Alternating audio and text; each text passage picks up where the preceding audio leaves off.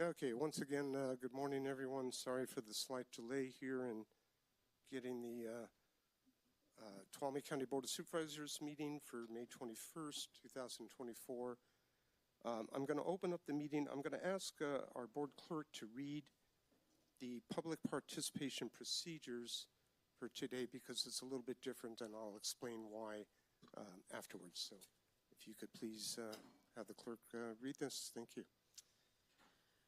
Public participation procedures. During the meeting, citizens who wish to provide public comment will be invited to do so by the board chair. Citizens who are physically present will be called first. Citizens who are not present and wish to provide remote public comment via Zoom may use the raise hand feature on their computer or press *9 if participating by phone to enter the queue. The moderator will read the last 4 digits for phone-only participants in lieu of name. Zoom webinar via computer at https://tuolumne.ca-gov.zoom.us/833-3099-0337 and or phone only at 1-669-444-9171 with webinar ID 833-3099-0337. Options for public access audio and video live streaming. The public will not have access for public comments via this media option. They are available for audio and visual only. Access Tuolumne can be seen on Comcast Cable 8, Sierra Nevada Communications Channel 17.8 in Groveland. Apps for the iPhone, Roku, and Apple TV at https://accesstuolumne.org. Written comments may be submitted by U.S. mail at the address listed on the agenda or emailed to BOS Public at co.tuolumne.ca.us for retention as part of the administrative record. They will not be read during the meeting. Okay, thank you. So the reason we had set up to do a Zoom access today was due to Supervisor Half was originally going to come in remotely to participate in the meeting. What has occurred is that Supervisor Half suffered an injury a few days ago to her leg, and so she thought she was going to be in good enough condition to go ahead and join us, but she's unfortunately not able to do so. She's currently entered into some rehab in order to get strength going, and so we wish Supervisor Half all the best, and hopefully she'll recover, very quickly. So,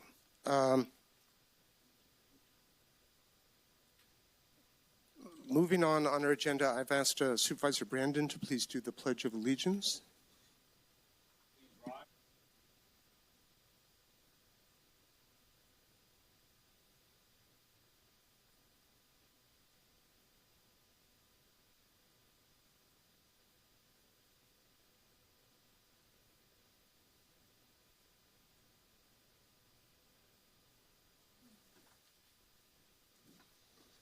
Okay, thank you. What I'm going to do is we have a 9 o'clock appointment on the agenda here. Sorry, just moving to our 9 a.m. And I'll have the clerk please read that item. 9 a.m. closed session, public employee appointment, Authority Government Code Section 54957B1, Public Works Director. Okay, so as described, we're going to move into closed session to consider this item.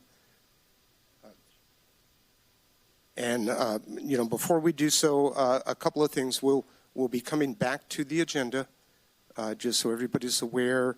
And we'll pick up on staff reports and then move into consent items and so forth. So before we move into closed session, if I could get, if there's any public comment on a closed session. Yes, sir. Please step up. I got a split right afterwards, so that's why I'm going first. All right. I have something to read here, point out. This is called Liberty Storm for everybody right here. For the folks Okay, me.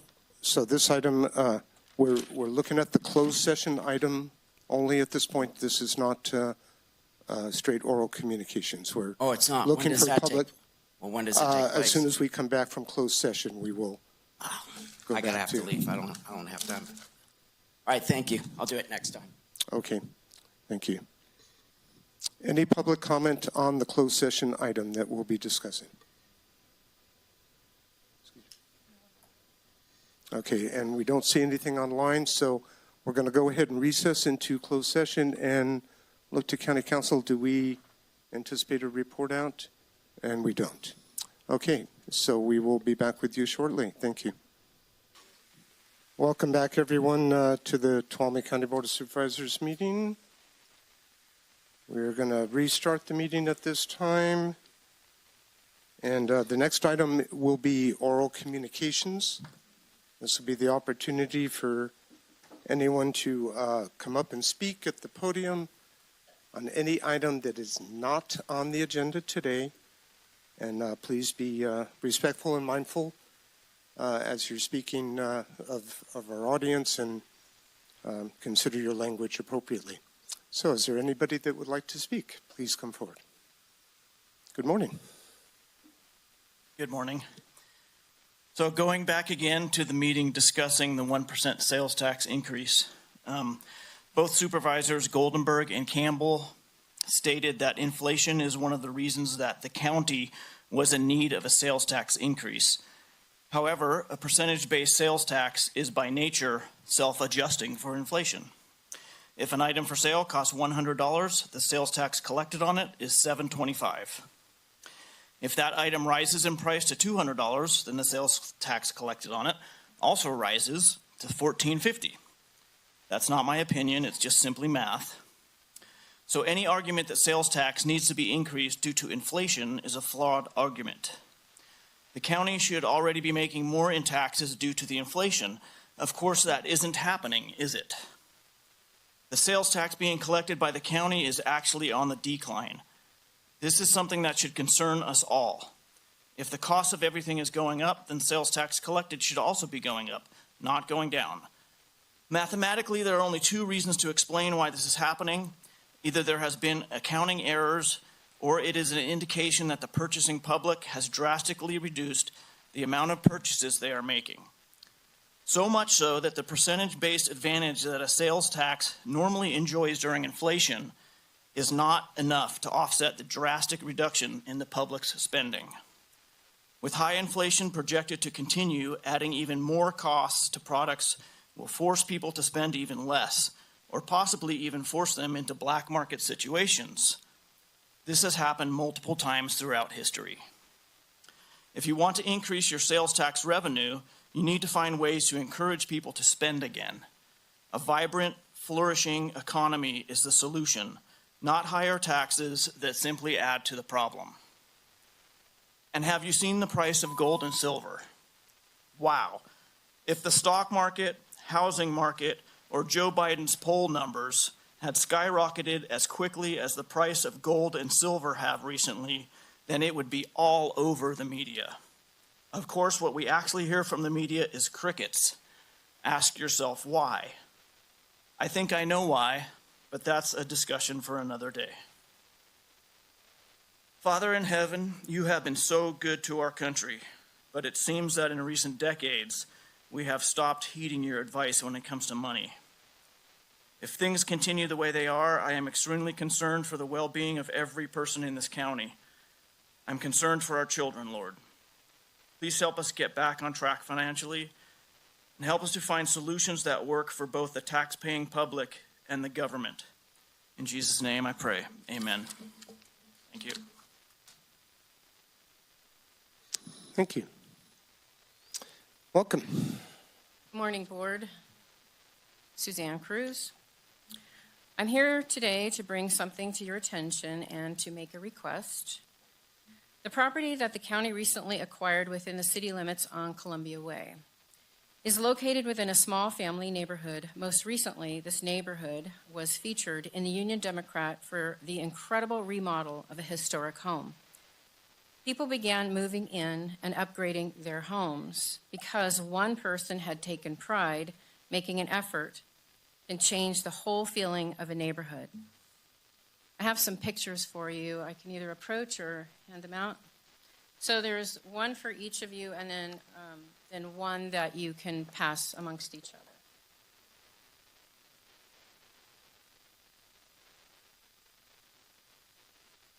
Sadly, the opposite is true. Where one person can take pride in their property, other people can be depressed and affected by property that becomes blighted. Just 2 doors down, the county acquired a homeless shelter to add insult to injury. It sits now with weeds overgrown around it. There are pieces of chain link fence installed around it in a broken piecemeal way. And there's prison-grade razor wire that only serves to be a vexation to the souls of the families living next to it. The neighbor to the immediate left has put up a for sale sign, as you'll see from the top right of your photo. They are leaving. The idea of men chatting outside their kitchen window with the smell of cigarette and marijuana smoke wafting through the air was too much for them. Over the week, I drove a former congressman in front of that county's solution to homelessness. As we drove by, he said, quote, "My God, they are ruining this neighborhood." That's a former congressman who saw it. I agree with him, and I think, do your children have to look at razor wire in the morning out their kitchen window? I don't think so. And when Mr. Roberson calls us NIMBYs for not wanting our children to look at that, I don't think that's fair. I wish you would sell that property back to the private sector and let families be, but I realize that's not going to happen, so I have 3 requests. Remove the razor wire, the chain link fence, and keep the weeds down. As a representative for my constituents, I am disappointed that our Board of Supervisors, in their quest for funding, would be so thoughtless about the welfare of the families who already live in that neighborhood. Thank you. Thank you. Would anybody else like to speak? Okay. Seeing none, move to the next, next item on the agenda, which would be staff reports. Any staff would like to make reports, please come on up.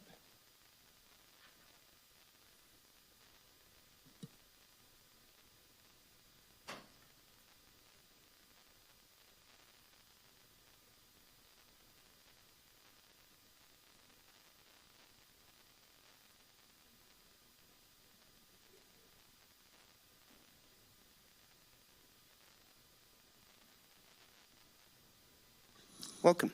Good morning. I'm Debbie Reagan. I'm your Solid Waste Director for Tuolumne County. A few updates, announcements. It's good news today. So my first thing is that we had our temporary household hazardous waste event last Saturday. Over 200 vehicles rolled through there. It is nice to see people being able to dispose of their household hazardous waste on a Saturday. And we're very happy with the outcome of that. My next bit is that we have something in the county under our waste management contract called a master allocation account. Last year, the Solid Waste Division used a credit as part of that contract to pay for approximately $96,000 worth of the county's trash bill.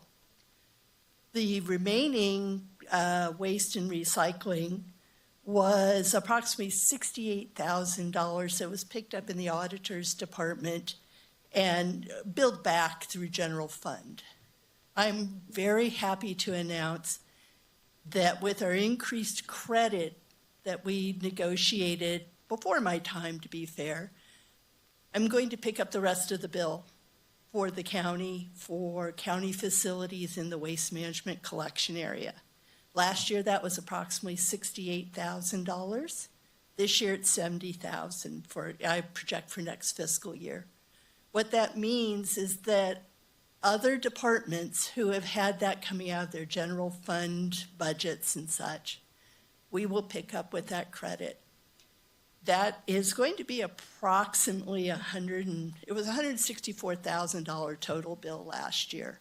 This year, it'll probably be in the $170,000 range. My credit that I have is about $156,000. I'm going to make a $10,000 bet that I can find a way to trim that out of our trash bill for the county. I will begin by auditing sites that have more than a bill above $5,000 a year. I think with some creative work, some push for recycling, maybe a compactor here or there, that I can get the bill down and get it within the credit we already have contractually with one of our haulers.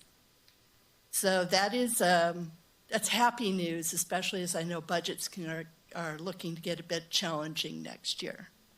I didn't want to say anything until I had the transfer process underway, and this should be effective June 1st, so I don't think people will be seeing a May bill. If you do, or if there's a need for a new service, please call the Solid Waste Division at 533-5588. We will set that up. It really helps if we know what's coming and going within the county. My last couple of things here are just some upcoming events for folks. One, our next mattress and tire amnesty event, both of them this month, and there are flyers in the back, is Saturday, June 1st. I hope to avoid the unfortunate issue we had last March with illegal dumping tires after the event, but this happens at 14993 Camage on Saturday, June 1st, 8 a.m. to 12 p.m. And our last thing is we're doing a community cleanup event on June 15th up in Groveland. This is a partnership with the Groveland Community Services District, Blue Zones Project, Solid Waste Division as part of a Clean California grant we have from Caltrans. And I believe that covers the info that I have here for that today. Thank you. Thank you for all the information. Welcome. Good morning, Board. Cassandra Janicki, District Attorney for Tuolumne County.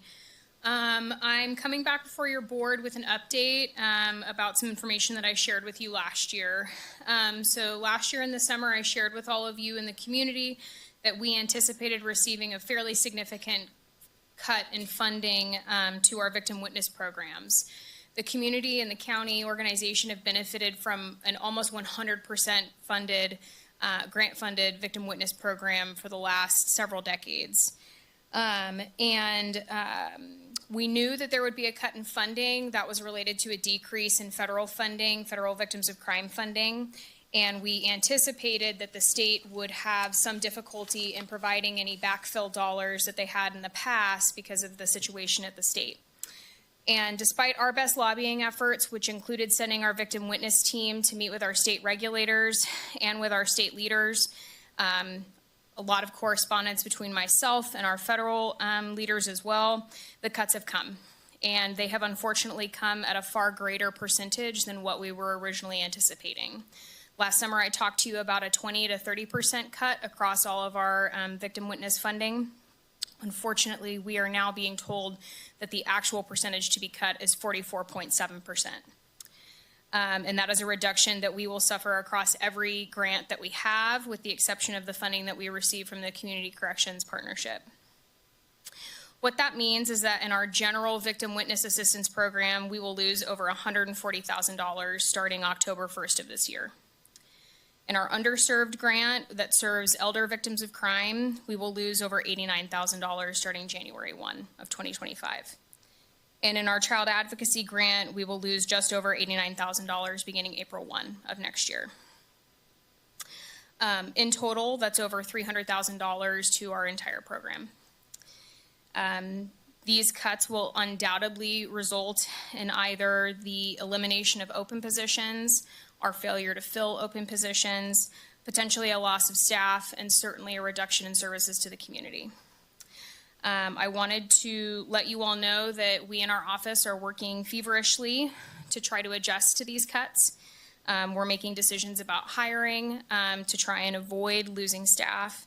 We are looking for alternative sources of funding. We are squeezing every cent that we can. But the reality is that we're not going to squeeze $300,000 out of the remainder of our budget. And so I wanted to inform you, the board, and the public that over the next year, this will be our new reality, and this is the reality, absent any increase in VOCA funding, which we are not anticipating at this time. So I wanted to provide that to your board. Thank you.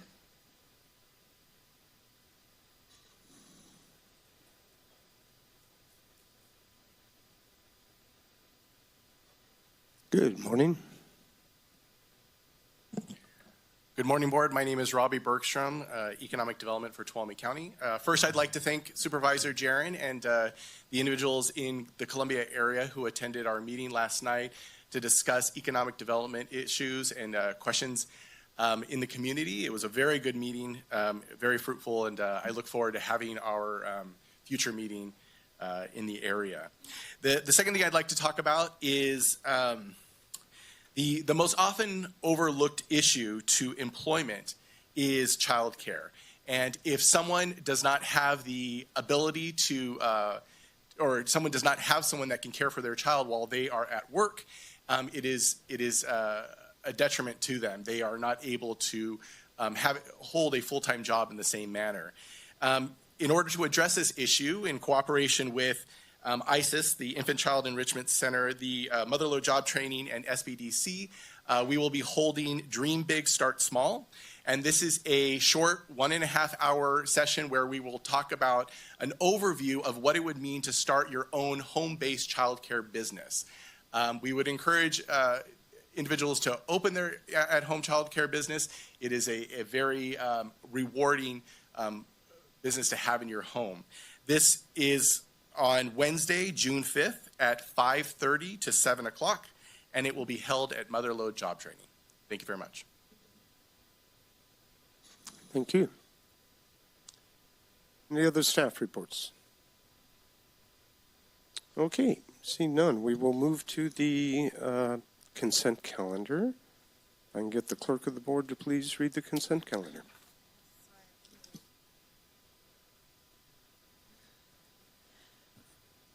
Item number 1, approving the minutes of the May 06, 2024 and May 14, 2024 meetings. Item number 2, waiving the second reading and adopting an ordinance to amend Title 1.10 of the Tuolumne County Ordinance Code.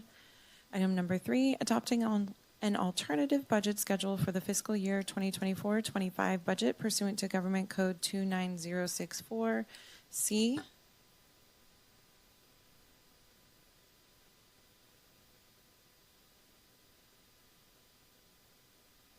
Okay, sorry about that. Including directing staff to make the recommended budget available to the public by May 30, 2024, setting a public hearing for its final adoption beginning on June 18, 2024, and publishing all required notices. Item number 4, waiving the informalities related to the Aero Construction bid and approving a contract with Aero Construction to perform the work for the Tuolumne County Food Bank parking lot located at 10059 Victoria Way, Jamestown, California, for an amount not to exceed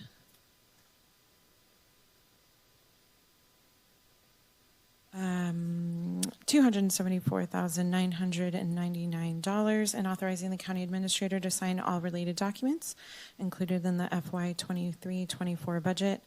Item number 5, approving the plans and specifications for the Yaney Building Elevator Project and authorizing a call for bids due at 3 p.m. at the Facilities Management Office, 9 Calavera Street, Sonora, on June 20, 2024. Item number 6, determining there is a need to continue the emergency actions ordered by the County Administrative Officer as a result of a series of storms from February 2023 through March 2023 pursuant to Public Contract Code 22050 and Tuolumne County Ordinance Code 3.22.060 for fifth vote required. Item number 7, determining there is a need to continue the emergency actions ordered by the County Administrative Officer as a result of a severe storm on or about March 1st, 2024, pursuant to Public Contract Code 22050 and Tuolumne County Ordinance Code 3.22.060 for fifth vote required. Item number 8, approving an agreement between the County of Tuolumne and Pegasus Risk Management for workers' compensation third-party administration services beginning July 01, 2024, and terminating June 30, 2026, for an amount not to exceed $156,000 for year 1 and $160,000 for year 2, authorizing the board chair to sign the agreement and the county administrator to sign any future amendments and all related documents. Item number 9, adopting resolution 35-24 to restrict roadside parking along both sides of Virgil Road, assessor's parcel number 044-240-072-00, as follows. No vehicle shall be parked or left standing on Virgil Road from 1,740 feet west of the intersection of Virgil Road and Phoenix Lake Road to its end, a distance of approximately 2,375 feet. Item number 10, adopting Resolution 36-24 to restrict overnight public parking in county-owned parking lots as identified in both the staff memo and proposed resolution. Item number 11, adopting Resolution 37-24 designating the Tuolumne County Arts Alliance as the official county arts council and state local partner to be eligible to receive state grant funding. Item number 12, finding that a summary of ordinance number 3455 was published on April 16, 2024, and ordinance number 3456 was published on April 20, 2024, in the Union Democrat as required by law. Number 13, awarding a heating, ventilation, and air conditioning construction services contract to Faust Heat and Air Refrigeration for system replacement and installation at the Tuolumne County Navigation Center in an amount not to exceed of $106,593, and authorize the county administrator to sign all related documents included in the fiscal year 23-24 budget. Item 14, approving a contract between the County of Tuolumne and the American Indian Council of Mariposa County for restoration activities such as vegetation management and reforestation work on forest health projects related to the county's master stewardship agreement with the Stanislaus National Forest in an amount not to exceed of $2,500,000 per fiscal year for a term of 2 years, and authorizing the county administrator to sign all related documents. Item number 15, authorizing the county administrative officer to sign a license agreement for use of Roca Park in Jamestown and approving a template license agreement. Item number 16, approving the Navigation Center occupancy license agreement for resident assistance. Item number 17, accepting the resignation of Kara Bechtel from the Tuolumne County Planning Commission and directing the clerk of the board to post a notice of vacancy and send a letter of appreciation. Item number 18, approving the submission of the Sonora Area Foundation grant application to purchase rope rescue equipment in the amount of $10,228.97 and authorizing the county administrator to sign related documents. Number 19, approving the plan, specifications, and bid book for contract number 1763 Middle Camp Sugar Pine Road Overlay and issuing a call for bids to be due on June 13, 2024 at 2 p.m., included in the fiscal year 23-24 budget. And item number 20, accepting the notice of completion for 2023 CSA Crack Seal Project contract number 1772 and authorizing the chair to sign. All right, thank you. That was quite the list. Would any board member like to pull an item that's on the consent calendar? Okay, seeing none, what I'm going to do is I'm going to look for public comment, and then I'll bring it back to the board for comment. So is there any public comment on any items that are shown on the consent calendar?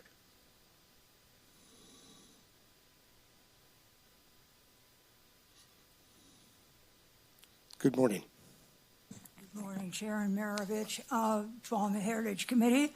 Before and after, this is what you're going to be doing.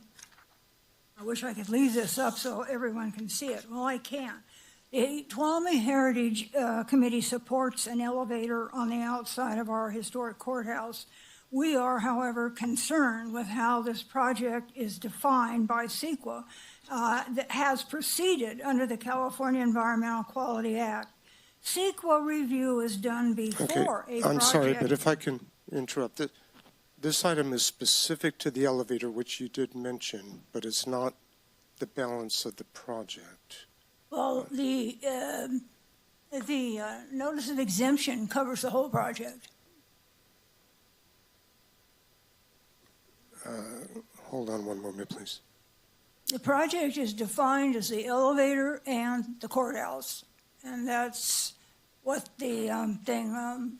If I could get county council to speak to, yeah.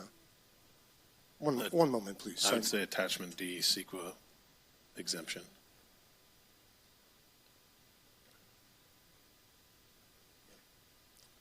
Okay, go ahead and continue on, please. Thank you. CEQA review is done before a project is approved. We believe the time for CEQA review that includes public comments on the interior remodeling was before Lionakis was authorized to draw up approved plans. We also believe that when the decision was made to build an elevator on the outside of the building, CEQA review was triggered at that time, not the day before a bid call. Throughout the entire CEQA process, it has been our committee's belief that advisory agencies were not contacted for comments as is required. If I'm wrong, I humbly apologize. I just know the Tuolumne Heritage Committee never received anything. The absence of public comment has been a hallmark of the courthouse project beginning in April 2021 when the board decided what offices would be located there. You don't approve private sector projects and then months or years later do CEQA review. The historic Tuolumne County Courthouse is one of the most historic buildings in our county, and we ask that we know it requires proper review and opportunities for public comment.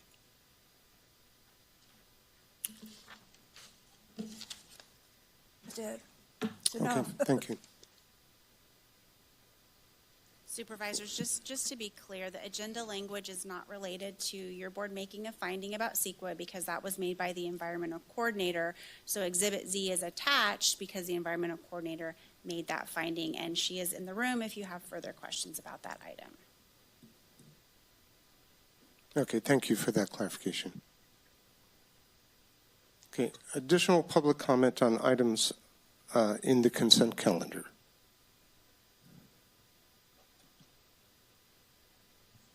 Hello, good morning. It is still morning.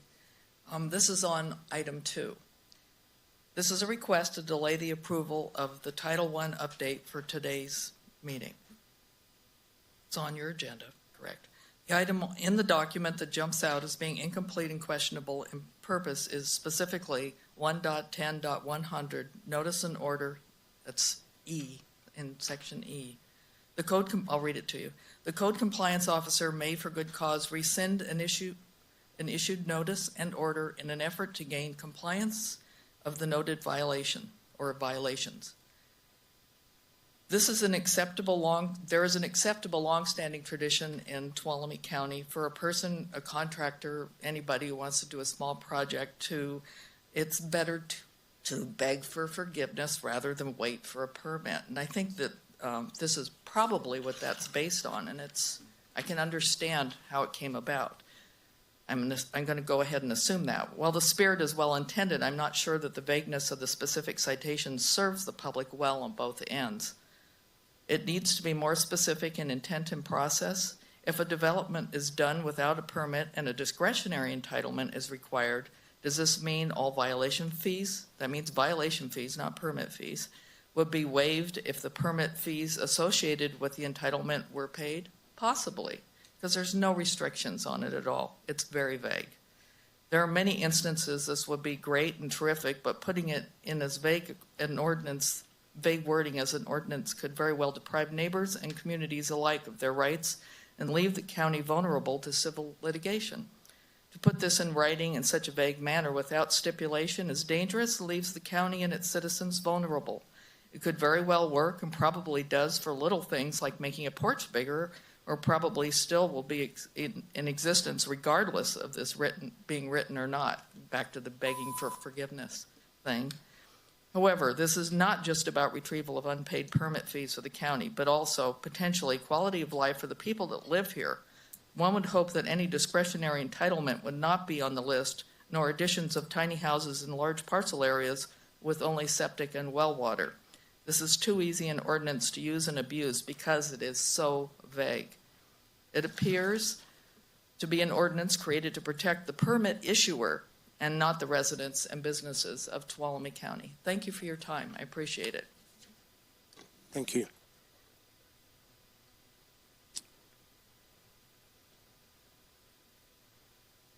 Good morning. Item 11. My name is Lori Livingston. I'm the Executive Director of Tuolumne County Arts. Every year, all over California at this time, arts agencies are standing in front of their county governments asking that they be recognized as the county's mandated arts agency. This proclamation by our local government allows us to write grants that fund our operations, serve our community through arts and cultural events, partner with schools to bring arts experiences to K through 12, and employ local working artists, and write more grants for community benefits through arts and culture. These are our tax dollars that come back into our community through this process. The proclamation will be included in our yearly grants due June 6th to the California Arts Council, our state agency for the arts. So I encourage you to please sign, and we will be very grateful because we can move forward our grant, which is coming up soon. So thank you very much. Thank you. You're welcome. Any additional public comment on consent items? Yes, ma'am. Come on up. Hi. Hello. I'm not sure of how this works, but public comment. I own property and lease out commercial, and I have livable units that have just been made okay on South Washington Street, which is the city. It's not the county. I understand that. But there appears to be no noise ordinance. And I know I've heard that this will be under consideration. So I don't know if this is going to be a county-wide issue or a city-wide issue. But as I see it developing, one is going to be needed. Yeah, and if I can interrupt, ma'am. Noise issues are well known, both in the county and city jurisdictions, so we understand that.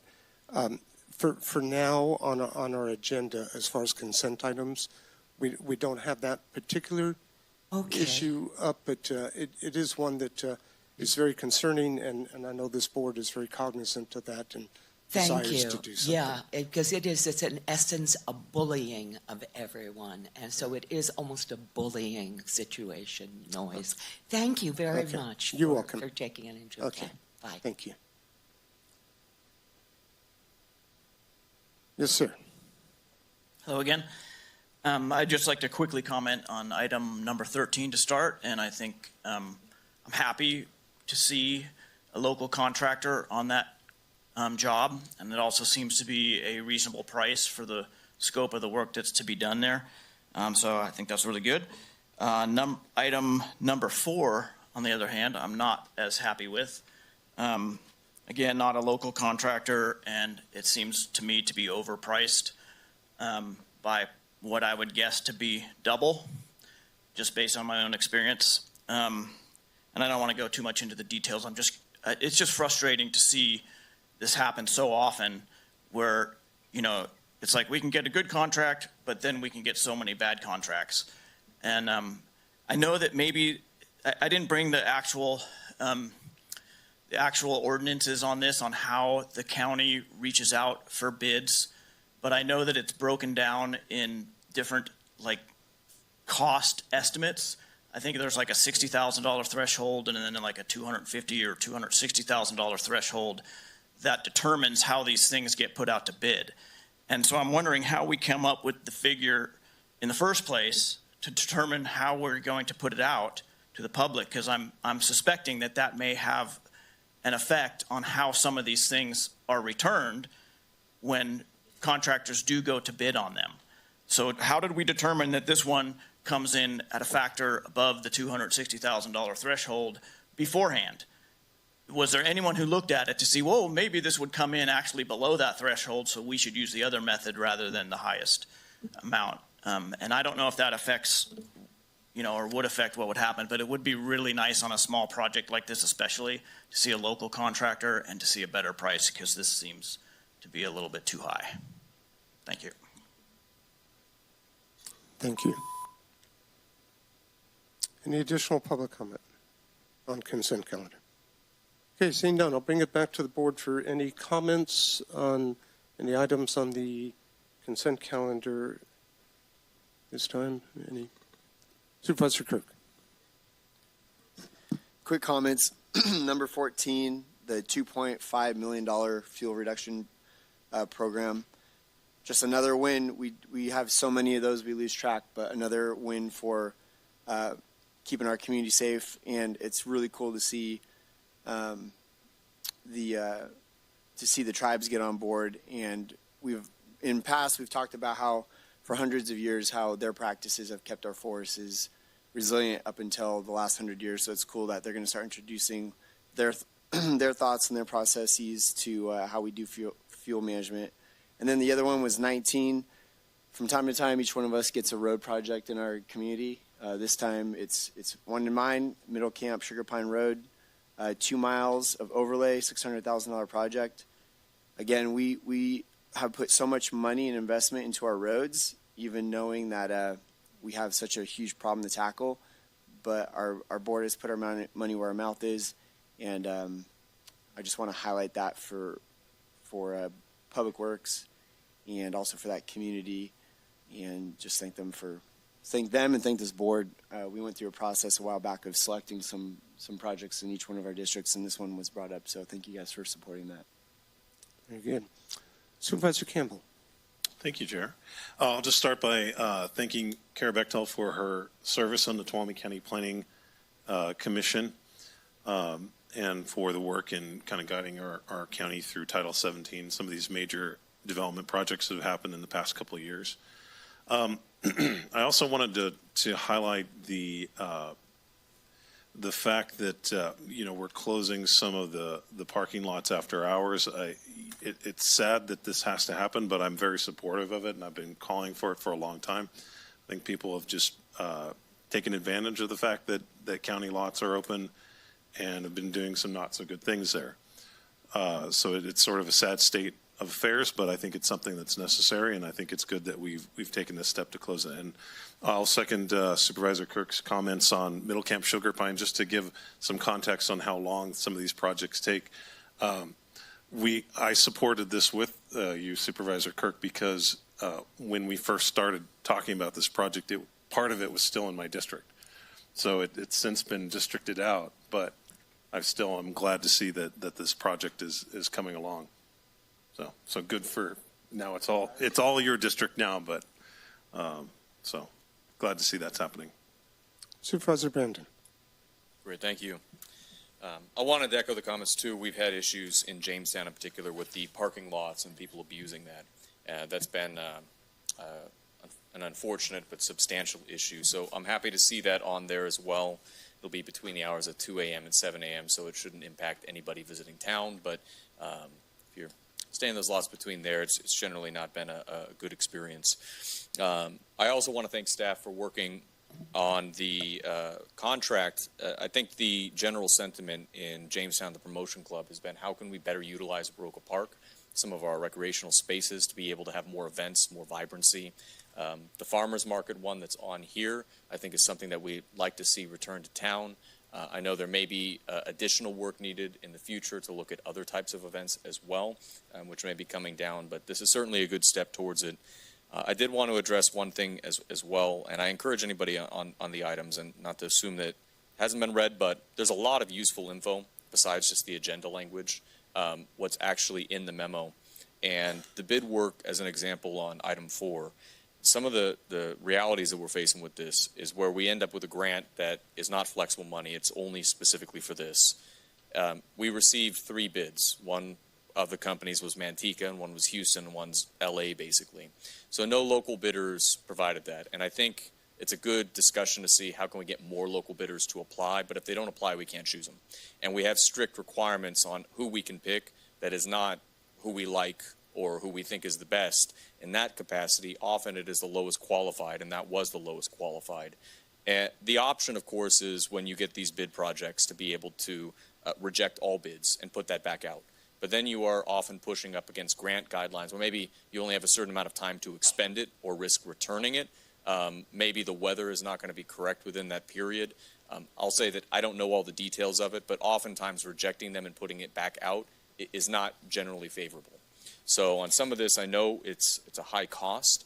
I think they're valid questions, but there's often, every time, reasons with it. I think the bigger thing is how do we get local contractors to bid lower rates so we have the opportunity to choose them? That's a really good discussion. But if they're not putting in the bids, there's no way to pick them.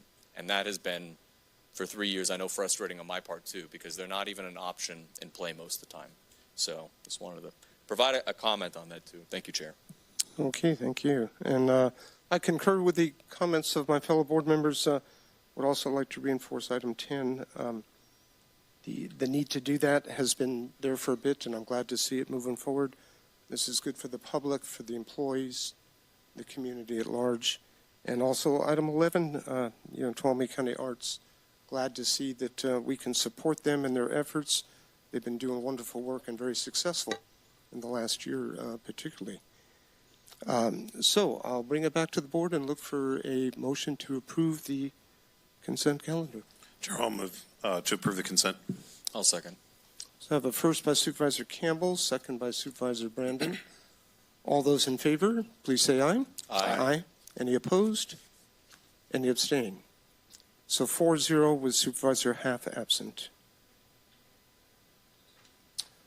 All right.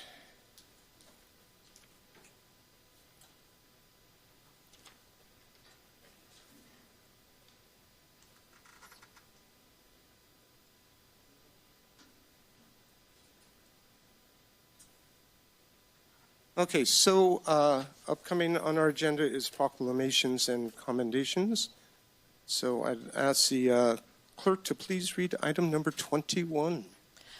Item number 21, consideration of adopting Resolution 38-24, proclaiming the week of May 19th through May 25th National Travel and Tourism Week and the month of May as California Tourism Month in Tuolumne County.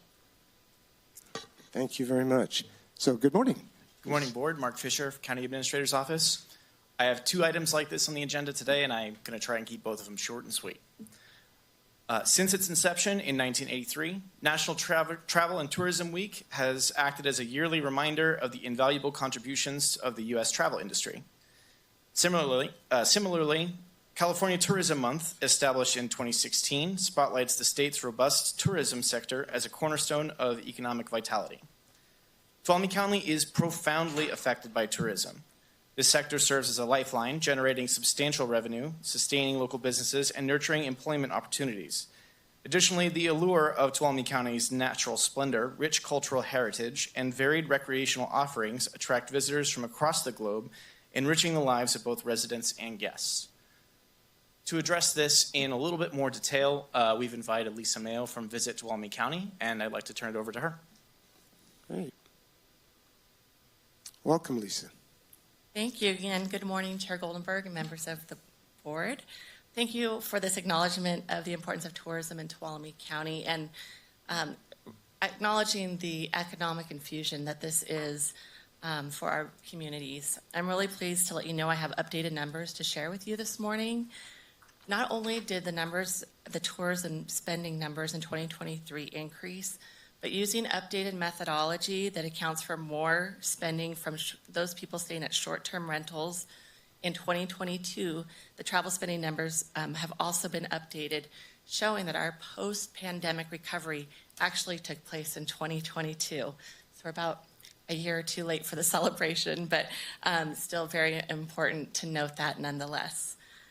And now for the 2023 numbers, travel spending increased to an all-time high of $287.6 million in Tuolumne County for 2023.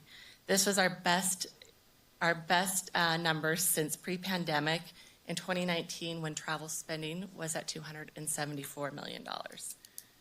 Total local and state tax receipts in 2023 equaled $23.1 million. This was also an increase. And just as a reminder, these numbers, as always, don't include our casinos that also add to our economic impacts in our county. So on behalf of my team who is here today, my board and Tuolumne County's tourism industry, we thank you and appreciate the acknowledgement and the support. Thank you. Very good, thank you. I'll be speaking for the board on this matter, and just want to express, our sincere thanks for everything that Visit Tuolumne County is doing. I was at your meeting last week, and a lot of different things are going on there, and I saw there was a whole list of FAM trips that were being planned, and I've got some thoughts on how to blend that, and I know you guys have been doing it somewhat already with some areas, but to bring the business aspect into that thought of FAM trips, so that perhaps we might be able to do a FAM trip that includes some definite planned ahead of time business discussions, as well as taking a look at what Tuolumne County has really got to offer. So anyways, just some thoughts that we can, talk about that some more and figure out how to bring some folks together to look at that in greater detail. And again, I realize that efforts have already been ongoing in a number of instances. So, okay, on the agenda, what we're going to do is going to slightly alter the numbers here. I'm going to ask Supervisor Campbell will be looking at item number 23. I'll have I'm sorry. Oh, no, I missed public comment, and I apologize. Public comment on the item 21, the resolution for Visit Tuolumne County. Yeah. Okay, no comment, and I apologize. Each one of these has a resolution, so we need to vote on them. And so I'll bring it back to the board, looking for a motion to approve. Chair, I'll move to adopt Resolution 3824. Second. Okay, motion by Supervisor Campbell, second by Supervisor Brandon. All those in favor, please say aye. Aye. Aye. Any opposed? Any abstain? Okay, so 4-0 again with Supervisor Half absent. And my apologies for missing the vote there. We will now, if you could please read item 23. Item 23, consideration of adopting Resolution 40-24, recognizing May 19, 2024 through May 24, 2024 as National Public Works Week. Welcome. Good morning, Board. Blossom Scottheim, your Acting Public Works Director. National Public Works Week is a celebration of the tens of thousands of men and women in North America who provide and maintain the infrastructure and services collectively known as public works. Our Tuolumne County Department of Public Works has 60 employees serving the needs of the county. Public works services range from airport management and maintenance, roadway and bridge design, construction oversight, maintaining the survey system of lands, checking and recording of parcel maps, subdivision maps, records of survey, encroachment and transportation permits, issuing special event permits, road and culvert maintenance and repairs, street lights, traffic signals, street sweeping, traffic engineering, tree trimming, weed abatements, snow plowing, solid waste management, fleet management, and a host of administrative services. The theme for the 2024 National Public Works Week is Advancing Quality of Life for All. Our Tuolumne County Department of Public Works is proud of the contribution that we make to our communities in planning, building, managing, and operating the heart of our local communities and advancing the quality of life. Thank you. Thank you. Supervisor Campbell. Yeah, thank you, Chair, and thank you very much, Blossom, for that presentation. So I have been, we're all huge champions of public works here because I think it's one of the pillars of county government. Something that's been interesting to me, I come from 5 generations of ironworkers. My grandfather helped build the Bay Bridge, and so grand public works projects are an investment in the future. All of the roads, all of the bridges, all of the things that we enjoy are things that typically were built by generations before us, and so it's a gift truly that we have these public works projects, and it's our obligation, our responsibility to maintain them. We have an excellent team in county public works. Blossom did a good job kind of outlining it. Roads division, they fill our potholes, they repair the roads, they dig us all out when the snow falls, at least Supervisor Kirk and myself. Solid waste, they keep our right of ways clean. Airports provide a gateway for travel and economic activity. Also the Father's Day fly-in. Fleet keeps public works vehicles running, and they do it in an economical way that is beneficial to the taxpayer. engineering. They design our roads, bridges, and culverts in a way that is safe for the public. And GIS and the surveyors, they help map our community and make sure that our general plan is consistent with what our community wants it to be.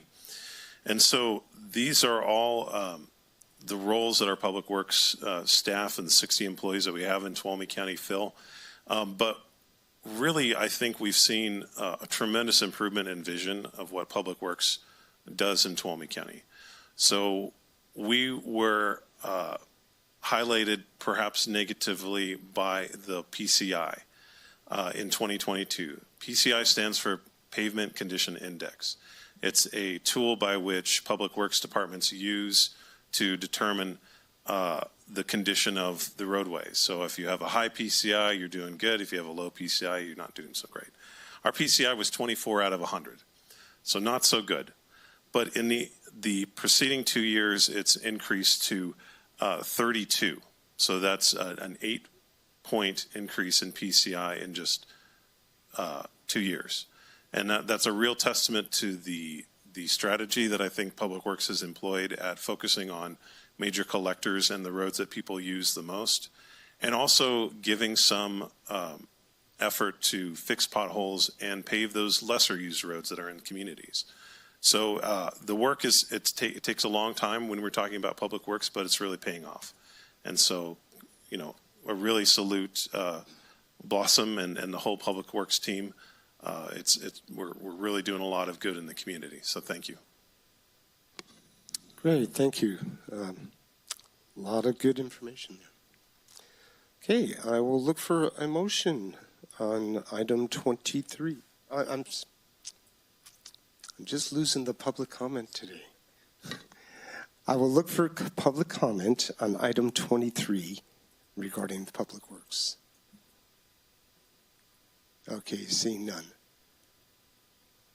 All right, I'll bring it back to the board and look for a motion.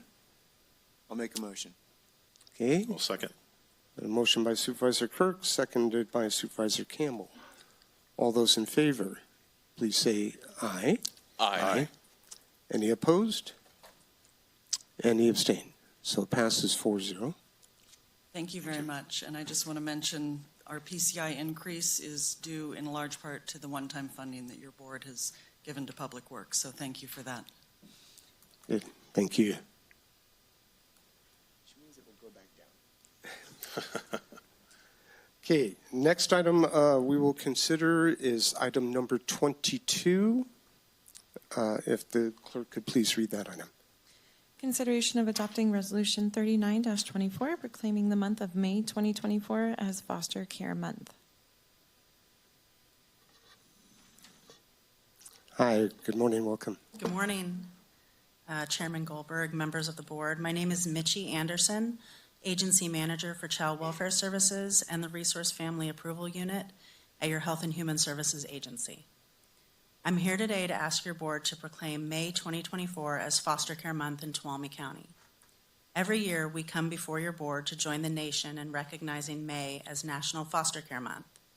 It's an opportunity to raise awareness about the experiences and needs of over 390,000 children and youth currently in the foster care system, and to honor the invaluable contributions of families and community organizations that support and empower these youth.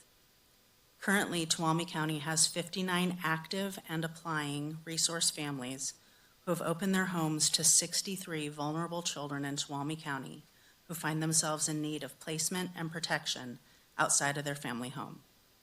Our local resource families continue to demonstrate unwavering support, dedication, and commitment to our community's foster children who have experienced abuse and neglect. The theme this year is engaging youth, building supports, strengthening opportunities.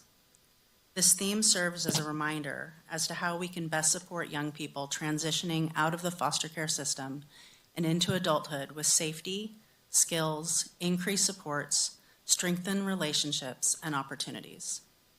Foster care is intended to be a temporary service to families in which resource families support birth parents and children and youth through the reunification process, as well as ensuring that children and youth have a safe and nurturing place to live. Resource parents help youth build upon the skills needed to transition through life, including the transition into adulthood.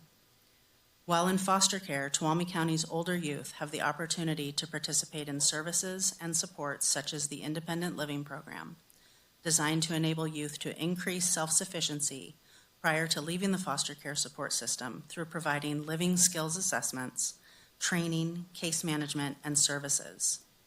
We also have the Non-Minor Dependent Program, which allows eligible youth in the child welfare and probation system to remain in foster care after they turn 18 until the age of 21. Joining me this morning is Kathy Canepa, a valued resource parent at our county emergency children's home. Want to stand up, Kathy? And give a wave. When children enter care and cannot be immediately placed with a relative, Kathy welcomes them into her home. She ensures they receive all necessary services and manages the communication to connect to the biological parents to coordinate care. Kathy often acts as a caring guide through placement disruption for our older youth as well, approaching them with warm kindness, authenticity, and compassionate resolve. Research shows that planning and preparing our youth in foster care for adulthood is a crucial factor in their stability and success. Foster youth have undoubtedly endured emotional, psychological, and developmental impacts from their experiences. Resource families maintaining placement of older youth are tasked with facilitating conversations around life experiences, assisting with the development of future goals, and ensuring access to the services and supports by which to meet those goals.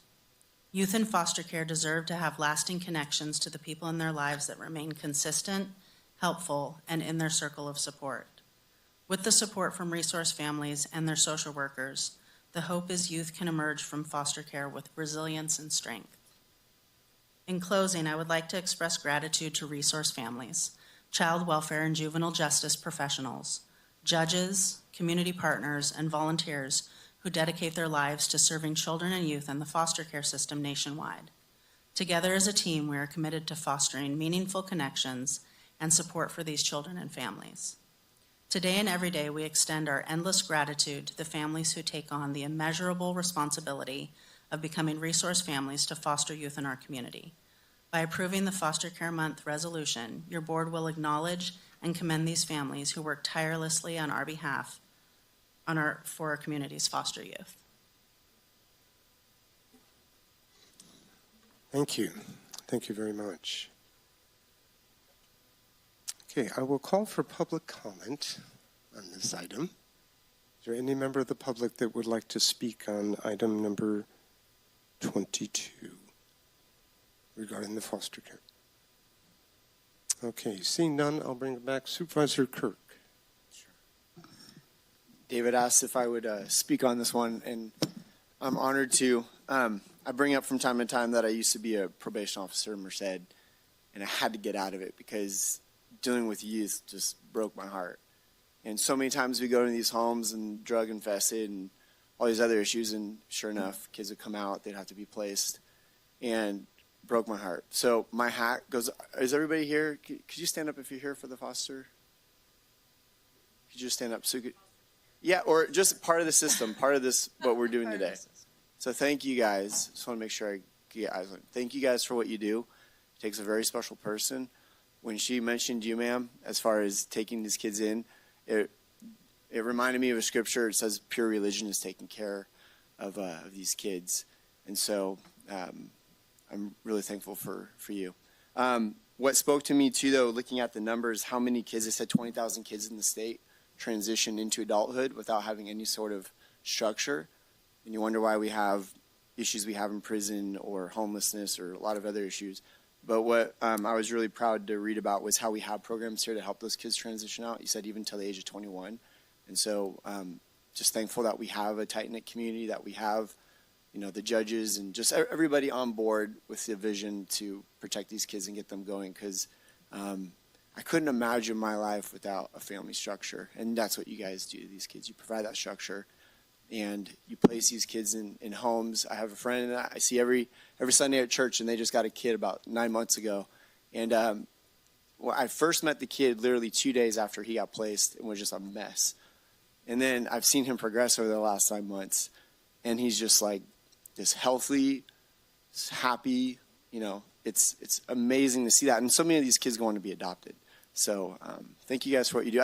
Words can't say enough. I mean, these are the most prized possession of a community is children, and what you guys do gives them a hope and a future. And so thank you guys for that. Very good, thank you. So we'll look for a motion to approve Resolution 3924. So that being said, I will make a motion to approve the resolution. And I'll second. Okay, so motion by Supervisor Kirk, second by Supervisor Brandon. All those in favor, please say aye. Aye. Any opposed? Any abstain?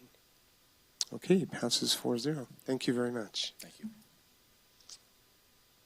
Okay, we have one more item under proclamations, which is item number 24. If the clerk could please read that item. Consideration of adopting Resolution 41-24, acknowledging the 75th anniversary of the establishment of Camp High Sierra. Welcome again. Morning, Board. Mark Fisher, County Administrator's Office. Long time no see. Camp High Sierra is located on the North Fork of Tuolumne River between Long Barn and Strawberry off of Highway 108 within the Stanislaus National Forest. The property has a rich heritage, including summer dwelling sites for Miwok Indians, early homesteads, and the Cold Spring sawmill site for the Standard Lumber Company. The camp was established in 1949 after Edward Jennis sold 100 acres of the area to the Santa Clara County Council for $10. Camp High Sierra is currently operated by the Boy Scouts of America and has hosted over 55,000 scouts in the 75 years since being established. The camp features a robust frontier program themed around the 1800s, incorporating the site's history as a logging site, homestead site, and lumber mill. This includes a forging and blacksmithing program that has been hosted for over 50 years. In addition, scouts have the opportunity to partake in other outdoor activities such as climbing, mountain biking, shooting, trekking, and archery. Since its inception in 1949, Camp High Sierra continues to provide enriching and adventurous experiences for scouts, maintaining a strong connection to its historical roots and the surrounding community. And as usual, I've invited somebody here, much more knowledgeable than I, to speak on this issue, and today he might be even more dressed for the occasion than I am. Please welcome John Stevenson.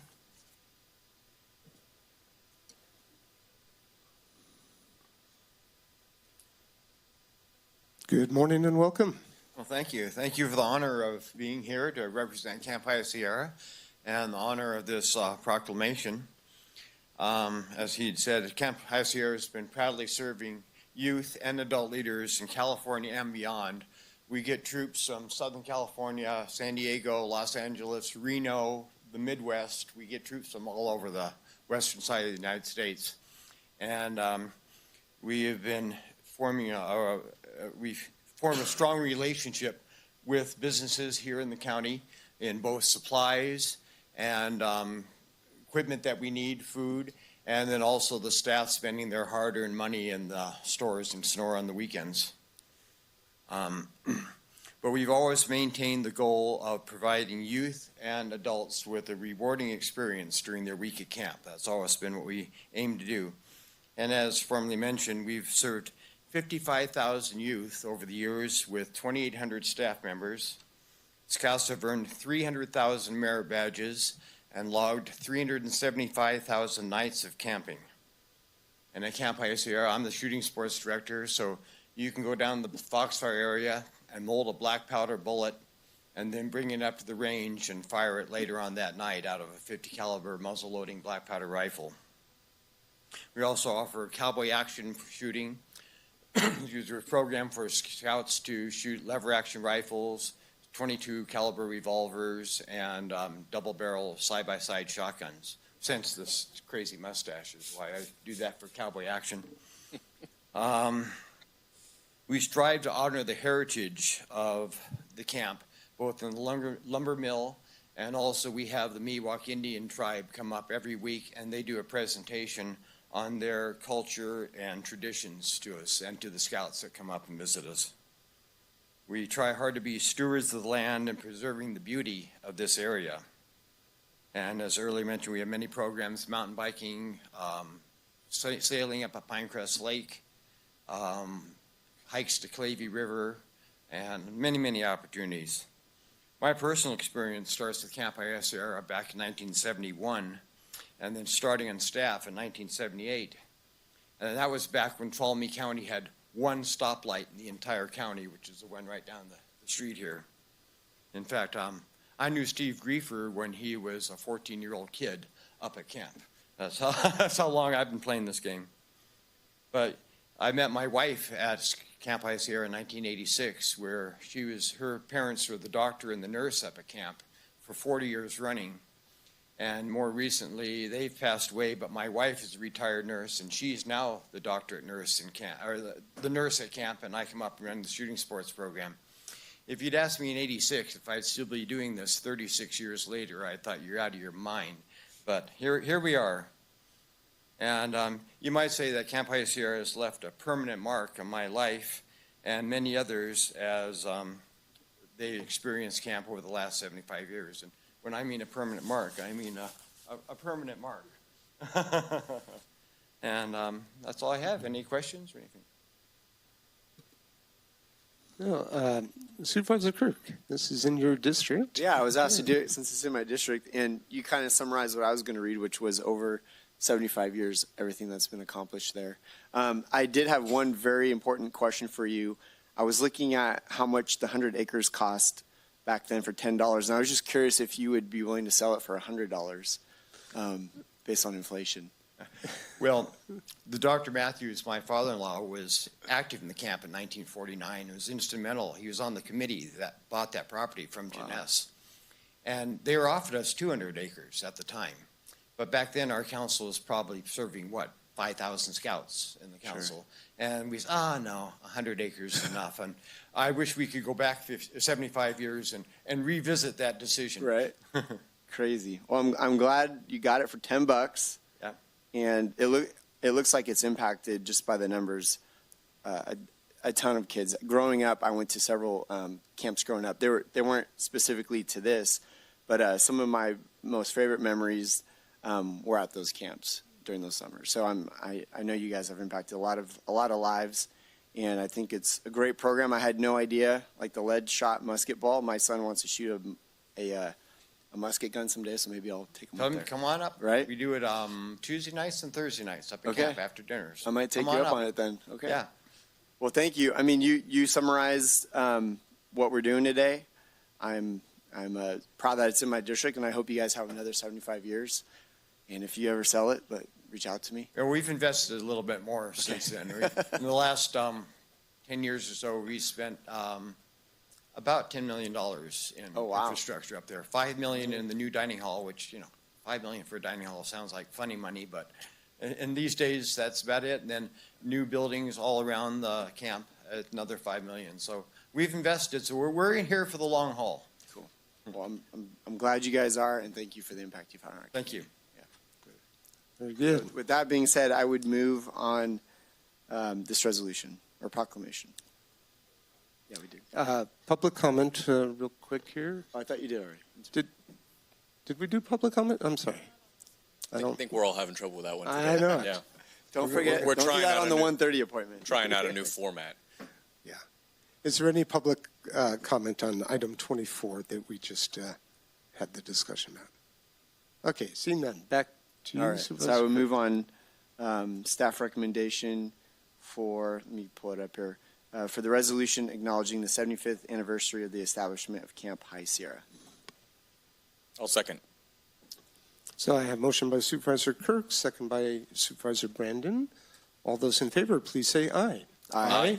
Any opposed? Any abstain? 4-0. Supervisor half absent. Thank you.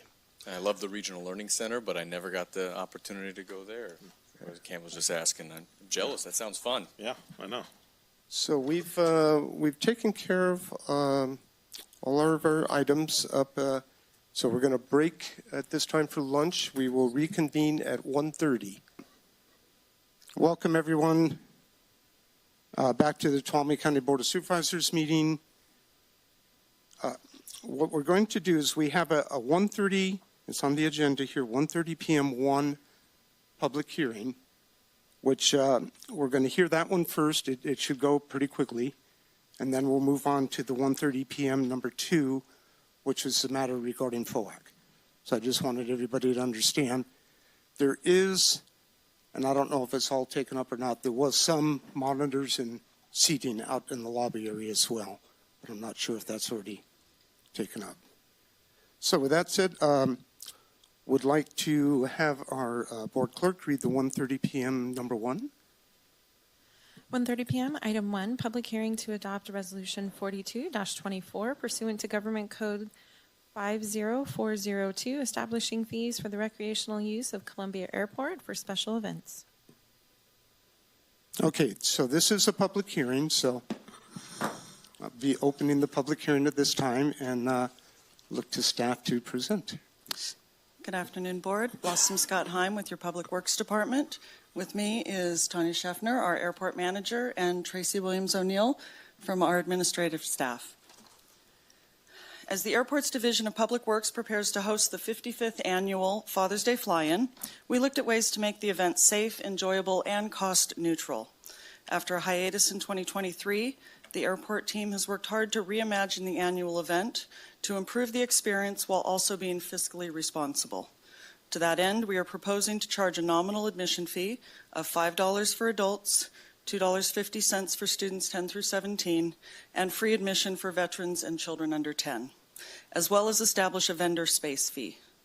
In the past, there have been years where there's been no charge for admission and years that we did charge for admission. It varies. We estimate that these fees could offset up to 75% of our $15,000 budget, with merchandise sales and miscellaneous revenues making up the remaining 25%. The Father's Day Fly-In will be held on Saturday, June 15th from 10 a.m. to 3 p.m. The event will feature warbird flybys, airplane rides, vintage aircraft and classic car show, kids zone activities, and a food truck court. There will be an opening ceremony with Veterans Honors at 11 a.m., and Dream Flights will be at the event to give free aircraft rides to World War II and Korean War veterans in an open cockpit Stearman plane. We look forward to seeing all of you at the Columbia Airport on June 15th for a fun-filled family event.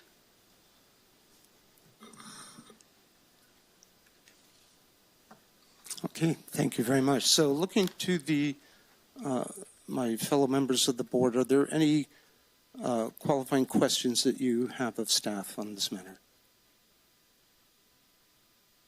Okay, so now I'll ask for any public comments on this area. Okay, seeing none, I'll bring it back to the board. I will close the public hearing and look to the board to move forward on this item. If you have additional comments first, that's fine. I only have the comments to say thank you. I think the sustainability of this event is of paramount importance. We've had that in the past where this has been a huge economic driver for that area, and yet it's been a major cost to the county. So I think it's reasonable to ask for a small admission. I think the vendors did very well at the one we did in the interim there, and thank you for the work in continuing that. So I'm in support. I think Columbia is in support of this as well. Yep, I agree with that. I've been to every Father's Day fly-in for the past 15 years, and you know, the fee is pretty nominal, and I haven't seen it affect the number of people that are able to come and enjoy Columbia Airport. So I'm supportive. Okay. All right. Can't even get a corn dog for $5 at the fair, so that's pretty good. I always get a lemonade, those big lemonades they have there. The refills. Yeah, that's the where you get the refills. money. That's where it's at. So with that, I'm ready to make a motion to move on staff recommendation. I'll second. Okay. So I have motion by Supervisor Brandon, second by Supervisor Campbell. All those in favor, please say aye. Aye. Any opposed? Any abstain? Motion carries 4-0 with Supervisor Half absent. Thank you very much, Board, and we have flyers on the back table for the event if anybody's interested. Okay, great. Great. Thank you.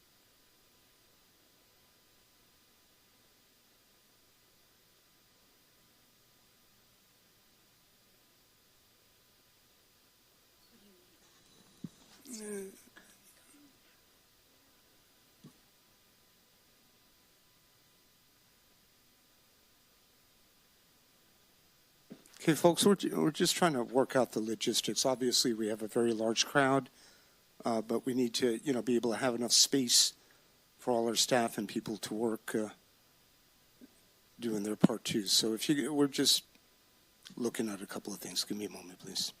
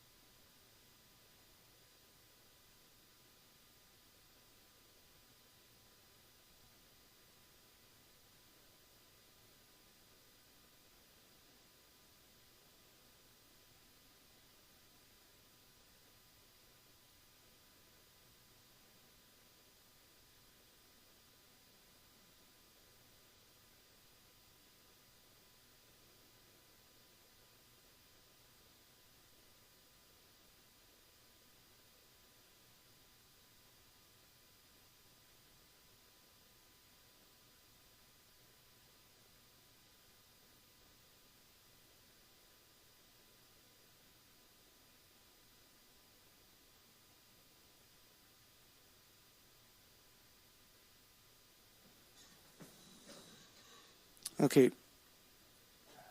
For the folks on the right-hand side of the room over here, we would ask that you please pull it back a little bit further. We've got plenty of room in the lobby that if people aren't able to, be in this room, physically, we can rotate people in, from the lobby as well. We're just trying to, be able to, move forward on this and to be able to open up to everybody's concerns here.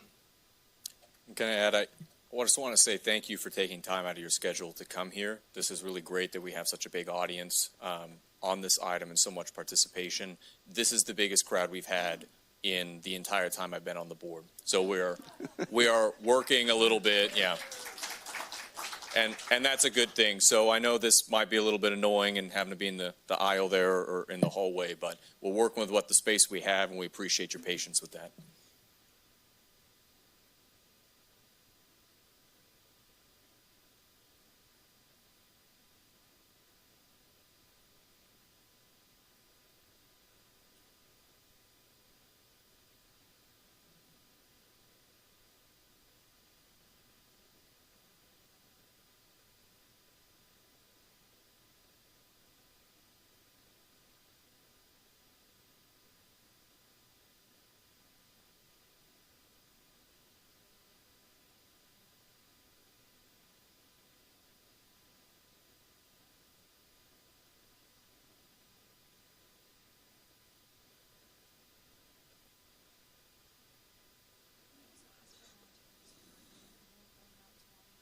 Okay, folks, we're going to take a 15-minute break here. I understand. It's just we're trying to work out some logistics here, and unfortunately not everybody is being as accommodating as they might be. Okay, thank you. 5-acre minimum under Title 17 of the Tuolumne County Ordinance Code. Thank you. So this is a public hearing. I'll open the public hearing at this time.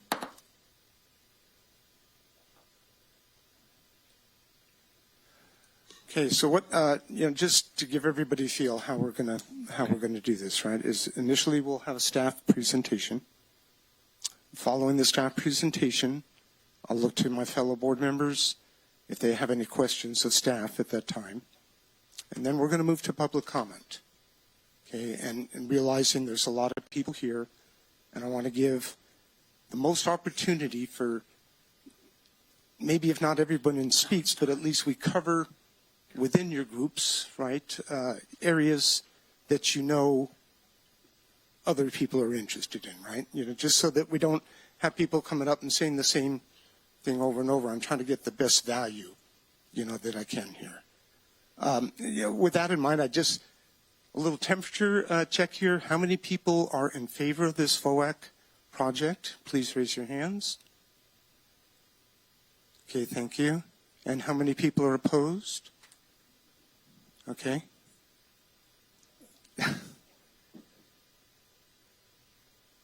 And also, there is anybody just, neutral?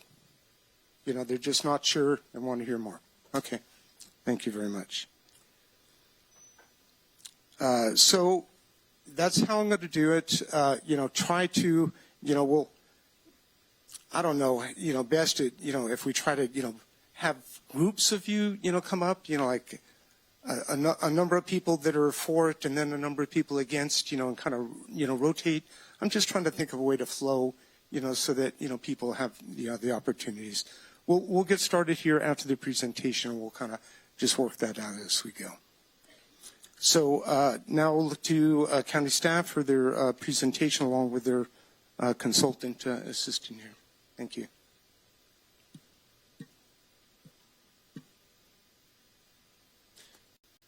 Good afternoon, Board, General Public.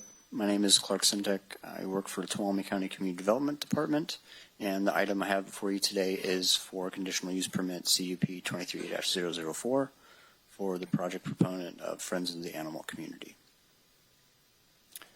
The location of this project is at 17790 Yosemite Road, APN 096150012. With the current zoning of residential estate 5-acre minimum, general plan designation of rural residential, and the current uses on the project site are a single-family dwelling with a detached garage, and it was previously a horse paddock, boarding facility, something, and project description of this proposed project is to allow the development and operation of a dog and cat rescue on a 1.3-acre parcel that comprises of a 5,000 square foot office and kennel building that have 4 outdoor dog runs. Initially, this project will operate with 20 dogs and 20 cats, with the possibility of adding an additional 20 dogs for private boarding. The hours of operation for this project, or for this operation, will be Monday through Saturday, 10 a.m. to 2 p.m., with 4 staff members present on site, or not 4 staff members affiliated with the operation, and it will also be open to the public by appointment only. And to kind of drill down a little bit more on the operational plan, this facility, like I previously stated, operates Monday through Saturday, 10 a.m. to 2 p.m. with 4 staff members, and then also a caretaker that is living on site in the single-family dwelling that will be on there not 24 hours a day, but they'll always be on site. There'll always be somebody there looking after the proposed project. There will also be drop-off and pickup of animals will be by appointment only. The kennels will be cleaned every day. And animal waste any animal waste will be immediately picked up and picked up with garbage every 3 days. Additionally, there will also be barking collars and citronella will be used to minimize the barking. Also in the dog runs, or if any dogs outside, the animals will be brought in if they're barking for longer than 3 minutes, just to try to stay below that threshold established by the general plan. This is kind of a brief overview of where the new building will go, along with the dog runs and access driveway from Yosemite Road.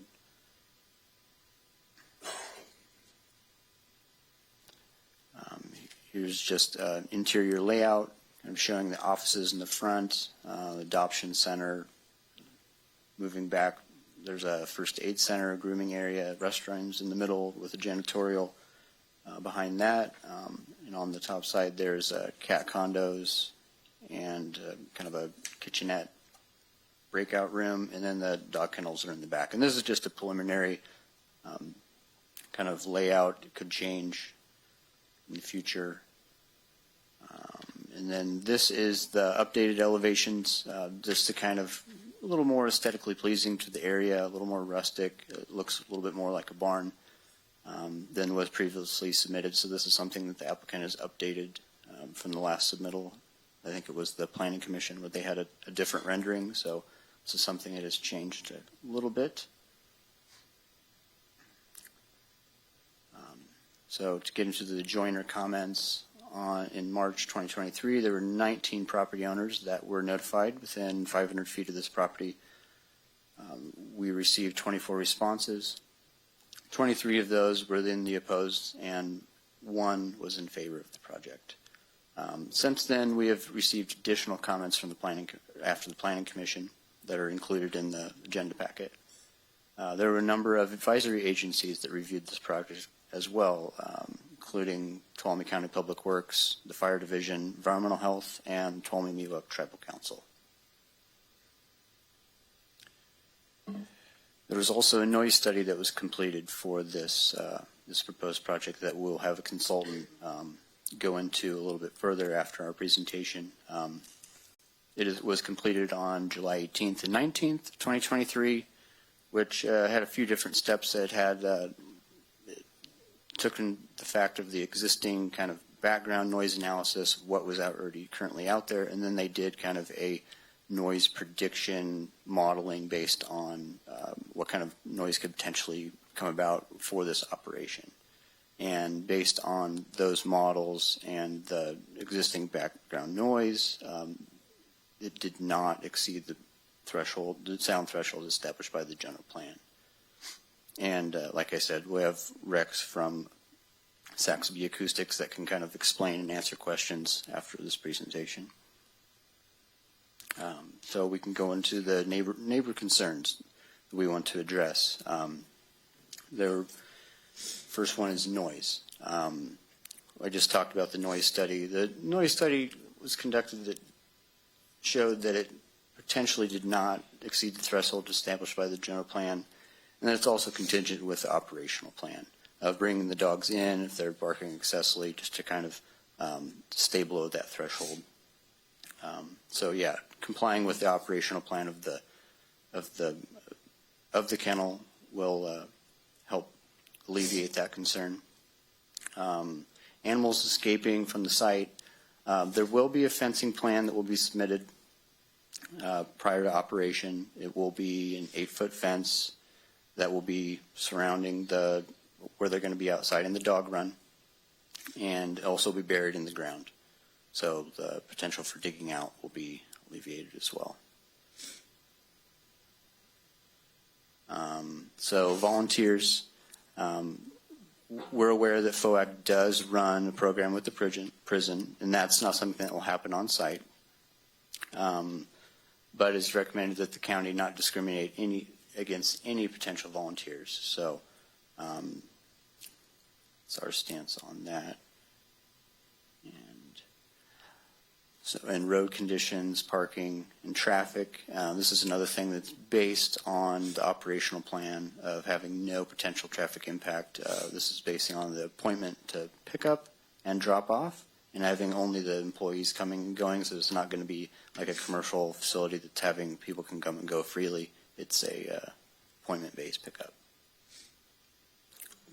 Yeah. Okay, good afternoon. I'm going to finish this slide.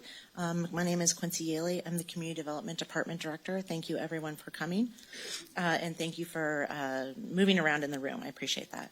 So I wanted to talk a little bit about water usage. We've gotten a lot of comments with concerns about the amount of water that would be used by the operation.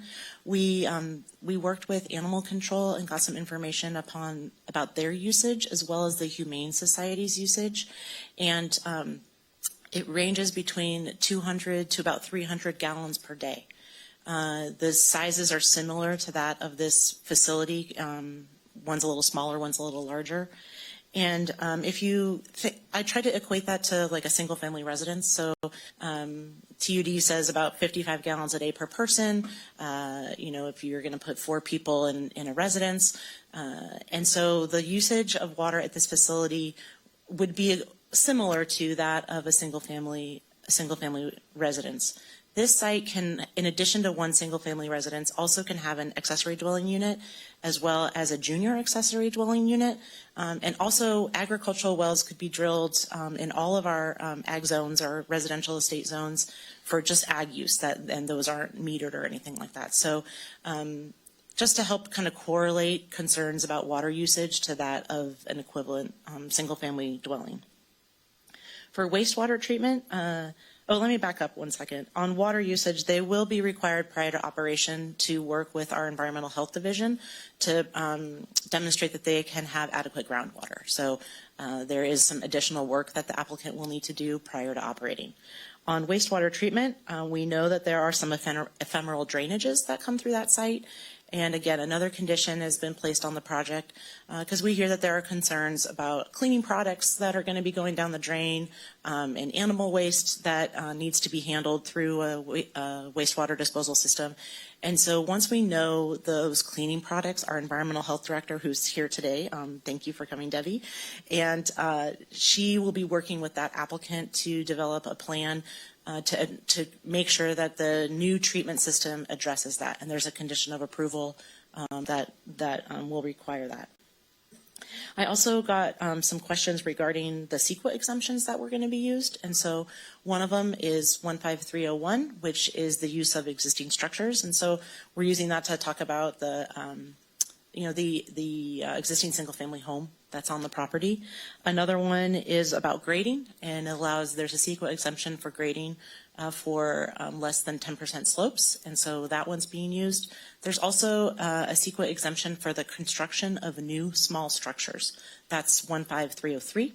15303 has a list of land uses that could qualify to be exempt, and that's to include but not limited to. And so the county is proposing that we use 15303, the construction of small structures, for the kennel building.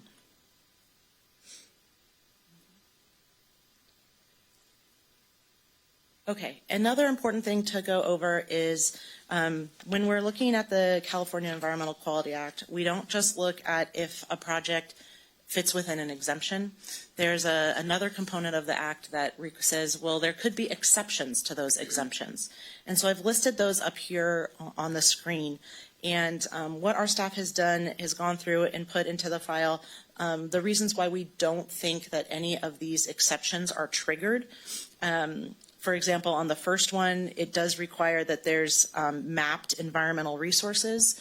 And we don't, the Tuolumne County wildlife maps have not mapped any sensitive resources. We've looked at the state databases that show us sensitive resources at state and federal levels. There are none there.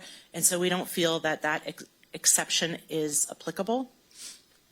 When we're looking at cumulative impacts, if a project was going to result in a cumulative impact, you can't exempt it. There's no other projects like this planned in the area. That's what that exception asks us to look at, so we don't feel that applies. The categorical exemption also can't be used if we think that there's going to be a significant event on the environment that's due to unique circumstances or unusual circumstances is the language.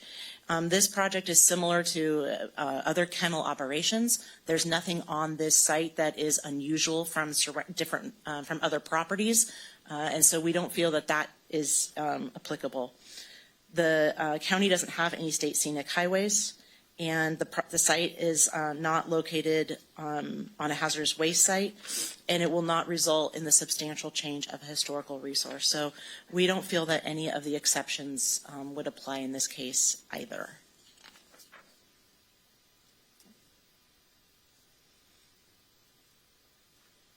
All right, so the potential additional conditions that this board possibly could add, whoops.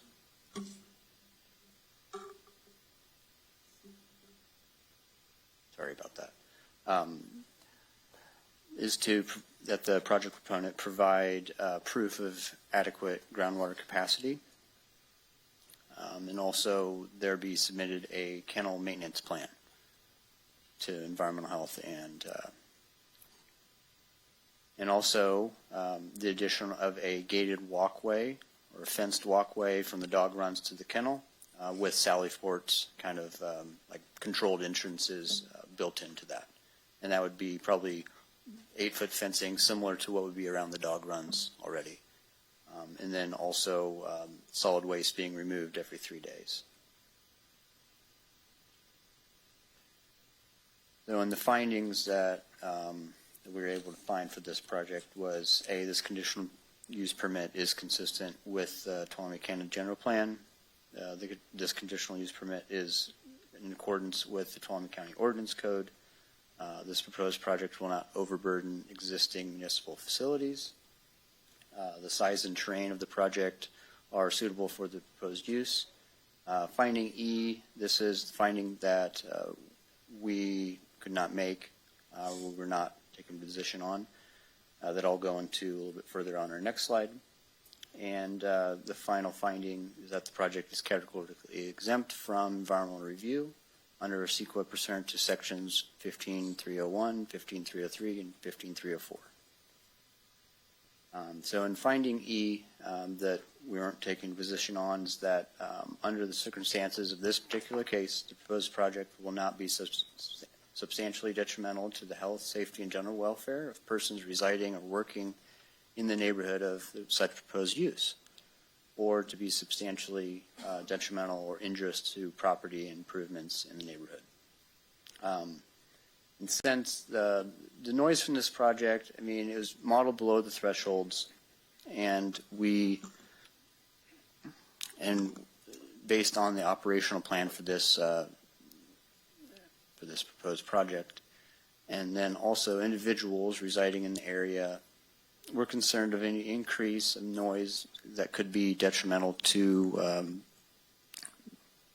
the surrounding neighborhood, and that the board may add additional conditions, such as reducing the number of animals allowed to be kept in the kennel or other operational requirements.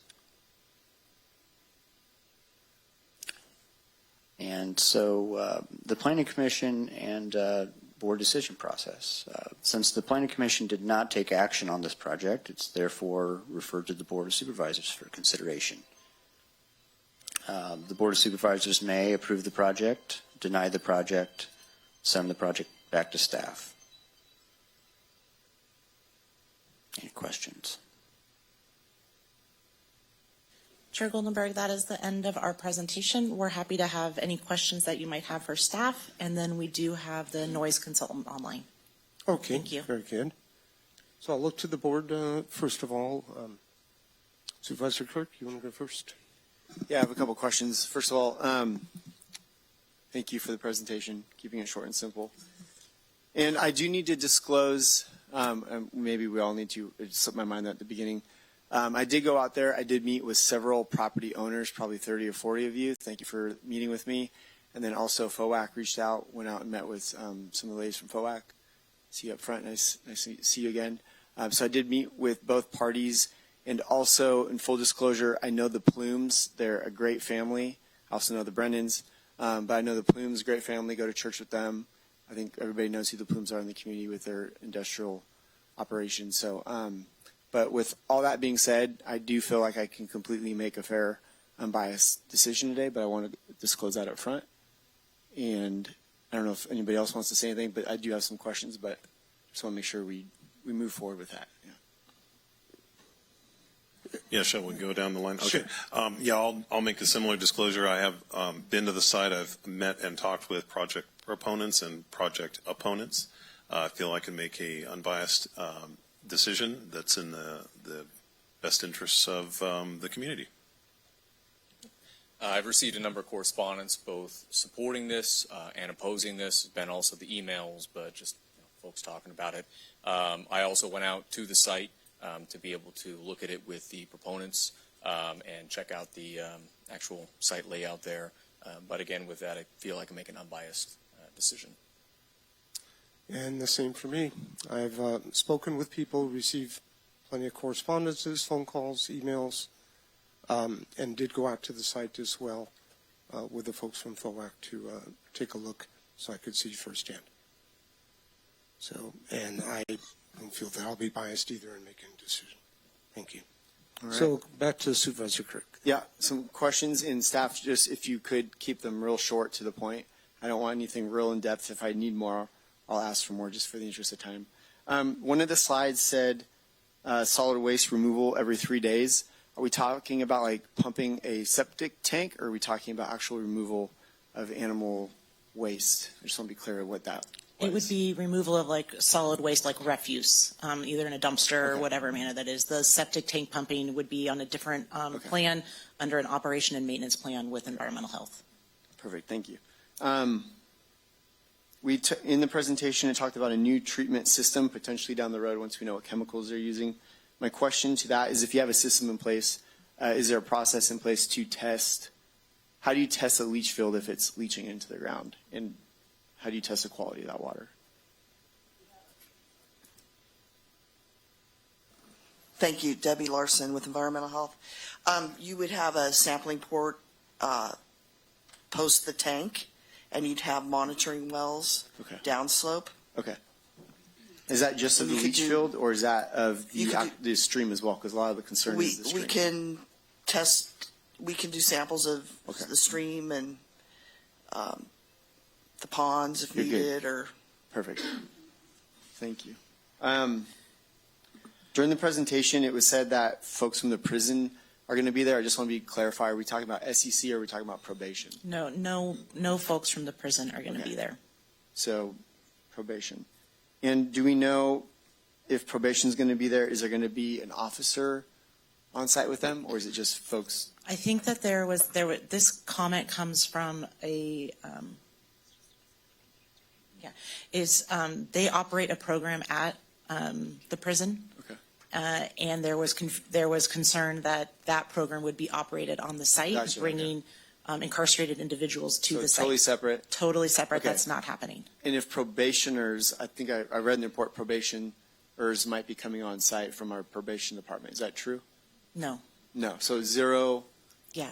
It's just FOAC volunteers. And then But if somebody needs to do community service, would those people show up? That's going to be up to FOAC, whoever they have volunteering with their organization. Okay.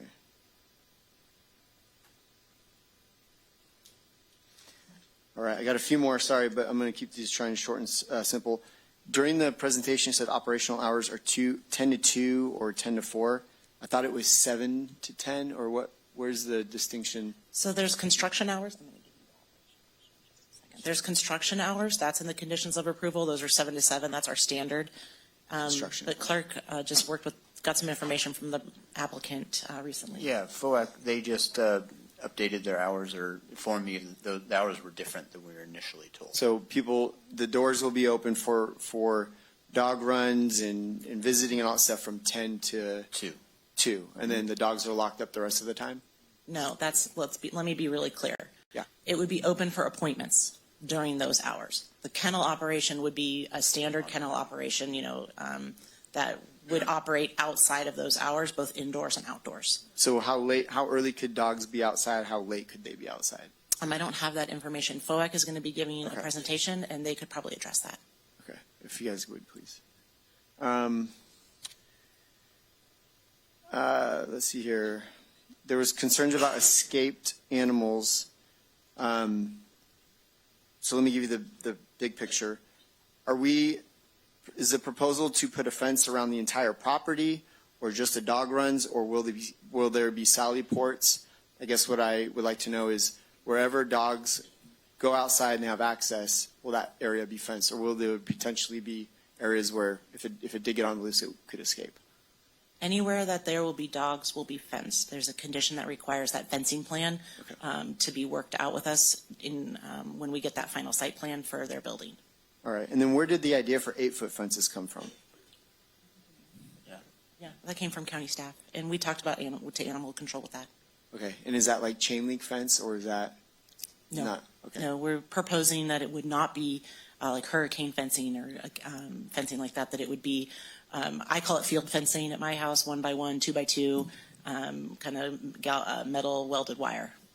Okay, so the reason why I'm asking that is just because if this were to pass and we want to keep the residential look, an 8-foot fence, if you start going down that road, it could look like a compound. So I don't want to lose the character of the community if this gets passed. So thank you for that. We answered that. I think you already answered my question, but I'm just I want to be very clear. When they're cleaning the dog kennels and whatnot, that water will end up in the septic tank, leach field. Is that correct? Mike? Standard with the effluent. And we at this time, Tom, we don't know if they're going to be meeting that standard. Okay. So they're going to have to have a consultant figure out how they're going to meet that standard. Right. And then if they can meet the standard, then it can go into the tank. Okay. And into the leach field as opposed to a holding tank. Then it would go to a holding tank. Holding tank. Okay. Okay.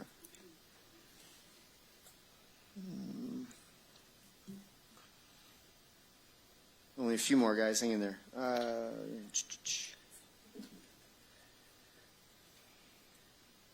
Okay, on page, not on this, but on page 137 of the PDF. I don't know if you want to run there, but it was what I was looking at. Page 137. It says site development plan to be modified to provide only one access encroachment from Issam Road onto the property. Require that said encroachment be developed to county standards and adhere to all setbacks. I guess what are we proposing for the access, and what is it they're requesting? Like, is it possible? And let me know when you're there, because I know it's hard to listen and look at the same time. So when you're on 137, Go ahead, I'm ready. So 137, number 13, do you see that one?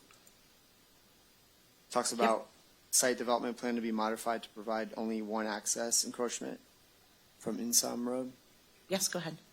Are you reading that? Yep. What is that?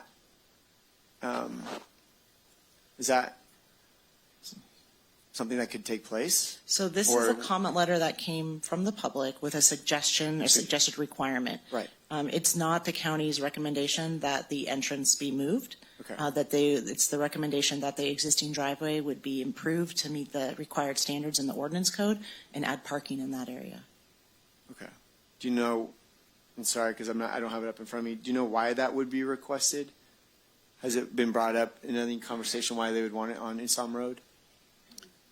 And I'm assuming Insam, if I'm driving in, it's to the right, correct? Yeah, I'm not sure what the reasoning would be for that. The building, everything's going to have to meet setbacks. Any new building will have to meet setbacks. Okay. Can we go back to the picture of the Sure. site?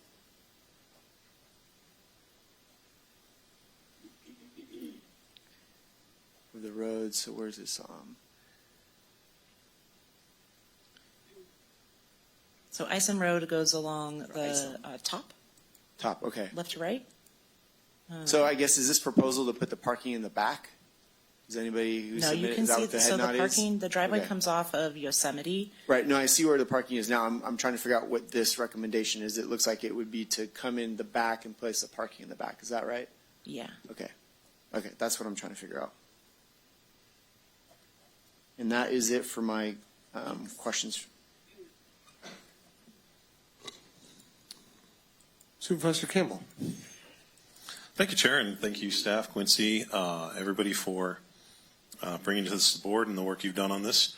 The questions I have are about, I'm less concerned about the dogs that are inside the kennel than I am when they come outside. Because I think that's where the root of a lot of the concerns of the immediate neighbors in the vicinity are coming from, is the noise from barking.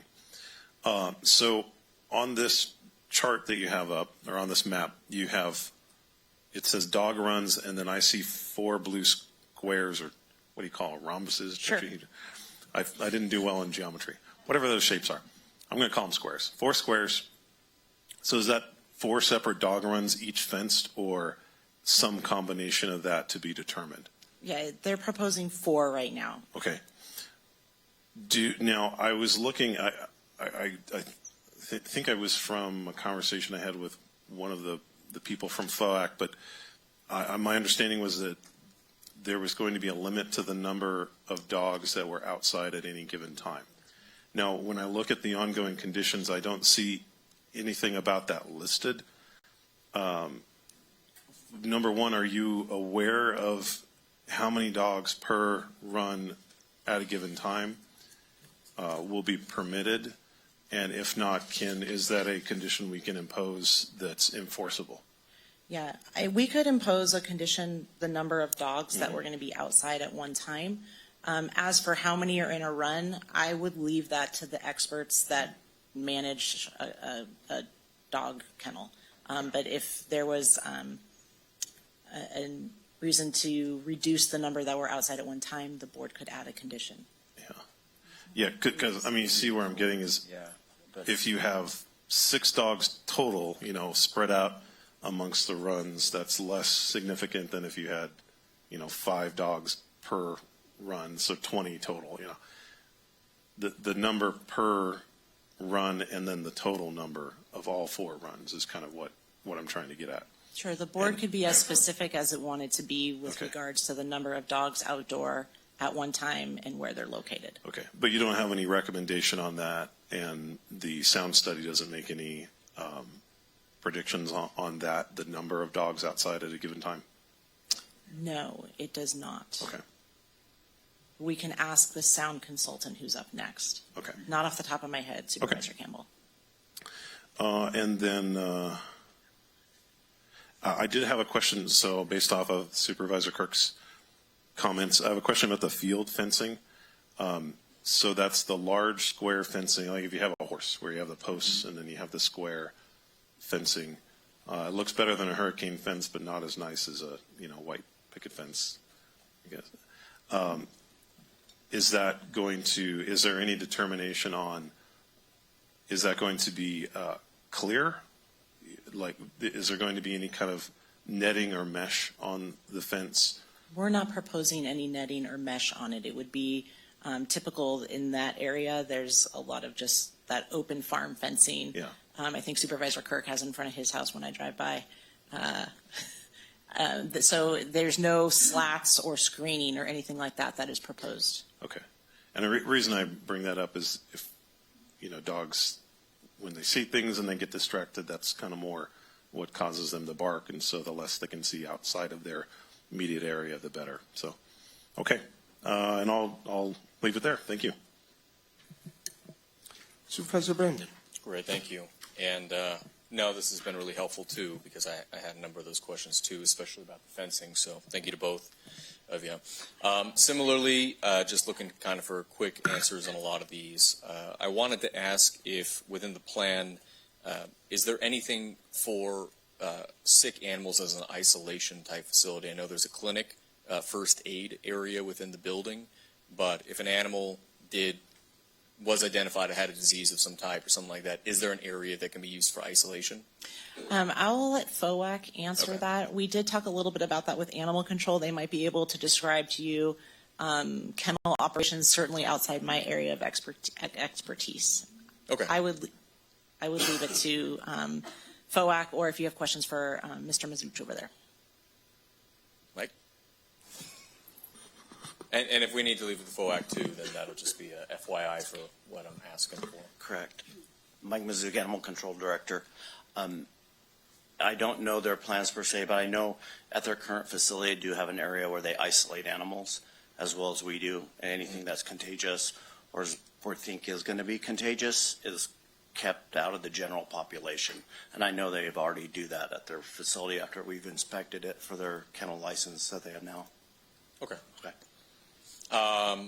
So yeah, I'll be asking more about, I think, this side when you were able to present. I wanted to ask about if there's any type of liability insurance carried by FOAC. Well, that's not going to be in the conditions approval. That's another thing that's on my mind. So I wanted to ask, within the system there, is it planned to have the water served to the animals through a shared system? Do we have that in the planning documents? I don't have that much specificity. I'm sure FOAC could answer that. Okay, great. And I wanted to ask with the fence guard, one of the things that was brought up, I think 8 feet is appropriate, more than say 5. I think that's a good site. I'm happy that it's going to look not like chain link and all of that. But I wanted to ask about a dig guard for that, though probably unlikely that they're unmonitored. Is this going to extend into the ground? Yes. It is, okay. Is there any requirement for landscape fencing or landscaping that's kind of a visual barrier around the fence at all, and kind of, I think, in line with that question about mesh or something? No, there's no additional landscaping that's being required around the fencing area. Sorry, I'll sit closer. Okay. Is a camera system, I know that was mentioned, I believe, in the letter from FOAC about having a security system. I didn't see a condition of approval, though, about that. Is that required as part of the project? Not as much at this time. That could be something the board could add if they felt it needed to be there. And I guess I'll just take a quick moment to make sure that my county council's here is when we're adding conditions of approval, we do want to make sure that we've identified some sort of impact that condition needs to address. I think you guys are doing fine. I just want to remind you that we want to make sure that the board feels there's an impact, an issue that needs to be addressed, and a condition can be added to do that. Can't say they can only do Labrador. Something like, that would be outside your scope. Right. Thank you. I wanted to ask, too, about the lighting, kind of in the same sense of fencing. This might be a personal bias, but I hate sodium lights and those orange ones. I was wondering, why is that chosen? Is there an option to do LED as part of kind of the aesthetic? We would focus on not necessarily from a design aspect, because there's not consistent lighting in that area. Our focus would be on dark sky and making sure that things were that they were the right type of fixtures directed downward and not having spillover lighting. And a lighting plan is a requirement of their conditions. If the board felt that it was prudent to have them be a certain design style or light bulb style, they could add that. Or could they be the non-orange ones but still fit dark sky, I guess is the... Our status requirement right now is just that it's dark sky. Okay. The board can go from there. I wanted to ask for the well and the water trail, how far is that going to be from the kind of dense animal enclosures or any place where a number of animals would be kept in a confined spot? There's condition right now 100 feet for the well. Okay. And then that has setbacks to the septic system. And so when we, prior to operation, that would all be vetted through our environmental health division. It's going to have to fit on the site. So whatever the treatment requirement is or anything like that, it's all going to have to fit on the site. Okay. And currently, last question with this, is there any separation between what's proposed for the shelter kennel versus the boarding facility that would be commercially operating? Is there any physical space barrier? No. Okay. Thank you. League Supervisor Kirk has one more question. Yeah, I had one more I forgot to cross off my list. Quincy, just for reference, it's on page 41 of the PDF. It talks about, during the sound study, all doors and windows at the indoor kennel will remain shut. I didn't see it as a recommendation from staff for a condition. You can have a great sound study, but the sound study folks left 3 important things in their conclusion, this being one of them. Make sure that the doors and the windows are closed. If we don't, oh, that's for nothing. So why wasn't that, maybe, was it just an oversight? We can add that in to the operational plan. And I just want to emphasize that the management of the shelter being operated within the bounds of the sound study is imperative in order to be able to say that there's a less than significant impact with noise. So you've picked up on the right part of it. Okay. And then I just want to say one thing before, I know Supervisor Goldenberg's going to probably ask questions, but sometimes we don't do a good job of maybe introducing some of this stuff. And I'm reading from some of the body language in here right now. These are questions that we have specifically to what's being presented to us. It doesn't reflect how we're going to vote. So I'm seeing some people stare me down, shake their head. We have to go through this process, and then we'll have a vote. But if we don't ask the questions, we don't ask the questions. So just be aware, because we've been through this before where half the crowd walks out, and then we vote a different way. It's like, well, we don't ask the questions. So anyways, just wanted to speak to that. All right. I had just a couple. One of them if you go back to the original plan was to start with up to 20 dogs. Is that correct? Correct. And then at what point, the option apparently for 20 with the boarding component, could we put a condition, on that says, okay, we'll do 20 for the first 24 months or 2 years, and before allowing the additional 20, perhaps. I'm just trying to get a feel for. Sure, Supervisor Goldenberg, I appreciate the question. I would maybe FOAC can. I don't have a schedule other than that. Their intention is that it's phased. If the board wanted to sort of solidify that phasing to a time frame, and they could add a condition for that. But I would want to hear from FOAC on what their plan is, because I know that I would want to make sure that that was something that was going to work for their operation, or at least that the board would know whether or not that would work for their operation. Okay. Yeah, that makes sense. I appreciate that comment. My other question is, and it was asked earlier, but I still wasn't clear on it, as far as the solid waste removal every 3 days. Where is it sitting for 3 days? Sure. Before it's removed. Thank you. It would be at the site. So we kind of modeled it after what happens at animal control, where the waste is picked up and it's put into a dumpster, and then when that is full, it is disposed of. And so that's where that sort of time frame and operational model came from. Okay. Yeah, the point, I was just trying to make sure that we didn't have solid waste sitting out on the ground for 3 days before it was picked up. It's specific to the storage of it. So not that if there was animal waste on the ground that would sit there for 3 days. In some proposed language, we've got to modify these conditions to clarify. We want to make sure we are clarifying the difference between animal waste that's on the ground and solid waste that's in a refuse container. Okay, good. That's all I have. If we want to move to the next presenter.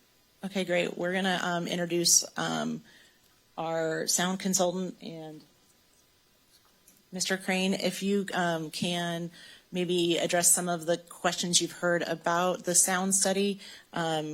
Supervisor Campbell had a question about number of dogs outside and if that was looked at in the sound study. Of course. Good afternoon, everybody. Thank you. Again, my name is Rex Brain. I work with Saxby Acoustics. I've worked here for about 5 years now. I did the acoustic study under the supervision of our principal engineer. He's got about 20 years of experience, and we've got a lot of experience working with dog kennels. So we understand the concerns that neighbors have. We've worked with both the operators and the neighbors in the vicinity of this type of facility. So we understand what goes on and what the concerns are. To address Supervisor Campbell's question about the number of dogs that could be in the dog run at a given time, We did not specifically model each individual dog. What we did instead is we took long-term noise measurement data that was conducted adjacent to similar facilities where they have an outdoor dog run, and we look at the typical noise levels that are reported over the period of 24 hours. In this particular instance, we recorded noise levels at a facility that housed about 40 to 60 large dogs in outdoor kennels.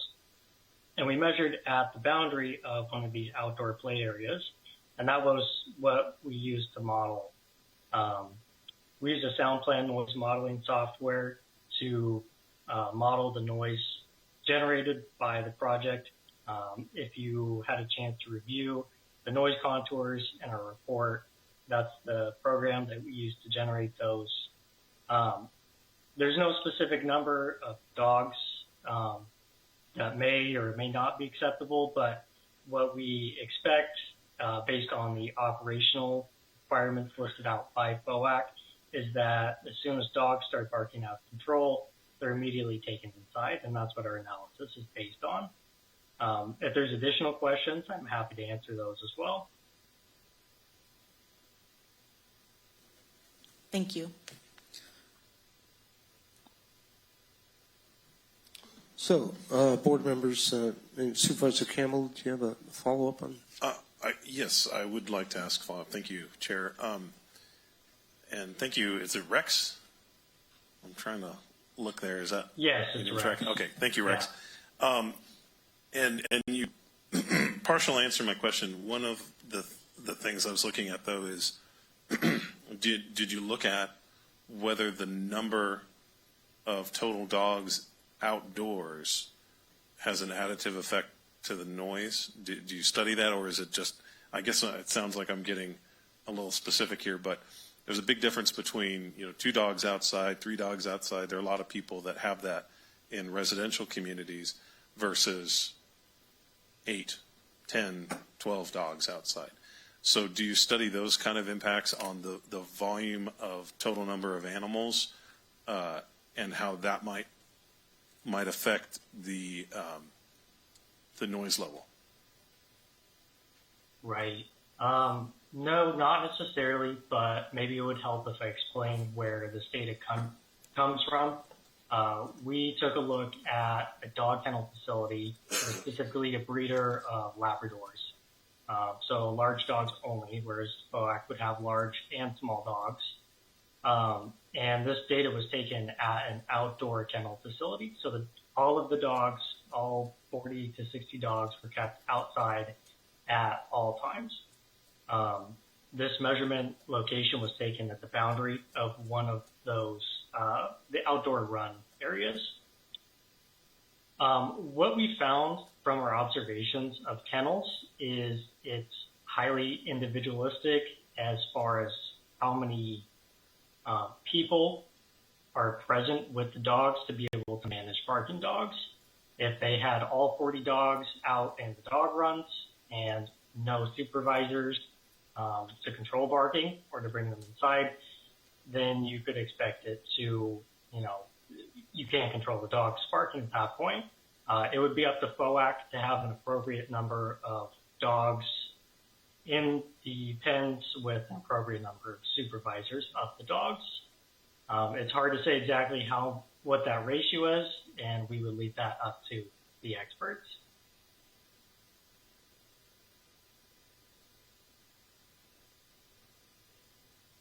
Thank you, Rex.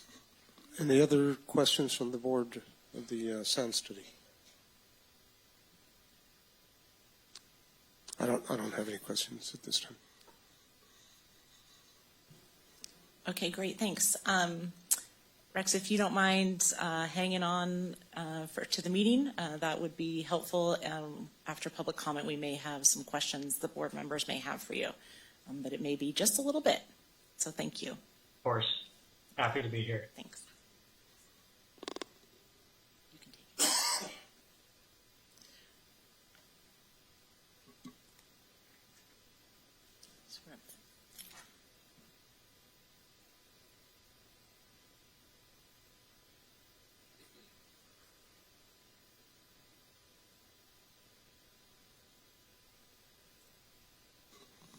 Okay, so next step in the process here is we're going to ask that FOAC present and come up to the podium and,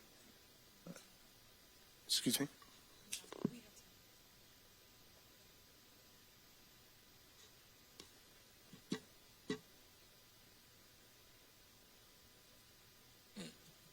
Okay, and there's 10 minutes on the timer just so you can keep an eye on it. Okay, thank you. Hello, my name is Ben Nelson. I'm a professional engineer with Sierra Nevada Engineering and Design as well as Plum Construction, which we worked with FOAC to create the conditional use permit that was submitted back in February of 2023. So our goal for this project would be to maintain the rural vision of the area and clean up the property with help of FOAC, designing a facility that meets their needs as well as the needs of the community. We have seen the 68 conditions in this agenda as part of this conditional use permit, and we are able to work with FOAC to comply with these conditions through the design process. Today I wanted to touch on 3 items briefly that came up in these conditions as well as items that I heard in the Planning Commission, and those items are the appearance of the building, the noise, and the sewer. First of all, the appearance of the building. So we designed a lot of buildings across the community and have multiple options when designing this building. Some of the feedback during the planning meeting, we had relooked at the building and we proposed a new rendering that was in this packet and was shown earlier today. As part of this project, we also will be cleaning up the facility by removing a lot of falling down dilapidated buildings and replacing with a new clean looking building. As far as the noise, you just heard from Rex on the noise study, and we're working with Saxelby Acoustics as part of this process. And when we design the building, we're going to also include the insulation into the building to make sure it's just not an echoing metal building, but that we will reduce that noise with the building that's designed. So we also have strategically placed the building in the corner of the property, trying to be as far away from any existing homes on the neighboring parcels. So we looked at how close any adjacent homes are to the building, and the closest home to that location was 600 feet, and there's only 7 homes that are within 1,000 feet of the new proposed building. I also wanted to touch on the sewer. So as required in Condition 41, we will imply a qualified consultant to design the commercial on-site sewage treatment, and we'll work with the County Environmental Health Division to get the sampling that they're requesting to make sure that it's right. And then I wanted to add one more thing that I heard in the talking points earlier was the dog runs. So the existing dog runs that are on that existing drawing were created, in early 2023 before the conditions came out. Those were utilizing the actual fences that were on the facility. Since then, there's some conditions that have setbacks for the property line as well as new fence requirements. So we will be modifying those through the design process to be probably more centrally located on the property, away from the different setbacks that we're going to be required to set back, and then putting that new fencing up. So that was all I had. If you have any questions before I take my seat, I know some of the other FOAC people wanted to use the rest of their time. Supervisor Campbell. Hi, thank you very much. I just wanted to know very clearly, so are there 4 dog runs or not? How many dog runs total? So that will be designed during the design process if this is approved to go to that far from you guys. So we started with that because that's how many fencing locations were originally. I would assume we'd have 1 or 2 in the final design. Okay, so you're gonna take the setbacks and whatever conditions if it's approved, and then based on we'll that, work with the county building department to create that. All right, thank you. Yep. Supervisor Kirk, do you have any questions? Supervisor Brandon? Great, thank you. So do you have the kind of the detailed plan I mentioned earlier about the water being served in the kennels? Is that a shared system or is that kind of individual in a bowl? So there is a well on the property, and that well will feed a tank that will service the building. So it'll be a system on that building, and it'll be a traditional commercial system that will service that building. And essentially, it'll be hose bibs that'll feed the areas to give the dogs water and to clean the facility. Oh, I mean, in each individual cage, is the water source separate you know, in a bowl, or is it kind of in a trough? And I think the main concern is we know that obviously with animals, hygiene is one of the big issues. That's one of the things, anything that's shared could be a concern. Yeah, so that has not been designed yet. We would work with FOAC, the building department, as we're designing that through their operations. Okay, and you mentioned about the inside kind of reverberation of the sound.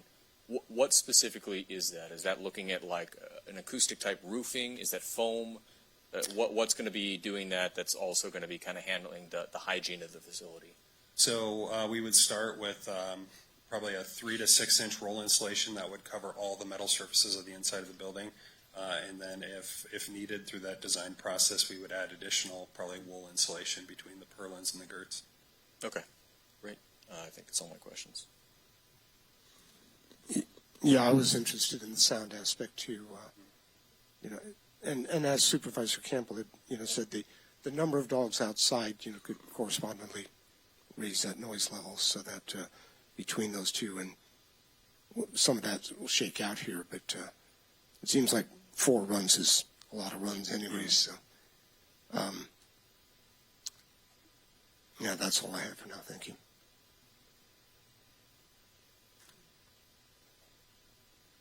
Welcome.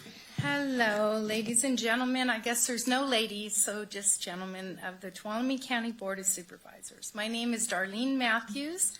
I'm the founder, director of FOAC, Friends of the Animal Community. I stand before you today to urge your approval of the conditional use permit application submitted by FOAC to relocate our animal rescue operation to a new, much larger location on Yosemite Road. This relocation is not just a logistical move, it represents a significant enhancement to our community's ability to care and support its animal population. Allow me to provide a brief history of FOAC to contextualize the importance of this move.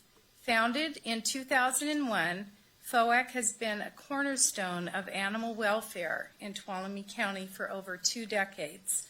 What began as a small group of dedicated animal lovers has grown to a robust organization that saved countless lives and has brought immense joy to families through pet adoption.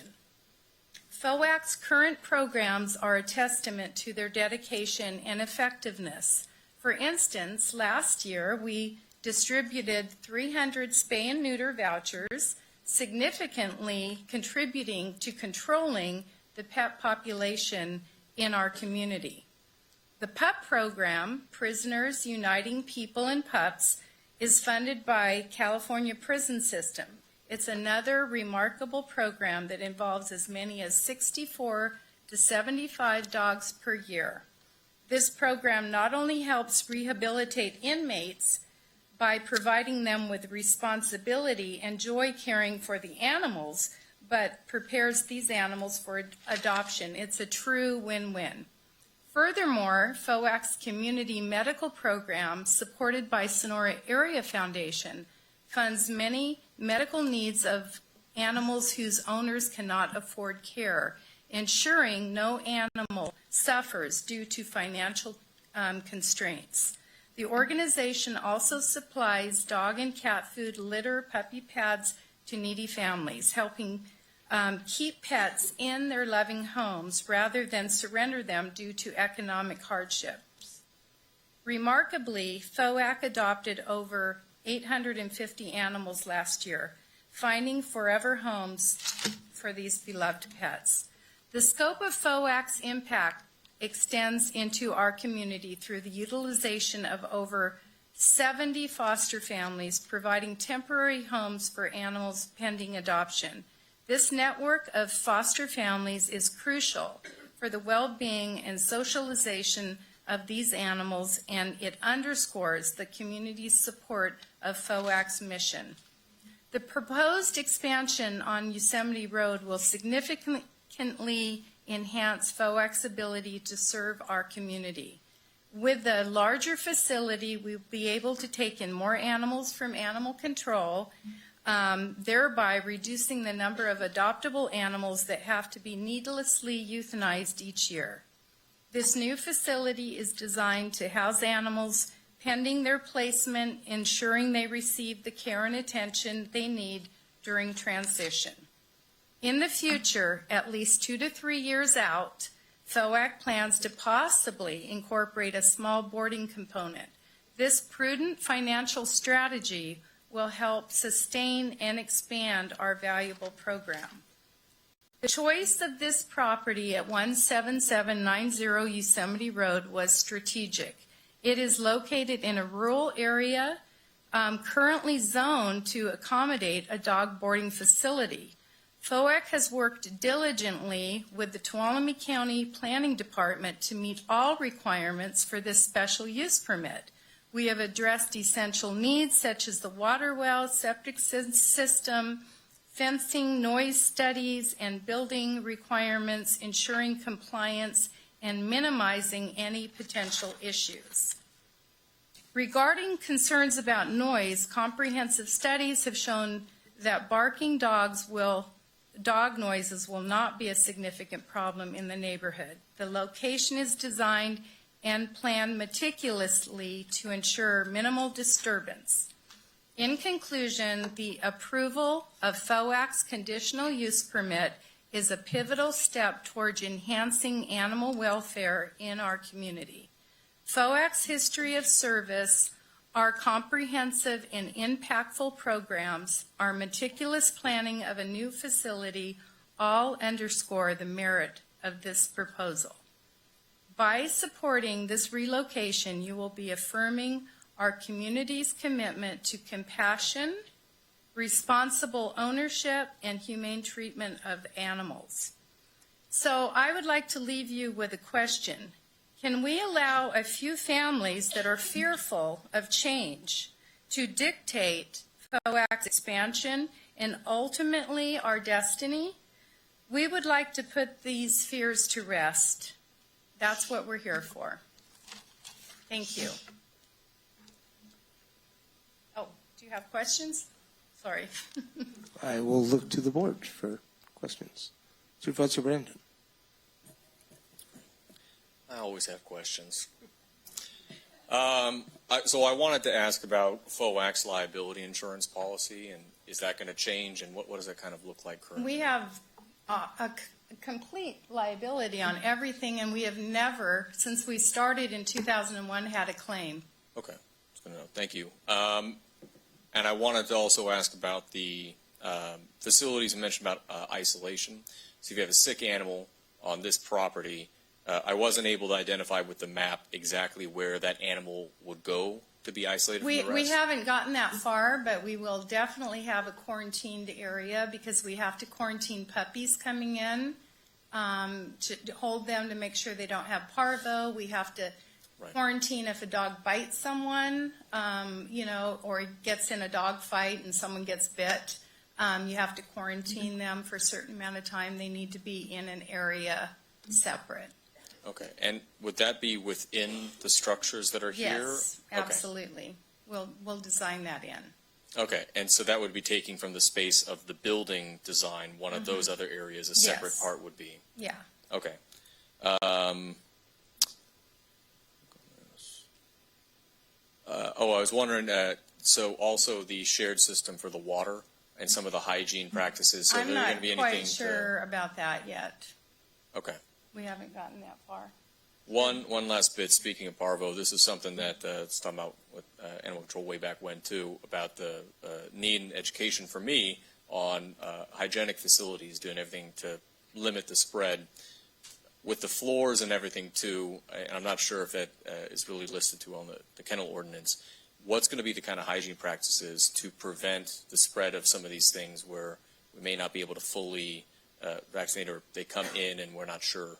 So can you tell me a little more about some of the physical things to make sure it's a hygienic? We never have puppies at our facility for more than just like when we intake them and vaccinate them. We don't keep them there. We don't put them down on the ground. They go to foster homes. So that's another very important thing is all of our animals coming in, we're still using our 70 foster homes. So people, if we have sick animals or puppies or kittens, whatever, they go to foster homes. if we can get them out of the main area that could possibly contaminate them. Okay. So that's what we do for control of that. And the last question I had, you had this in the letter, I believe, from the vice president, but it mentioned the willingness to put security cameras on a few locations Absolutely. of that. We want, because someone from the neighbors were worried about abandoned animals. We want to have security cameras out there all the So time. there wouldn't be any opposition to adding that as a No, condition of approval? No. Okay, great. We Thank have you. it now, yes. That it? Supervisor Campbell. Hi, thank you. So I'm going to put the same questions to you that I put to staff, but I figured out a more succinct way to do it. Okay. So what's the total number of dogs that, the maximum number of dogs that will be outside at a given point? We actually said 3 to 4 because we have volunteers and they would be on the yards with probably 3 to 4 dogs at the same time. Okay. And I would say 1 person to 2 dogs. Okay. The ratio. And then how long would each of those groups, those 3 to 4 dogs, presumably are spread across multiple runs, or would they be all in the same run? I would think they'd be spread. You know, we like to socialize the dogs so they get to know each other, and you know, we see because when people are adopting, they want to know if dogs get along with other dogs. So we have to have them play with other dogs and try to meet them. So I would say, and we have some volunteers that just come and want to sit with dogs. But you have to remember, we have dog walkers that come in every day, and all the dogs are walked. So the dogs that go out on the play areas are, you know, some people just want to throw a ball for the dogs. Yeah. So I wouldn't say there's more than 4 dogs going to be out there. Okay. 6 at the max. And they're supervised 100% of the time. And how long does each dog or dog group, say there's 4 dogs, how long are each of those groups of dogs going to be outside? I'd say 20 minutes or 30 minutes, yeah. Okay, 20 to 30 minutes. And then how long is the range of time in the morning to the evening when dogs will be coming in and out of the kennel? So what I see, what we do now is that we have a resident that feeds them. They wake up, they go out, they go potty, they get fed, they go back out. We have volunteers that come in and walk them. Then they have a downtime during the day. Then they go back on the yards, maybe 20 to 30 minutes, come back in. And with our new facility, we might be able to incorporate other hours that a whole nother group of dog walkers come in and walk them again in the late afternoon. And then they'd be fed and maybe back out on the yard and then go to bed. So what would be the earliest that you would say the dog walkers would be, playing with the dogs out in the yard? 8 in the morning. And then what would be the latest? Before 5. I mean, I would say probably 4, 5. Okay. And then we have a resident there as well. So if there's a dog that needs any attention, then they can take care of that. Okay.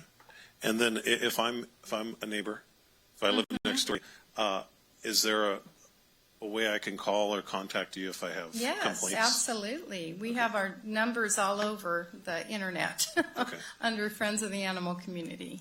I'm kind of more talking if there's an immediate issue, like a dog is in my yard, or if You mean a dog has escaped from FOAC? Yeah, if there's a dog in my yard, I think it's come from FOAC, or if I hear too much barking, is there a way, yes, a remedy for the neighbors? We will have 24-hour Even if it's a number that just, not the whole community has. I was going to ask a question because like Mike here, he runs animal control. So how long are the dogs there when you guys leave? What are your hours of how many animals stay from the time you guys leave to the next morning? The last person leaves at 6 p.m. and the first person gets there at 6. So they're by themselves 12 hours in a kennel. There you go. And are they in the same neighborhood? Huh? Are we comparing apples to apples? Are they in the So- No, we're not comparing apples Let's to bring it- apples. We're comparing. So let's bring the excuse me. Hello? Let's bring the discussion back up here. Thank you. That was all I wanted to know, was if there's a way for a neighbor to, report an issue so that they're not having to call animal control. Yes. That's what I was looking Yes, for. definitely. Okay. We are very happy to give out our numbers. And we will get to that point, right now, we have never had a call. I don't know of any calls we've ever had in the middle of the night like that, but. Okay. Because it's contained. The animals are in at night. They're not getting out. Okay, and then I guess the last question, would you have any issues? So you outlined a few things. So I'm going to say total maximum number of dogs outside 6. You said potentially Maximum. 3. You said outside per time, and then the shifts would be 8 a.m. to 5 p.m. Would you have any issues with putting that in your conditions plan? It's 8 to 7. Okay.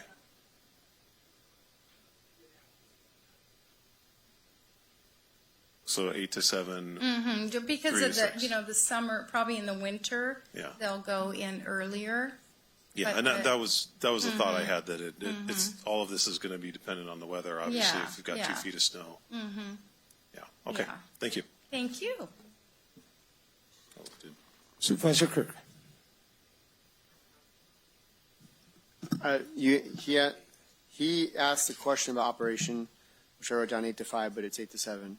And then the only question I have, and I think staff suggested I talk to you, Darlene, about Maureen's coming up with me here. just folks coming who are. Do you guys currently have volunteers who are needing to do community service hours probation? Is that a big part of your volunteer? That is absolutely not a big part of it. We have had people that have gotten like a DUI. We have not taken anything, as far as any criminals that are going to be a threat to neighbors or anybody like that, but people that have had like a DUI, who've had a reckless driving. I'm the one who, if people ask me if we can do the community service, and then I say, depending on what the crime was and how many hours. So percentage-wise, what would you say makes up your volunteers who may be community service? Like, not even 10%. Maybe 3 people in the last 2 years. Okay, so if this were to pass, I made that a condition, that you'd be okay with that? Yes. All right, thank you. That was it.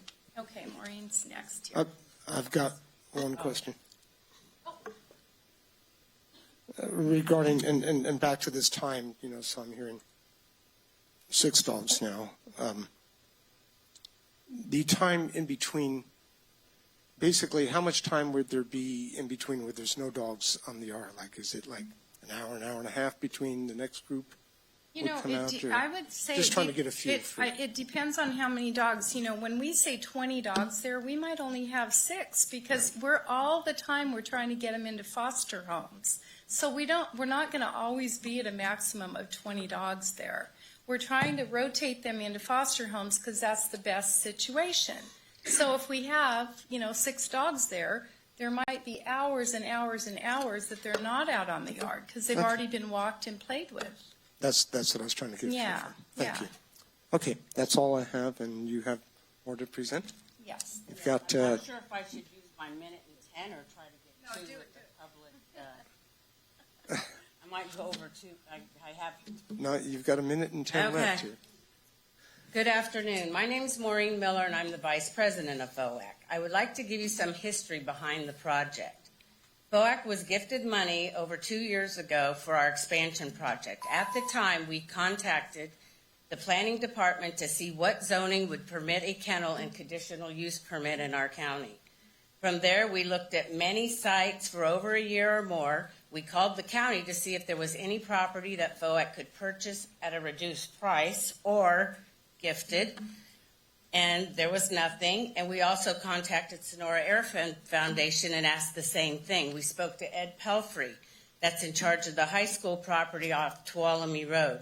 None of those were an option. We also looked at other locations. The property at 17790 Yosemite Road appealed to FOAC as it had living quarters on site, cross fence, and the property was already developed. We spoke to the planning department to ensure that we could apply for additional use permit, and they told us yes.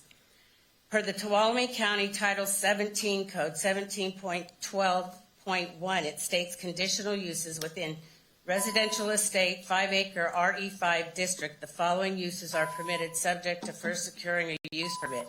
And thank you. And our site, or our project falls in there. Okay. Thank you.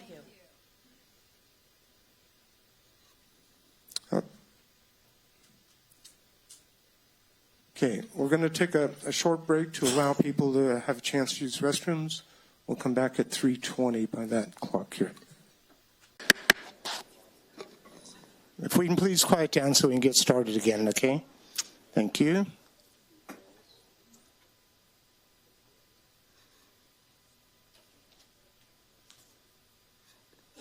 All right.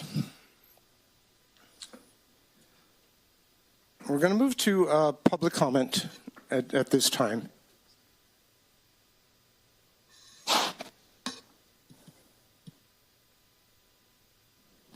Okay, so we're going to public comment. We're going to go 2 minutes, so that'll be the timer.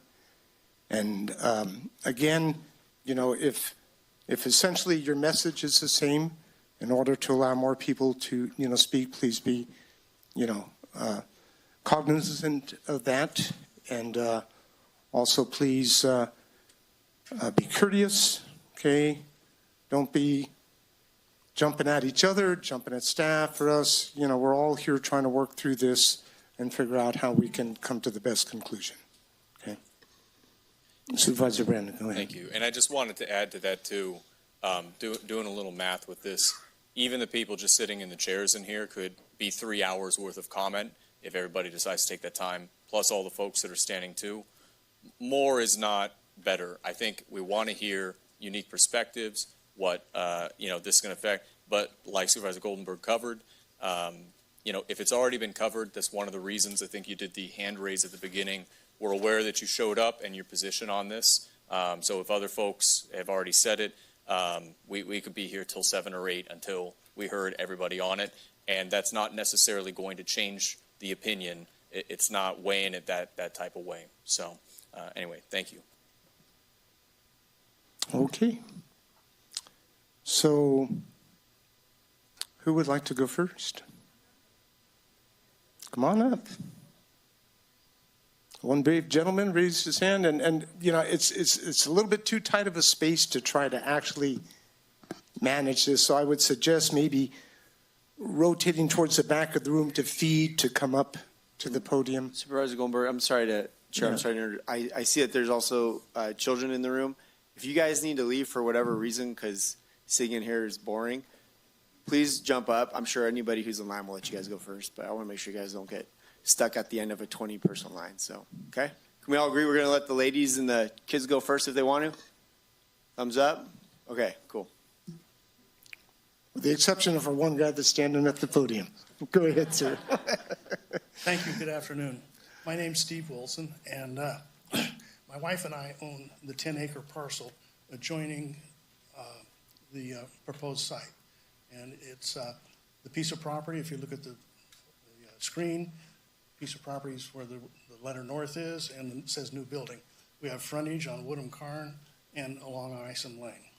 We've been there since 1974. And just in brevity, I've got notes, but I'm going to skip it. My wife and I and our son that lives on the property currently are in favor of the project, and we hope that you endorse it. Thank you. Thank you. So one thing I would ask, please, because we're going to have a lot of people speak, and I know people are, you know, there's certain things that said that, you know, are going to please you or maybe not, but let's please not clap or show other emotions.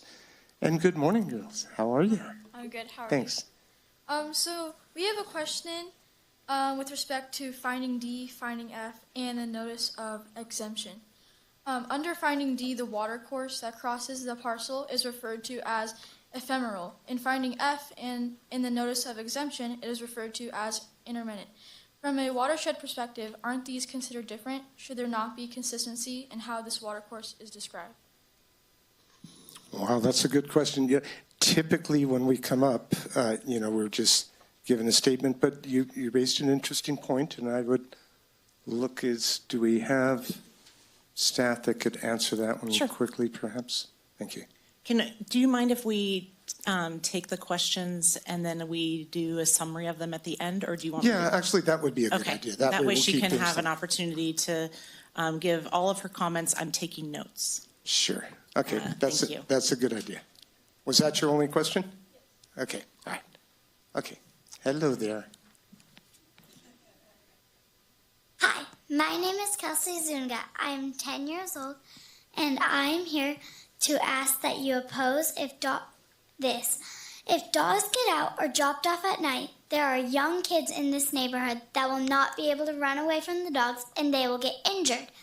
Dogs have gotten into our barn before and killed our animals. I have a horse that cannot defend him anymore if a dog tries to attack him.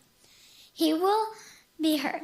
If there is going to be 40 dogs and cats, it will be very crowded and loud. It's not that I don't like FOA, but it's that they chose the wrong location. If they want a 40-dog facility, they should put it in a commercial area, not a quiet neighborhood. Thank you. Well done. Again, please, let's not clap, okay? Hi, go ahead, please.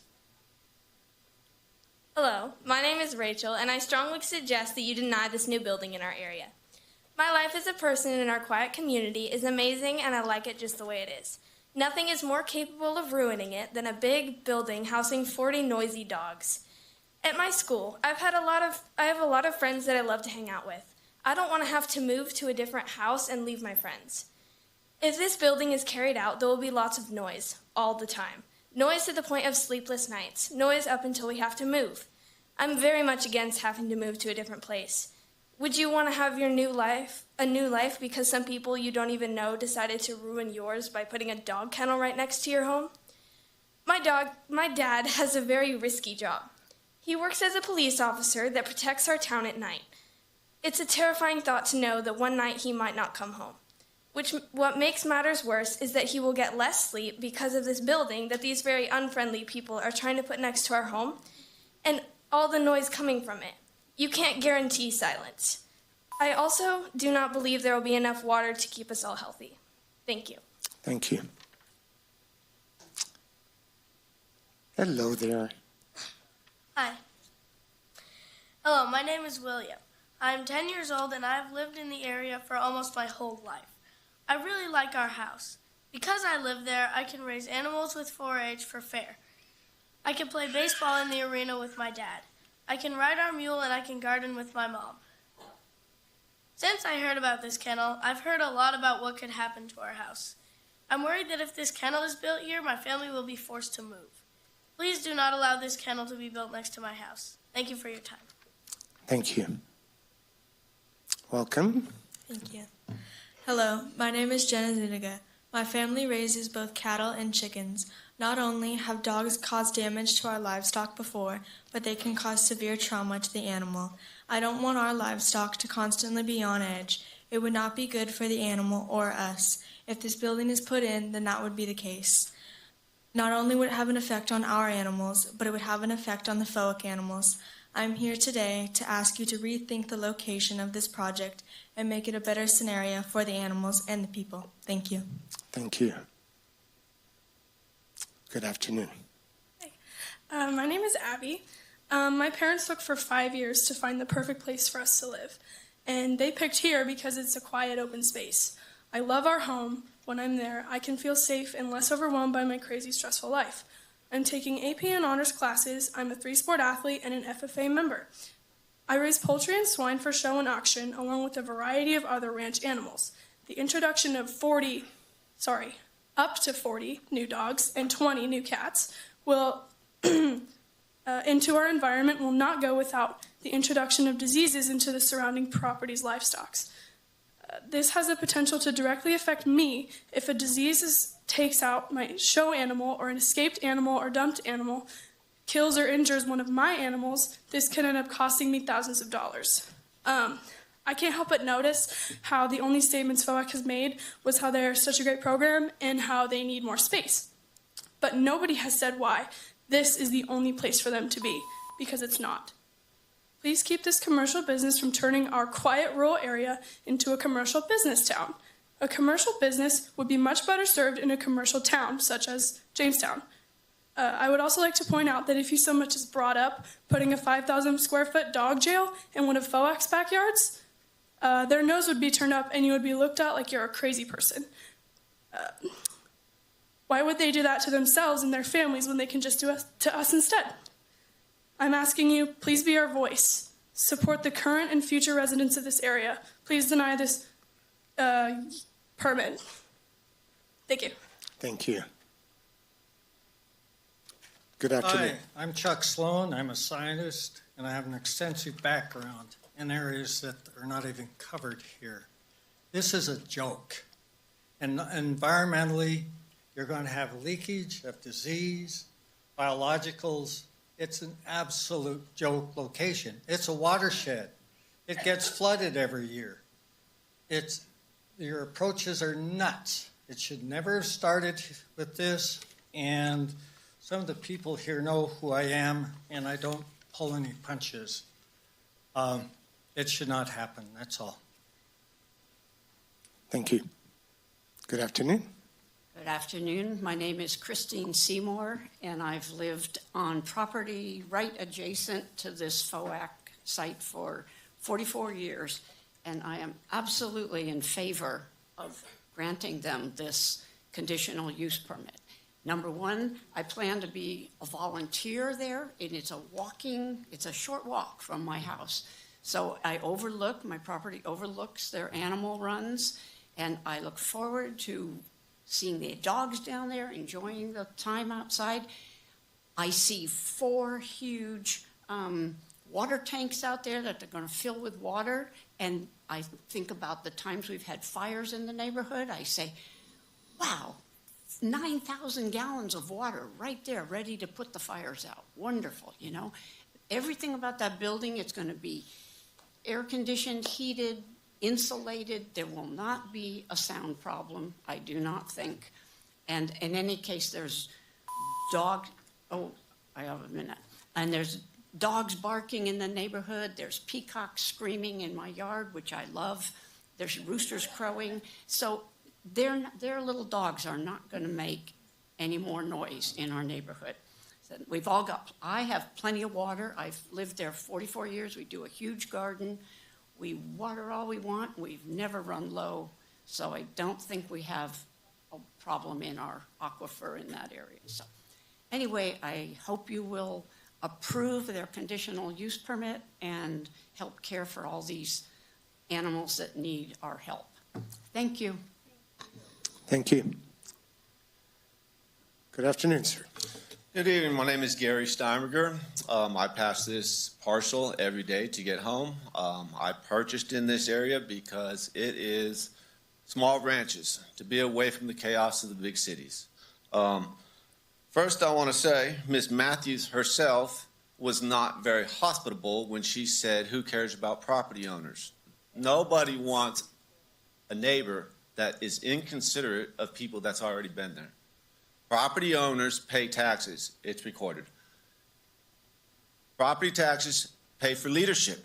Leadership needs to lead smartly. This is a commercial business. Profit? No. Nonprofit? Yes. In their thing from 2021, they find homes for over $1,000 a year. Okay? Out here on Woodham's Carne that has inadequate drainage on the side, that freezes in the winter, that rolls across Woodham Carnes for slip outs, is unacceptable. This needs to be in the industrial area where warehouses are. They have enough money that they can recoup the inside of a warehouse. or build an industrial where it's going to go into a wastewater treatment facility where the city and the county can catch that and see anything that's residing out of there in due regards to health safeties. Putting a well on there that's not going to be regulated, that's asinine to be thinking that they're just going to use 200 to 300 gallons a day to wash down kennels. If you guys have dogs and you have a garage, you know how much that takes to just wash out a garage. And shame on the board, the planning commission, and everybody involved in this for even trying to push this down the throat of property owners, okay? If you guys know the Declaration of Independence, you guys are trying to rob all property owners of their pursuit of happiness for already being there. This is disgusting. You need to move it into an industrial complex. Thank you. Thank you. Good afternoon. Good afternoon. My name is Rochelle Sykes. My daughter and I are dog walkers, volunteer because we love animals. So we volunteer at FOAC. The law in California states no healthy dog should be euthanized. There are exceptions for overcrowding. Did you know a dog that has puppies with nowhere to go will be euthanized along with her newborn puppies? Pretty horrifying. All the animals at FOAC are spayed, neutered, vaccinated, and trained on leash and loved. Where they are now is very small and does not provide safe walking for the dogs. This is due to the hot asphalt, as it is an industrial area right now. Hot asphalt and high volume of traffic causes even more stress for the animals. The new location is quiet, bigger, and provides safe walking areas with dogs on leash 100% of the time. It is crucial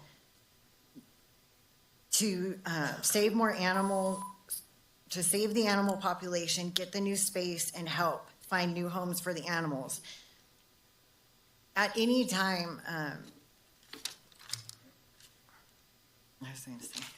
so it's crucial. It would be so beneficial to these animals to have this quiet space.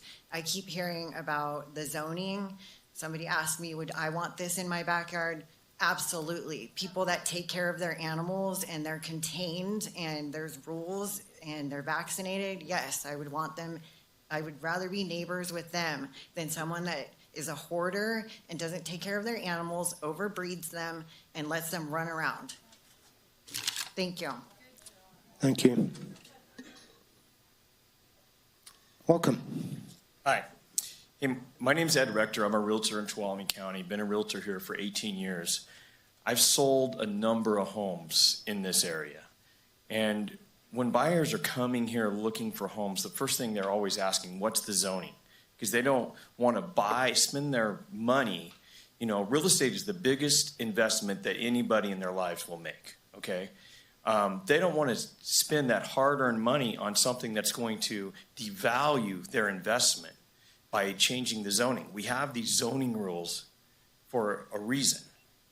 And if somebody wants to live near that, they would buy a place near that. But this is something that needs to be in a commercial area. And there's plenty of places that are available for rent or for sale in this county that have the proper zoning for this.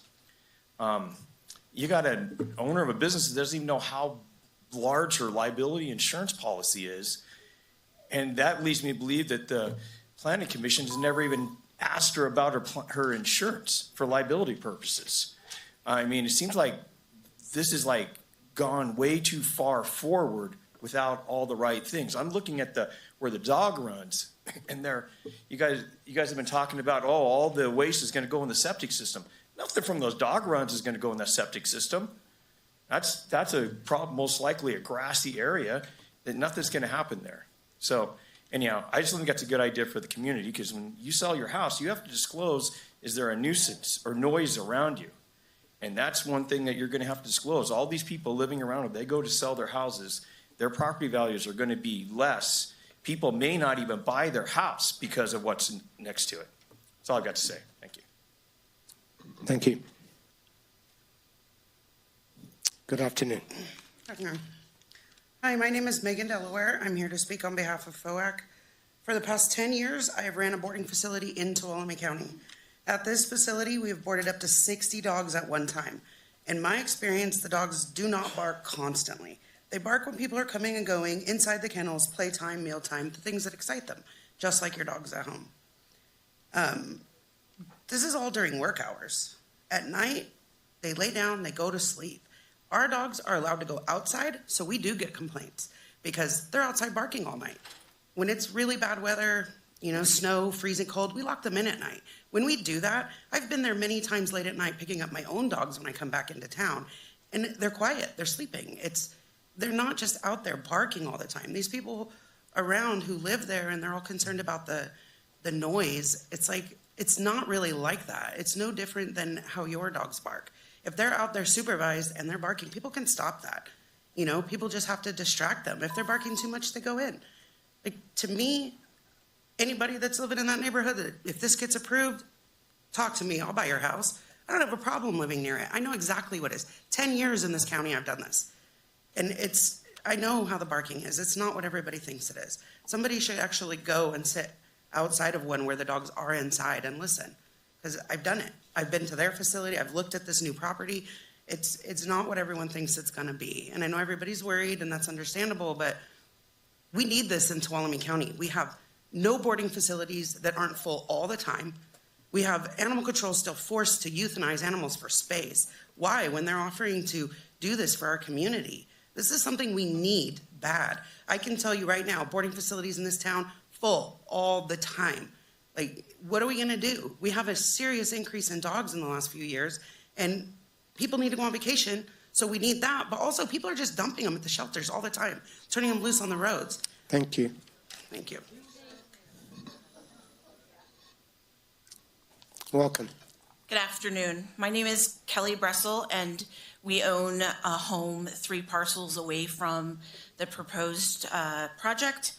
But I'm close enough that my African gray has picked up all the peacock noises from the past owner of that property. So noise travels significantly, but I'm not here to argue the great things FOAC does. I'm here with grave concerns. An argument with the project presented does not align with the general plan or as a categorically exempt from environmental review. The application for the facility says, quote, "The building is not for commercial use, rather a nonprofit use, and it is different than a typical commercial land use in the county," unquote. Well, a minimum of 10 parking spaces, 500 to 1,000 gallons of water per day, 6 to 8 volunteers coming in separate vehicles per day, 6 days a week, plus clients, even by appointment, says otherwise. Yet one of the county's conditions, number 41, states commercial on-site sewage and disposal systems. We know that UC Davis's Correct Shelter Medicine Program says that the challenges of disease control in most shelters is even greater than that faced by veterinary clinics. Many animals enter shelters in poor health, malnourished, stressed, with no history of vaccinations. Some animals will already be shedding various harmful pathogens with or without showing signs of that disease. We know that the chemicals that they use to clean kennels are pesticides, and the EPA says that pesticides do not go into septic systems or waterways. In fact, most kennels that go into the into the city water system or TUD has to notify them that these chemicals are present so they can test. This commercial kennel must be connected to a sewer system to guarantee a measurable outcome. Supervisors, your vote is not against FOAC's mission. They will find an appropriate commercial location and continue their program somewhere else. Thank you. Okay, please, let's not. Thank you. Good afternoon, sir. Good afternoon. My name is Scott Sanchez. I do not live in Tuolumne County, but what I have to say is relevant in that my wife and I have a 1.3 acre rural property, rural residential, and we currently house anywhere from 15 to 22 dogs. We own 8 dogs. We house dogs from rescues, and we do a bit of doggy daycare. So usually on our property, there's anywhere from 15 to 22 dogs. Again, the parcel is 1.3 acre. I communicate with my neighbors on a regular basis. I've never had any complaints about any of the noise or anything. The dogs are allowed to roam outside on my parcel, but they are housed inside at night. I find it very interesting that somebody would make an argument speaking about a property owner's rights, yet want to deny this property owner their rights. They bought this parcel. They are making all of the efforts to do this in a very responsible way. One horse produces about 2.5 gallons of urine per day. One dog about a quart. So you're talking about 1 horse to 10 dogs ratio. So I don't think environmentally we're looking at any kind of serious issue for the community. I don't think that people should be worried about the noise. It seems like there's a lot of scare tactics going on here. And as much as I'm a political science graduate from UC Berkeley, as much as I love seeing children engaged in civic duty, I think pandering to the greatest fears of the community is probably not the best way to do it. So if someone on a 1.3 acre has 22 dogs at a time, I can tell you, my neighbors are happy. I communicate with them, and we've had no problems thus far. And I very much support the actions of FOAC because what they're doing is trying to mitigate a real problem. Thank you. Thank you. Please. Good afternoon. Good afternoon. My name is James. I live directly across from these proposed project. I'm about the bottom of that blue corner of that dog run.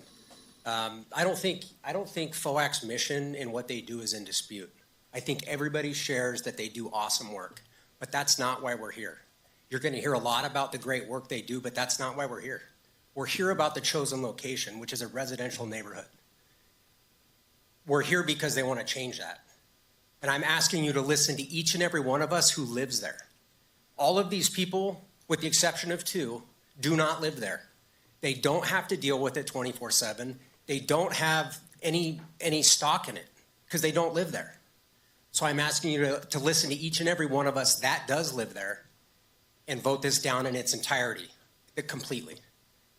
Thank you. Thank you. Good afternoon. Hi, my name is Jamie Brennan. I'm one of the neighbors that you shouldn't consider as far as FOAC is concerned. But I wanted to let you know that we spoke with the Tuolumne Realtors Association, the Tuolumne County Realtors Association, and came up with a survey to determine what the property values in our area are going to become if FOAC is to move in. And although it's included in the board packet, I also wanted to go over those numbers with you, which there was a 4-question survey, and it took about 30 seconds to fill out. It was sent out by the Tuolumne County Realtors Association to realtors and clients.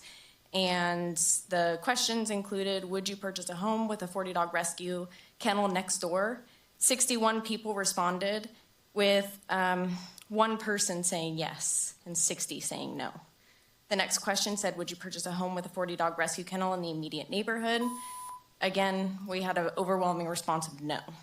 The next question, would you offer significantly less for the property next door?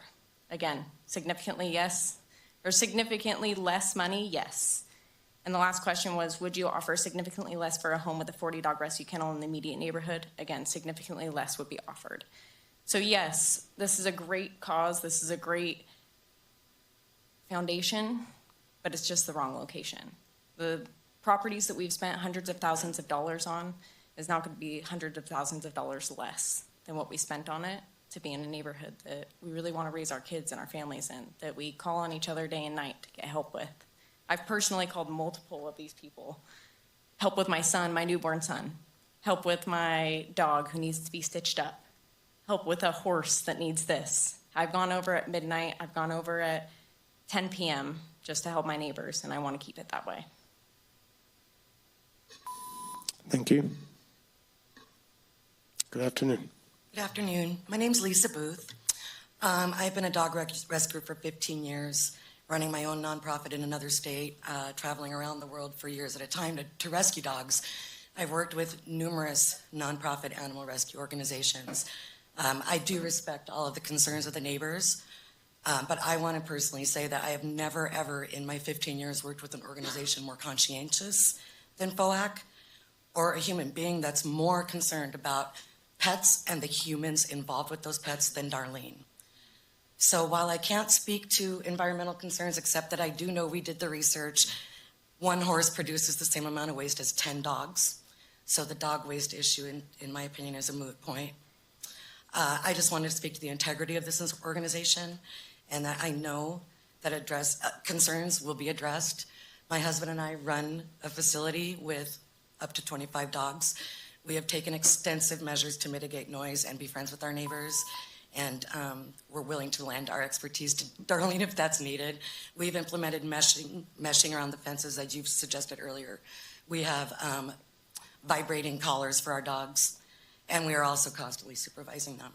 But the noise concerns, in my opinion, are kind of fear of something unknown. And I can assure you, just with my work, I've had the privilege of working with FOAC for the last year. I'm not an employee. I'm just somebody that works with Darlene rescuer to rescuer. And I have 100% faith in the integrity of this organization to do right by the neighbors and address any concerns should they arise. That's all I want to say. Thank you. Thank you.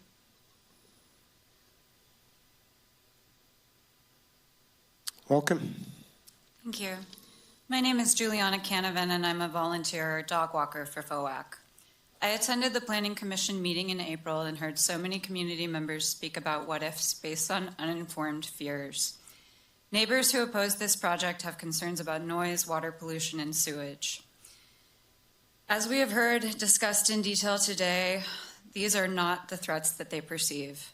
Any potential negative effects will be mitigated by the 68+ conditions put in place by the county planning for conditional use. This is not rezoning. In addition, FOAC is well known for having an excellent reputation in our community as responsible citizens and advocates for animals who have no power or agency. FOAC is not here to inconvenience anyone or reduce their quality of life. In fact, our goal is to improve the quality of life in our county. We will continually work towards ensuring that this facility is something that we are all proud of, that does not unduly burden those who would become our neighbors. I urge the board and the community to consider the incredible asset that this facility represents. Each year in California alone, over 100,000 dogs and cats are euthanized because there is insufficient infrastructure to help them. The lucky ones end up in temporary boarding, and depending on the quality of the facility, this might be unbelievably stressful.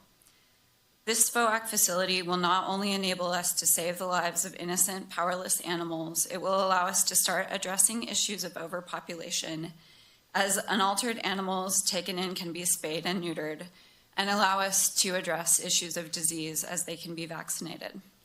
The high-quality indoor and outdoor areas designed for their care will reduce stress. Loving animals will be united with loving families.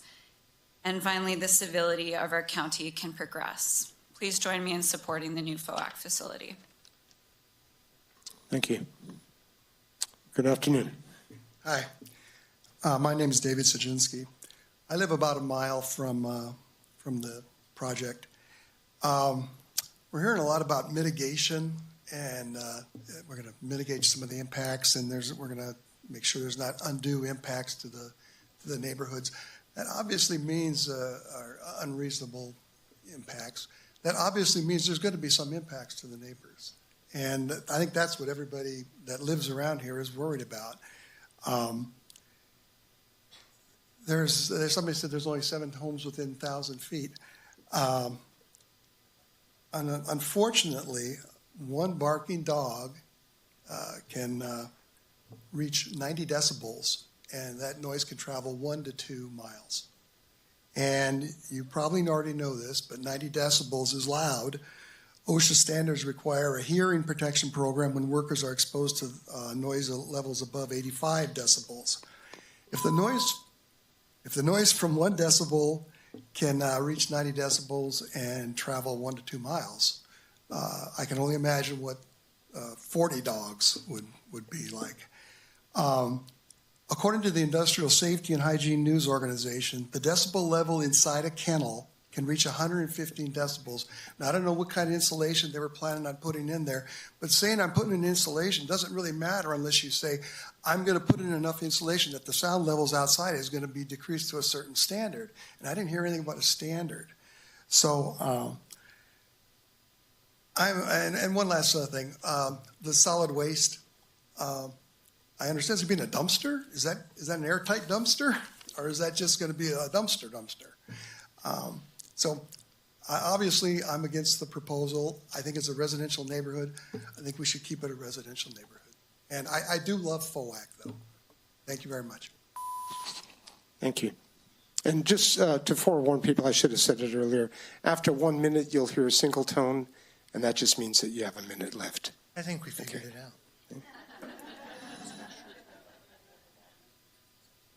Hi, I'm Andy, and I'm here to talk.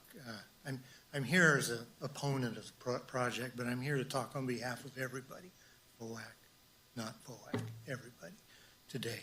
Quincy, your discussion earlier about some of the changes that have been made and so forth indicate to me that you've been reading my letters. Thank you very much.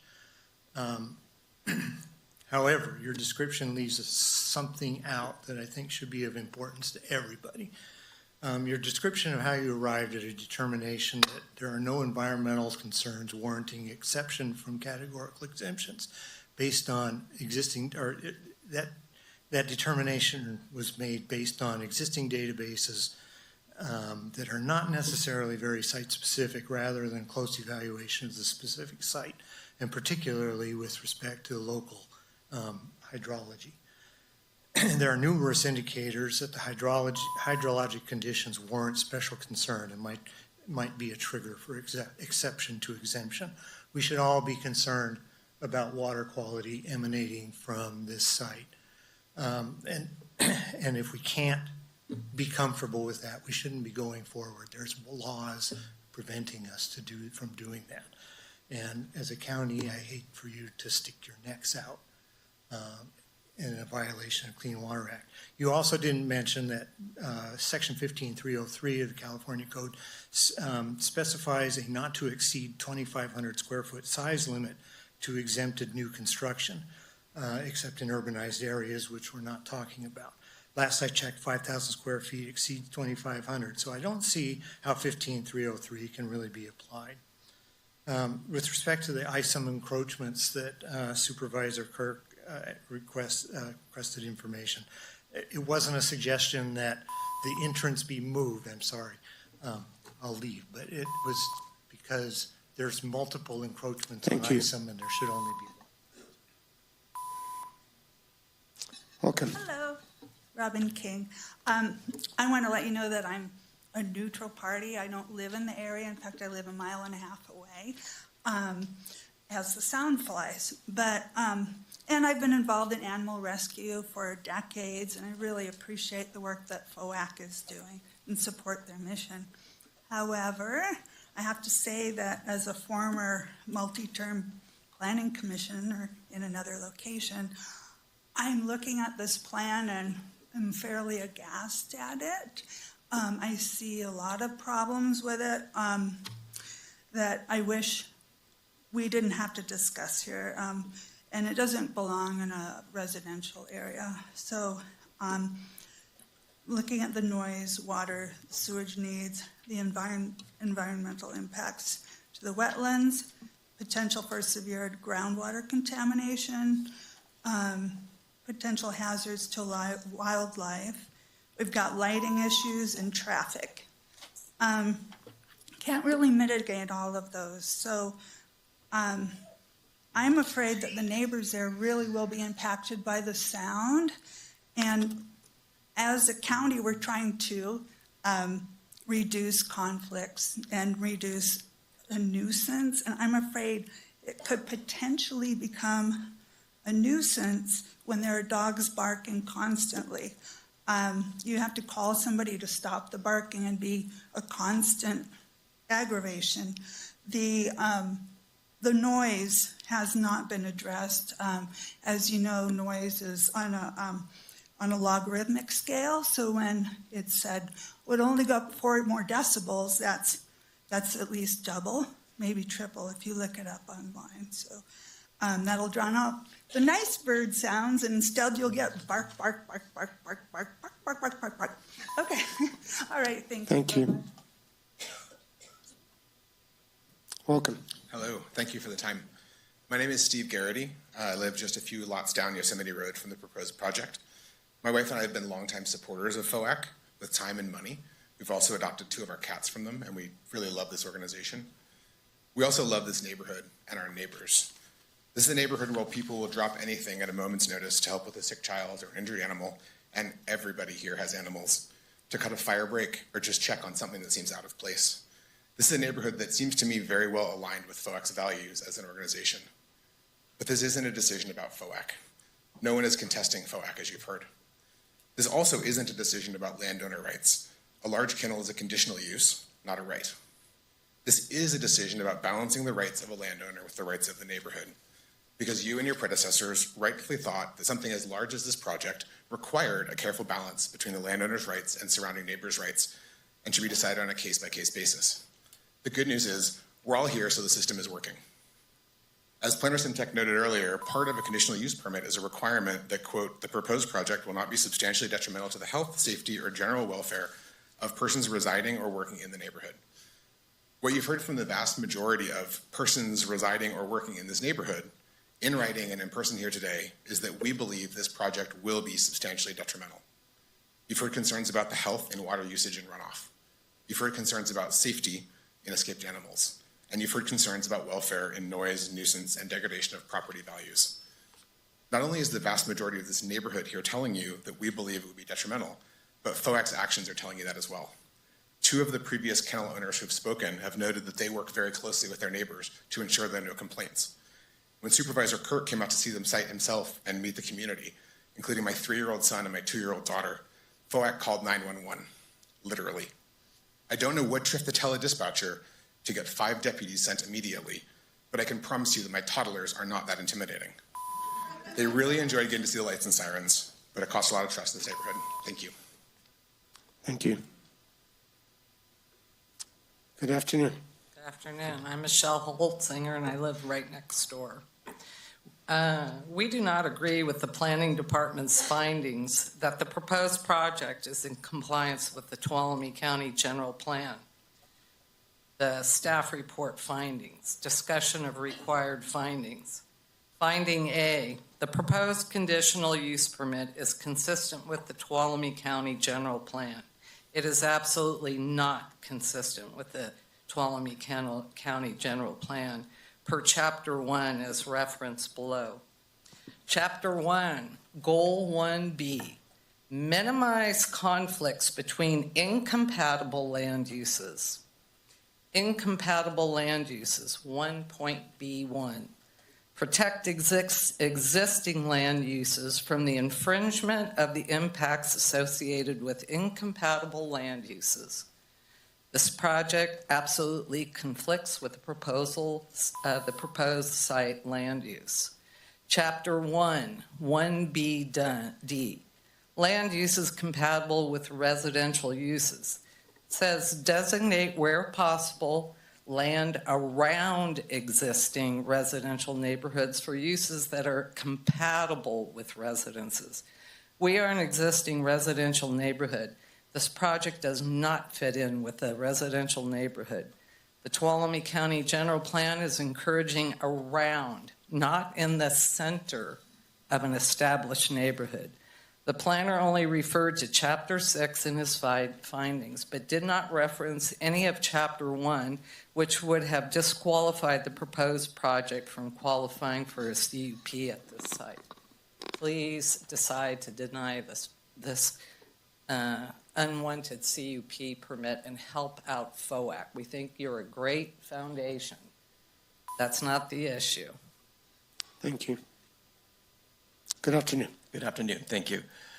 Finding A, Goal 6D, approval of CUP 23-004 would allow FOAC a better to serve animals within the county and would provide jobs and volunteer opportunities for Tuolumne County residents. This statement is false. We refer to FOAC April 2023 letter, Dear Neighbor, FOAC claims promoting the health of abused and abandoned animals. We disagree with this claim after a visit to the Jamestown Humane Society. It's in a commercial setting. It's 5 acres. It has public water and sewer. It is protected on all 4 sides so the animals have no traffic, no pedestrians, no equestrian stimulation. Jamestown Humane Society has 40 kennels for dogs but only has a maximum of 20 dogs, as each dog gets 2 kennels. A dog is put in a clean kennel so the dirty kennel can be cleaned easily. It's kind, considerate procedure for the health and welfare of the animals. Jamestown Humane Society has 10,000 square foot building to house their 20 dogs and cats. This allows space between kennels, which helps promote calmness, comfort, safety, and the healthy environment for the welfare of the dogs. The FOAC proposed kennel building is only 5,000 square feet for twice the capacity, not nearly large enough to help to keep animals comfortable, calm, happy, safe, and quiet. The proposed Yosemite Road site is on the corner lot that has automobile, pedestrians, equestrian traffic that will excite dogs and startle passing equestrians and pedestrians, which will promote barking. Thank you. Good afternoon. Good afternoon. The location of this, the FOAC's new residence is in a fishbowl. There is extreme high visibility. The kennel should be in a secluded setting. The opposition to this project is enormous, yet we do not feel we have been heard at all. This is a discretionary permit. In denying this CUP, you will save our neighborhood from a tremendous burden, and at the same time, you will be doing FOAC a huge favor. FOAC does not understand the development costs of this project on this site. The mere fact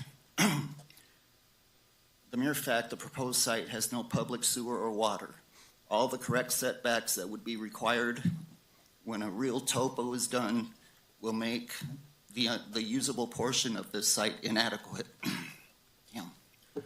Although kennels may be allowed in our area, I believe the intention is for a dog training setting or someone who breeds and trains for hunting dogs, certainly not a kennel of this scale for their purposes. We are disappointed that FOAC is trying to force this unfitting project on our neighborhood. There is no compassion for the existing residents. This is a huge burden to put on us, disrupting our entire lifestyles. Thank you. Thank you. Welcome. Hi, my name is Nolan Brennan. One of my concerns, it was brought up earlier, has to do with Prop 17. And with it being a new prop, this is an example of how Prop 17 can be abused. This is being pushed and shoved through without the due diligence that it's supposed to be, that it deserves. Unless all mitigations can be met and all unanswered questions, which we've heard numerous unanswered questions, can formally be addressed. This needs to be denied. Please do not abuse the Prop 17 and lose the trust of the public. Thank you. Good afternoon. Hello. I'm a stakeholder who lives within 500 feet of the proposal. I'm one of the people that this project will affect very negatively 24 hours a day, 7 days a week. Whereas the FOAC staff gets to go home and rest their head at night, unfortunately, this will not be my reality. The CDD staff stated any change in the noise in our neighborhood could be substantially detrimental to our health, safety, or general welfare. I'm here to tell you this specific project would. How many of you have had to pick up a patient at 3 a.m. and drive them with lights and sirens to the valley because they're suffering a major heart attack? How many of you respond to gun violence calls at 1 a.m.? How many of you deliver premature babies of homeless moms in the middle of the night? How many of you are out fighting fire and making critical decisions to save lives and properties at night? We in this neighborhood do. We're your public safety workers who work tirelessly around the clock. Just between us and the two houses directly next door, we have 2 EMTs, 1 firefighter, 1 law enforcement officer, and 2 nurses, all working shifts, supporting our families, and that's just our little triangle. There are many more. We all very specifically purchased our homes to allow us to sleep during the day so we can safely perform our jobs at night. When we can't sleep, fatigue not only endangers our lives, but the lives of the general public. That's an undeniable fact. In our careers, we do sacred work. We need special support to maintain our mental and physical health, which is why we all purchased where we did. Neighbors have provided a list of mitigating requests that would make an attempt to help if it does get approved. I'm here to tell you this project cannot be mitigated.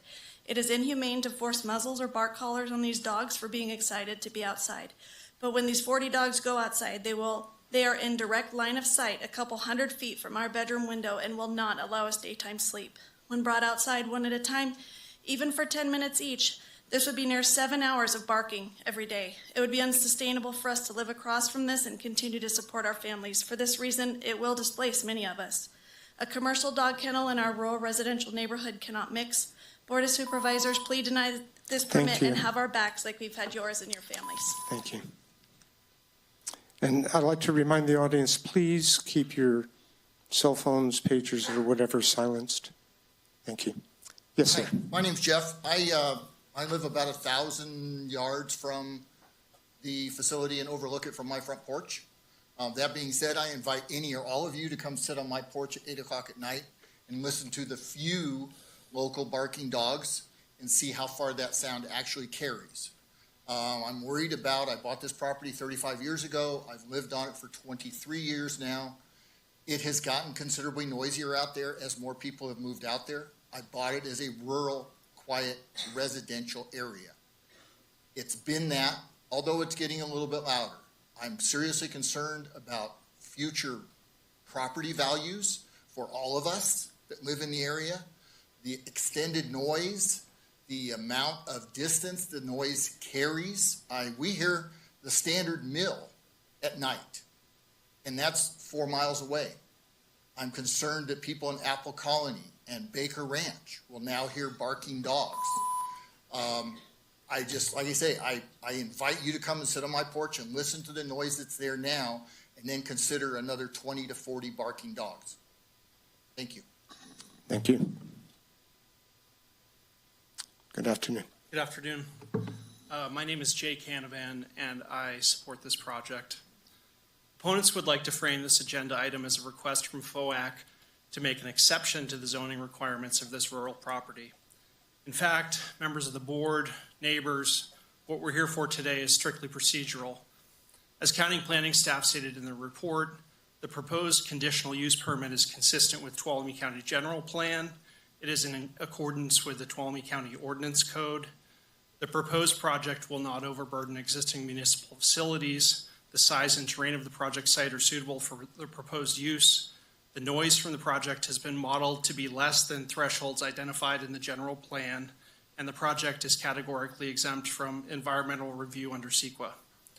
As our supervisors know, and I'm sure many of us were reviewing before this meeting, Tuolumne County Ordinance Code 17.12.1 lists allowable uses along with the level of review required for such uses within any residential RE5 district. Allowable uses for RE5 include animal boarding facilities, animal hospitals, outdoor veterinary clinics, and kennels. In order to mitigate potential adverse effects such a project could potentially cause to surrounding properties, conditional use permits in RE5 allow for animal boarding facilities and kennels only when the applicant complies with the conditions placed upon them by county planning. In this case, there are 68. FOAC is willing to comply with all 68 conditions to make sure the project is built with the utmost consideration to surrounding community, and county planning is here to make sure they do. Thank you. Thank you. Good afternoon, sir. Good afternoon, supervisors. My name's Jim Phelan. I got up here and one thing hasn't been mentioned. This sounds like a wonderful, wonderful plan in the wrong spot. Somebody mentioned the fence. They were going to put a chain link fence in. This probably needs to be someplace where a chain link fence would be more applicable, like a industrial zoned area, okay? Rather than put another kind of fence in that might not be quite so secure. Just a thought. Thank you. Hi, Good afternoon. my name is Patty Irvin, and I'm here to support FOAC's plans. FOAC has been in existence in Tuolumne County for decades, and in their existing location now, they have been nothing but a good neighbor. The problems that people are seeing, I don't really understand when people come up here and talk about these problems when we have a whole array of experts here today that have addressed each of those concerns. And so many people are coming up to this podium and pretending they didn't even hear what those folks were saying. I have a particular interest in the efforts in our county around the issue of homelessness. And I have been in this room when the proposed projects that the county has implemented or thought about implementing have been discussed. And I've seen the long lines of people in opposition come up to this podium for each of those. And this is the same thing. It's just animals instead of people. There's a term called NIMBYism, and for people who don't know what NIMBYism is, it's not in my backyard. And it's people that, because it's in your area, suddenly you have all of these reasons why, even if it's a commendable project, it can't be in your neighborhood because crisis, all of these horrible things are going to happen. And what has happened today is you have heard a lot of experts, people that know about water and sound and zoning and all of these things, have addressed those concerns. And fear, it just drives so much of this. And I just really urge the board not to make decisions based on fear. Thank you. Thank you. Welcome. Hi, I'm one of those people she was just talking about. And I just want to say, you guys listen to us as the community and what we have to say. I was born and raised, I'm a sixth generation in this community. My husband and I worked hard to buy the property that we live at, and we are proud of where we live. We want to raise our children the way we were raised, and our property, the decisions about property around us is being given to you guys, and we feel like us as a community are not being heard. And it's your guys' job to listen to your community and your tax-paying people and the people that keep this community a small town. We are a small town. We're proud of our small town. That's why people move here from the Bay Area. We have a great town, and I'm proud of it. One question I have, actually first, I want to say also the local residents, we live in this area because of how quiet it is. We like our rural area, and like someone mentioned earlier, you stand outside and all you hear is birds. You hear a couple dogs barking. You hear your horses neighing. You hear cows. You hear turkeys. It's amazing. And we don't want that to be taken away from us. And a question I had was, they said this study based on dogs. Is the study based in a city with a lot of noise, or is the study based in a rural area? Because we need to know what's going to sound like in our rural area. Thank you. Thank you. Good afternoon. I'm Ann McWhinney. I live 6/10 of a mile via road, so less than that, crow flies, from the proposed location. Been there for 50 years. I've got a couple major concerns. One is the water. When it's really wet, Woodham Carn can flood. It floods over the culverts, and it also goes over from the field that is on the other side of the kennels, and it flows through there. And this is when it's wet. I mean, right now it's dry. You don't have anything flowing. But how are you going to contain those contaminants? We are all on fractured water aquifers. And you get, I don't care how often you test, you get some of that contaminant in our water. It's contaminated.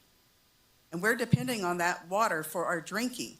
The other thing is everybody is mentioning about sound, and you're going to keep the doors and the windows closed and contain the sound. We have very erratic electricity. We've been out as much as 5 days. It could be 2 hours. It could be 3 days or whatever.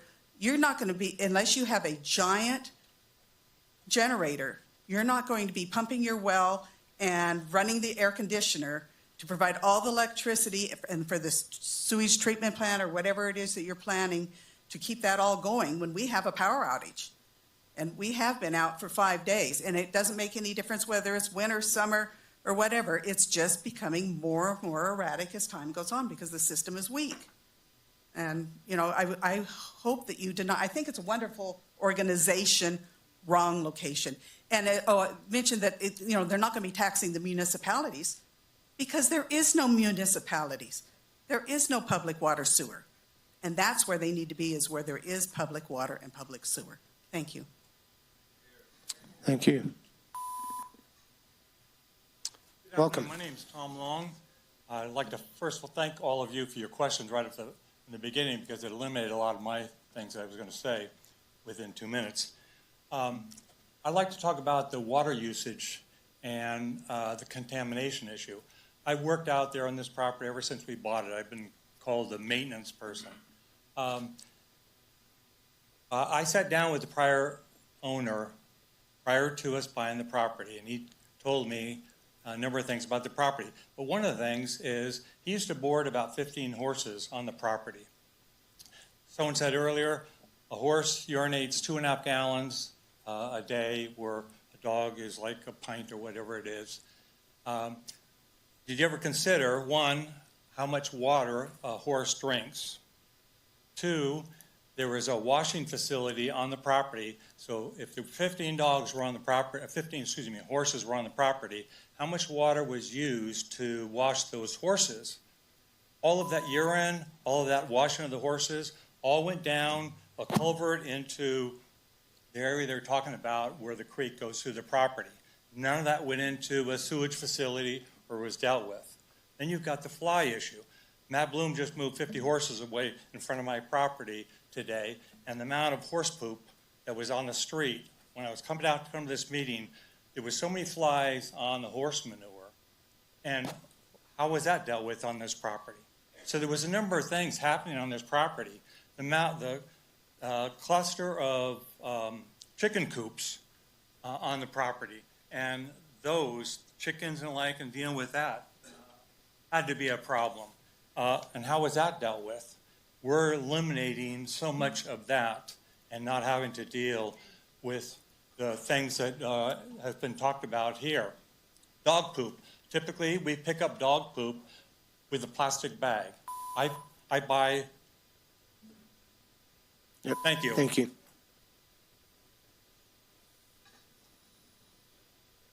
Good afternoon. Good afternoon. You guys look like you're having a great time up there. I want to thank you for taking the time to listen to all of our concerns in the neighborhood. We obviously feel very strongly about no change. I just want to say, as I listen to the presentation, I'm concerned about the many unanswered questions, like the noise insulation, the water use, and the containment, and the sewer. There are many unknowns. They're unknown until the proposed site is completed and implemented. We don't have answers until it's done. For that reason, I beg of you to deny this project until we absolutely know this will not impact the neighborhood or FOAC for that matter. I am one of the neighbors that have lived there for over 20 years. I am one of the neighbors with horse poop. I'm an equestrian. I show horses. I'm very passionate about it. I don't want my neighborhood to change because I go down the road several times a week and ride my horse. I want it to be safe. I do dispose of my manure every day. And I'm just really concerned about the change in the neighborhood. I just hope you guys will do your due diligence and follow through with your job. Okay, thank you. Thank you. Is there anybody else that wishes to speak? Yes, sir.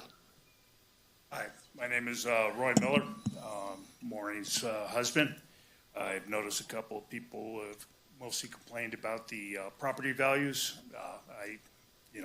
Going out to that property at first, that building will replace a horrendous looking barn that is ugly as sin with a nice new building. Property values, if you want your property values to decrease, get a hoarder move in across the street. It's perfectly legal under the general plan. I have one across the street from my house, so my real estate values have plummeted. But the waste, dog waste, it can be engineered. They have scientists for that and engineers.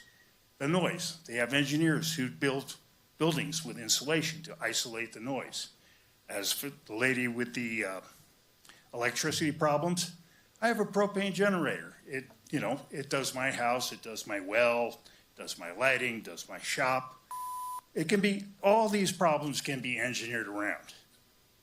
I wish you to keep an open mind, go by what it says in the code and what is permitted, a boarding facility for animals, and allow it. Thank you. Thank you. Yes, sir. Hello, esteemed supervisors, chairman. I'm Fred Matthews. I'm a 35-year county resident. I live in District 1. You know, as I listen to the conversation here today, I have to say that I empathize with the neighbors because I hear a lot of fear. And all of us are subject to fear, especially when there's an unknown involved.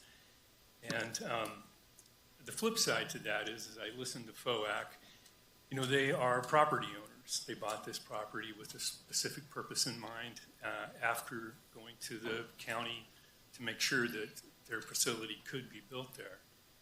And, you know, they've done all that they can to mitigate every question that has been put before them. So, and like Mr. Canavan said, really this is kind of just a procedural thing in that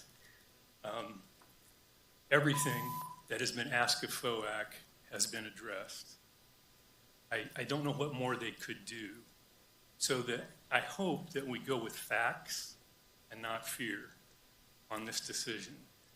Not that I'm diminishing fear. I do believe that all of us deal with that. But, you know, FOAC is not sitting on a pile of money. And I don't see this project happening in the next 3 months. You know, this is going to take a while. FOAC makes everything they do with fundraising and contributions and grants. So I believe there's going to be time for the community to get used to the fact that this facility will fit there. Anyway, again, I'm just saying I hope that you as supervisors can go with the facts that have been presented and not with fear. Thank you.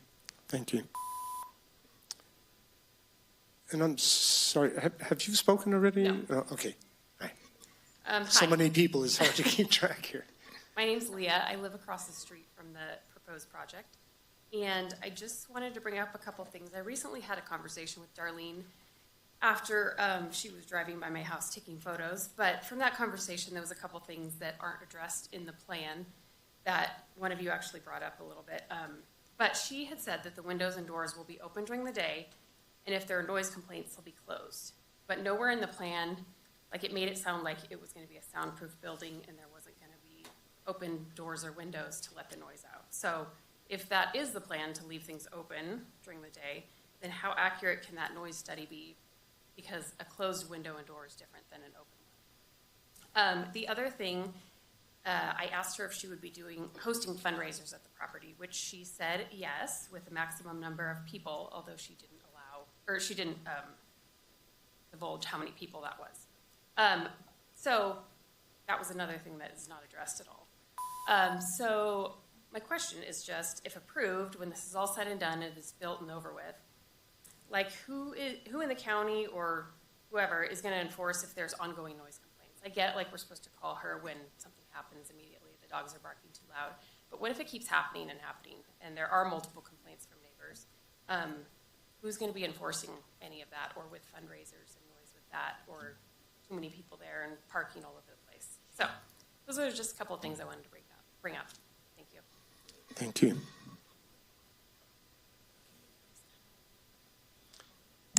Yes, go ahead, sir. Thank you. Hi, my name is Chip Waters. I live in the area.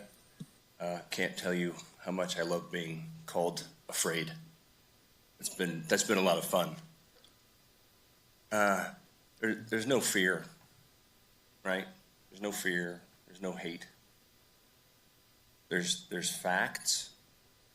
There's fairness is what we're looking for. We're not afraid of noise. We're not fearful of dogs. We're asking for what's fair. These zoning rules are a lot like a promise that the county has made, the county that you all are representing. When I moved in there, those zoning rules were in place. To suddenly add something in that's never been in there, it was certainly never something that was spoken of when we were looking at buying the property. A little bit out of left field. I actually wasn't going to speak, but being referred to as fearful, not looking for fairness was a little too much. And to be referred to as a NIMBY by someone whose backyard it will not be in was a little too much. I'm asking for the same thing as the gentleman a couple before. Facts, fairness, zoning, black and white. It's all written down. Now it's just up to the judges to make their decision. Thank you all for being here. Thank you. Before you start, how many more people are intending to speak? We're trying to get an idea here. Okay, I've got.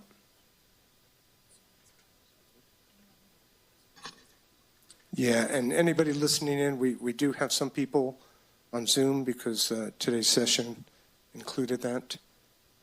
And so I'm going to look there as soon as we're done with everybody in the room here.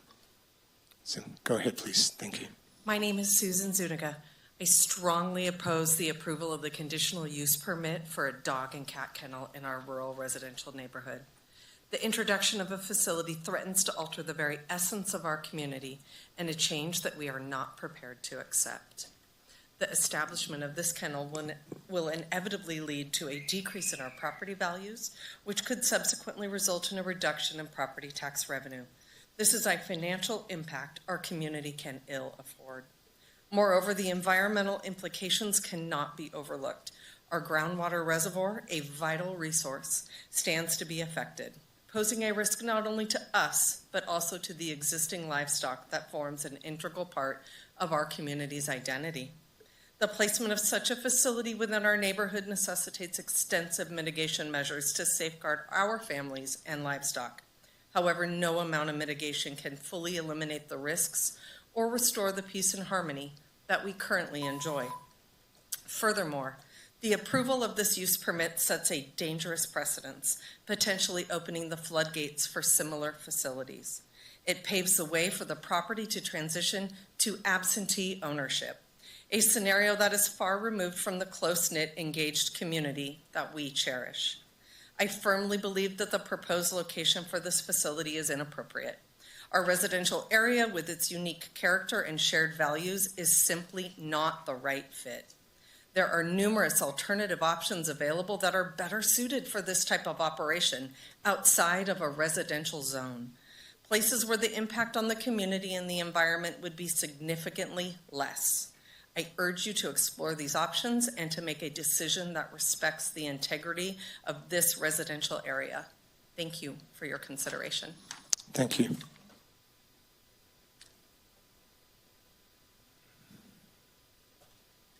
Good afternoon, sir. Good afternoon, sir. There's been much talk and testimony of the history of FOAC and the good they do for animals. The history of this organization and the programs they are involved with are of no consequence as it relates to this residential land use. This work can certainly be continued at an appropriate commercial location. I live in an adjacent property with direct line of sight approximately 500 feet from the proposed location. I'm a veteran of the United States Marine Corps with multiple combat deployments, and I continue to work in public safety. These experiences have left me with a need for a space which provides me the ability to be away from the constant noise found within cities and commercial areas. After 5 years of saving money and searching for the right place, my family and I located and purchased our dream home. I work at night, requiring me to sleep during the day. For this reason, I located my family in a place that allows me to do so without making any special requests of any of my neighbors. With a kennel of this size allowing so many dogs to be outside during normal operating hours, it will most certainly create outdoor noise prohibiting my ability to rest for my next workday. I would ask the board to take notice that while a kennel may be permitted in RE5, FOAC is not attempting to put a kennel onto someone's residential estate. This permit is a request to move a business into a residential neighborhood. FOAC clearly has many supporters with the ability to rally tens of thousands with only a few keystrokes regarding animal welfare, with what I now know to be only a handful of these supporters indicating any willingness to live next to a similar facility. Even those who maybe live on the property are employees of FOAC or renters and hold additional legal rights concerning their treatment by FOAC. The homes of FOAC board are not affected by this property as they are located residential property away from their own homes to plant a business. The mere suggestion of building next to their homes has been met with scoffs. I ask you to consider these points as well as those raised by those affected property owners as they were to impact the area where you live. Please recognize the damage that will be done to the individuals who worked, saved, and purchased property in the area where we held a reasonable expectation of continued low-density, country estate-style living, so vital to my continued well-being. Please deny this conditional use permit. Thank you. Thank you. Welcome. Hi, my name's Terry Dieter. I'm a registered nurse, have been since 1975.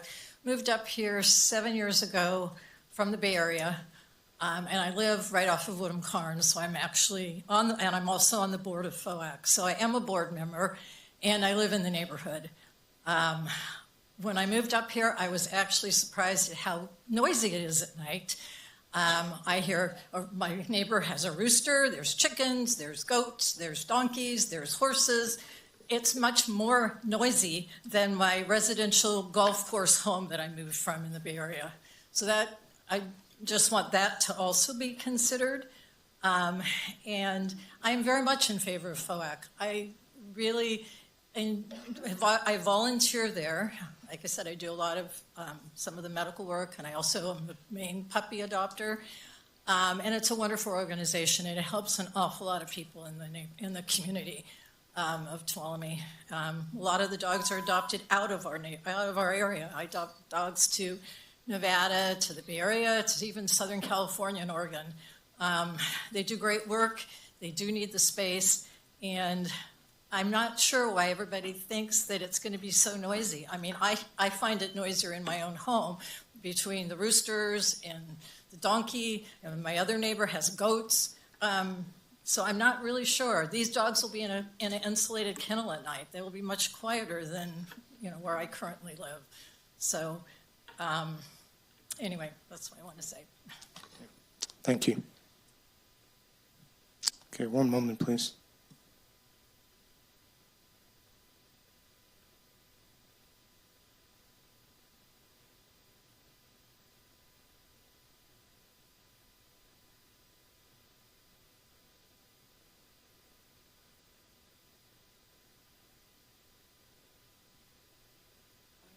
Okay, we're going to take a 10-minute break, and then we'll resume back with, I'm going to close public opinion at this time.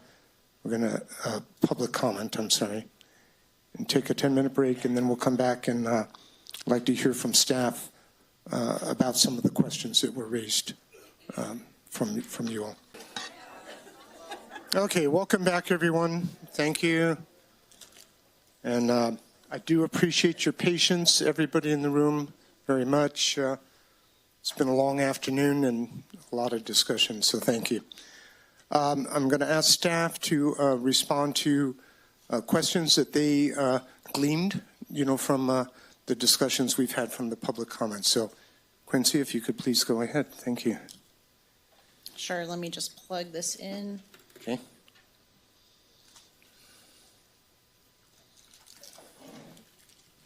Okay, so thank you, everyone.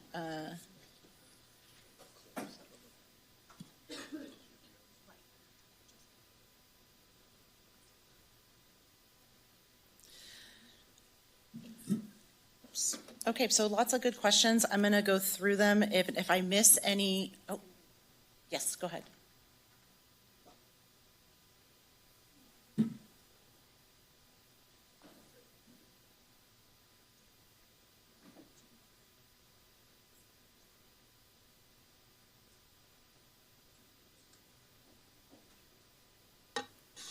Okay, just a little procedural thing here, sorry. We're going to reopen the public hearing to allow staff to explain, what the answers that they got, and give the board an opportunity to pose questions to staff. So thank you. Okay, thank you. So, okay, great. So I wanted to go over a couple things. There was some good questions regarding the general plan and the language in the general plan regarding land use compatibility, also some questions about zoning. And so I heard it said a few ways, but I just want to make sure it's really clear that a kennel in the RE5 district is not a permitted land use. It's a conditional land use that can only be approved if the board can make certain findings. When we're looking at land use compatibility and it's coupled with a conditional use permit, the staff and our stakeholders, the public and our other agencies work together to derive a list of conditions of approval that drive that project towards compatibility. So I want to be really clear, it's not a permitted use, but we do feel we can make that the finding of compatibility based on the conditions of approval that we've talked about today. There was a question about noise standards and someone not having heard that about noise standards. The noise standards are located in our general plan. We don't have a noise ordinance, but those were the standards that the noise study was compared to. And the way the noise study worked, there was a question about an urban versus rural. They used noise levels that were derived from the kennel in the location that they measured, but then they add those on top of our existing ambient noise levels. So when they're looking at noise, they look at it from a standpoint of what are the ambient noise levels in our area.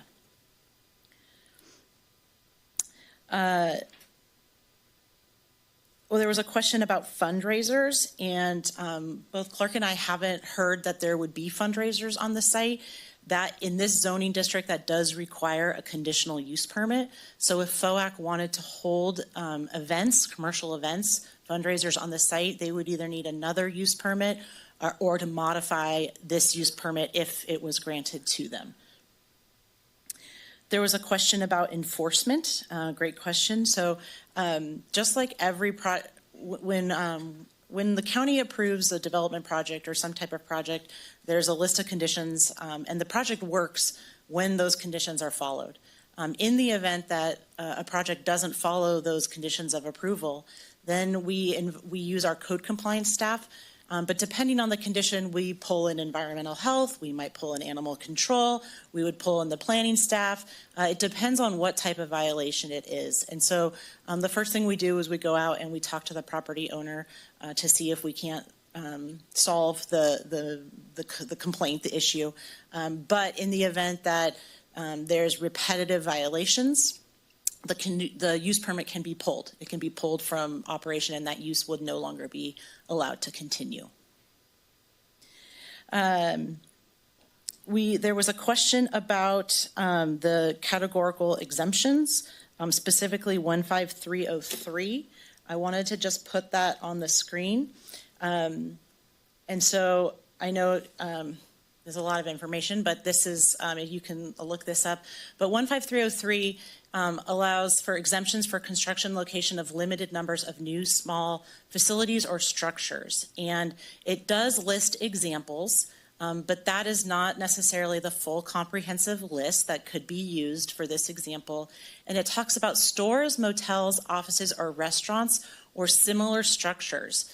And it staff's analysis that this type of facility with the operational plan that it has is not similar to those examples that are listed there. But we are using the overall arching umbrella of 15303. We did go back, there were some questions about the exceptions to the exemptions, as well as, obviously there was a lot of good information provided about the hydrological conditions in that area. That whole area sort of just past Buckhorn Mountain Road, as you're traveling, you kind of come up and over a ridge and you drop down, and that all starts to drain to the south. And so the whole area really is a basin that all of those land uses in that area are draining down through their below properties, through this site, through the properties below them. All of those areas have the potential to have existing agricultural uses. So when we're also looking at, especially the environmental analysis, we're looking at what is the baseline potential versus the project potential. And so with general farming and ranching being existing and allowed land uses in the area, that can generate some waste that could be at levels that could be similar to a project like this. So we're not comparing the project to zero. We're comparing it to what is the baseline or what could be permitted on the property. There is going to be a drainage study that's required. The project can't create more runoff than already comes from the site. We'll be working closely with the Environmental Health Division to make sure that there's adequate setbacks for the improved and expanded treatment system. Ms. Larson is very knowledgeable of this, has done a lot of research, and we know that we need to have a treatment system that specifically deals with dog waste, and not just like general farming and ranching, but general farming and ranching can, as it exists right now, can be detrimental to water quality and waterways. And so again, we're not starting from a point of zero when we're looking at the project impacts. We're looking at a point of what are the baseline conditions. I think that was, this is a map of the topography in the area. This is the project site right here. We know that, that drainages are coming down this way, drainages are coming here. This is the property to the south that has a pond on it. We use these maps when we're looking at those exceptions to the exemptions about what are the mapped resources on a piece of property. The other map that we use is a National Wetlands Indicator map. Again, the exception references, resources that are mapped.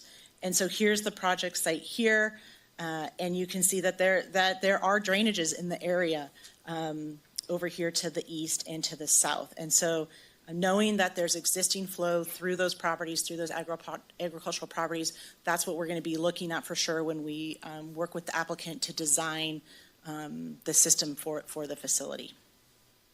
I think that's all I have at this point, but I'm happy to, I guess I would just also add, when we're looking at those exceptions, it's specifically asking for unusual circumstances. Are there any unusual circumstances?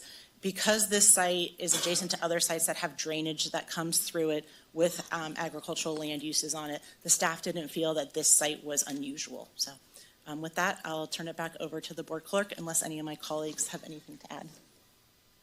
Thank you. Okay, thank you.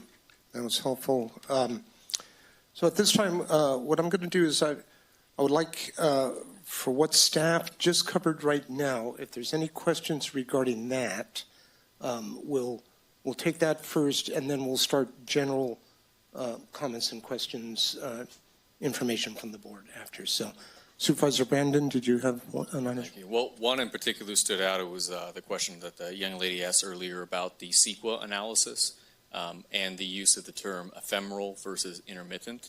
And I was hoping you might be able to explain that. Sure, thanks. So an intermittent drainage versus an ephemeral drainage has to do with how long water runs on the property. And because this is generally more seasonal in nature, our staff is describing it as ephemeral. We use the word intermittent drainage, ephemeral drainage, somewhat interchangeably, and we apologize for the confusion that made. But if it's when we look at the mapped topo maps, and if it's not showing as a blue line or an intermittent blue line stream on those topo maps. It does not mean, though, just want to be clear, that there's not flow, that there's not water flow that comes through that site. Great. Thanks. Thank you. Supervisor Campbell, did you have any? Okay. So I don't have any questions as far as that review is concerned, and the follow-up was good. So I'll look to Supervisor Kirk to lead off discussions here. Fun. You guys ready? Let's just go home. Okay, pardon me. I'm going to close public hearing, and then we'll come to the board. Thank you. So where do I start off? I'll just say a few things first, and then I'll get into my comments regarding this proposal. So the first one is, Quincy, moving forward, I would like, if the board's okay with it, I'd like to have in CDD a very simple, keep it simple, stupid flow chart for conditional use permits. And if you can think of any other application that this may apply, I think I want people to know that when they come in for a conditional use permit, it's what I took away from a lot of this conversation is there was maybe some confusion as far as property rights and a permit system which you have to apply for, and which there could be conditions, but ultimately it could result with you saying yes or no. depending on that level, it could result with the planning commission saying yes or no, and it could end up being a board discussion, yes or no. So I just want to make sure moving forward, if we could come up with something so when somebody comes in, we hand it to them, say, just so you know, this is a process, and make it very clear. I think I would appreciate that. Okay, so are there kids still in the room? Looks like there are. All right, so I'm going to use the word crap then, because this to me is a perfect crap sandwich. And speaking of kids, there's a gentleman, I don't know if he's still here, who talked about using kids and saying things in fear tactics. I just want to say I disagree with that. My daughter just turned 14. She started Columbia College last week. She's got straight A's in math. So I would say that my daughter's smarter than me. So I just want to say that. So thank you, kids, for coming up here and giving your opinion. It's very brave, and it's a good step in life. So good job. Okay, so crap sandwich. Why is it a crap sandwich? We have property owners with rights who are good people, who are in the community, who, you get what I'm saying. We have FOAC, who is donating their time, their energy, their resources, volunteering to do good things. And so this is a crap sandwich, because whatever we decide up here today is going to be, it's going to upset half the room, and it's going to please half the room. So I'm telling you honestly, if I'm being honest, I feel surprisingly a lot of pressure. I have people who are huge supporters of FOAC, who also donated to my campaign, who also are friends of mine, who have given me their opinions, and I love opinions. I also have people who live out there, who I coach soccer, who I don't maybe work in law enforcement with, but I can relate to that, people that I know. And so just so you guys know where we're sitting, where I'm sitting, it's not a fun decision to make. But you elected me to do this position, and this is one of those days that I'm not going to make everybody happy. But if I can at least be articulate enough to state my case and be reasonable, I would hope that however this goes, well, how I'm going to swim myself, whether you agree or disagree, I just hope that you can at least understand my perspective and where I'm coming from. So that's what I will ask of you. The other thing I wrote down here was FOAC couldn't have done any better picking Plum Construction. I've seen their work. We know they're reputable. We know that they do great work. So whether or not they get the job or not, I think you guys did a great job selecting them, and I just want to put that out there. Okay. Can you bring up the slideshow, Quincy? Yes. To that findings for E slide. And while you're doing that, I'll just keep going on, Quincy. Okay. When I first heard about this, the first thing I wanted to know is where is this usually, where could this take place without requiring a use permit? And as it's been highlighted today, it's in M2, which is a heavy industrial area, okay? So there's only one place that you can do this that is not requiring a use permit, which is heavy industrial. So that to me was a red warning, because very few things require that. The other thing that caught my attention is obviously it being a dog run kennel. It's a 24/7 hour operation. Very few commercial or industrial operations are 24 operation, which is why I believe it was placed into a 24/7, or which is why I believe it was placed into a heavy industrial use. So for me, that was another red light. But I was still hopeful. I was still hopeful going into this that maybe it could work. When I drove out there, one thing that I wanted to see was, it's one thing to read it on paper, it's another to actually be there. I own over 6 acres, and I know that on my piece of property, you could put this somewhere and you wouldn't see it and you probably wouldn't hear it.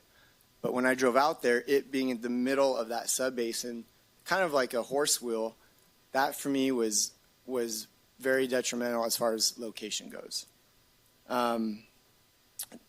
So it still wasn't out of my mind. It still was, maybe we can make this work. But for me, what I really looked at with this specific proposal was, if you're going to take an industrial use and you're going to place it in a residential area, and you're going to ask me to potentially maybe alter some people's way of life, which is as proposed here in number E, then for me, honestly, I need to make sure that the community that's going to be impacted directly around it is on board. And I'm not expecting 100%. I'm not expecting 70%. If you get down to 60 or 50, that would be great. For me, what I saw was that there's 24 letters and there's only one letter of support. So what that tells me is, because I've done conditional use permits, I don't know if there was a breakdown of communication. I don't know if it wasn't properly advertised. Based on the conversation I read about at the Planning Commission and kind of what I saw today, there wasn't a good exchange of communication. And what I see is a strong community who lives out there, and potentially FOAC coming in and maybe not doing a good job of communicating or trying to work within that pocket of community. So I think that's where, for me, I'm seeing the biggest failure as far as if this is going to be brought to me as a board member and you're going to want me to put an industrial use, a 24/7 hour operation in a community, then you have to have community buy-in. And the conversation I had today did not prove that. So with that being said, I cannot support this moving forward. If I wanted to be popular, there's probably way more people who want FOAC out there to get the support. But I just hope I've clearly articulated why I feel the way I feel.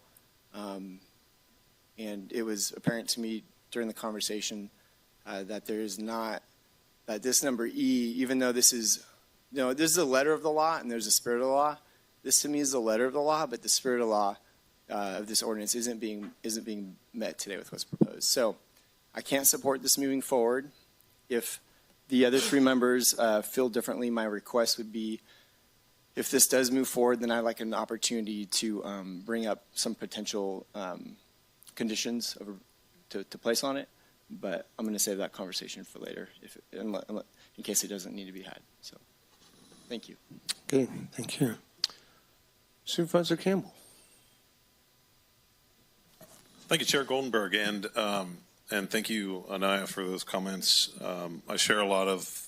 I kind of went through a similar process in thinking about this, but have some different conclusions about what can be done with the site.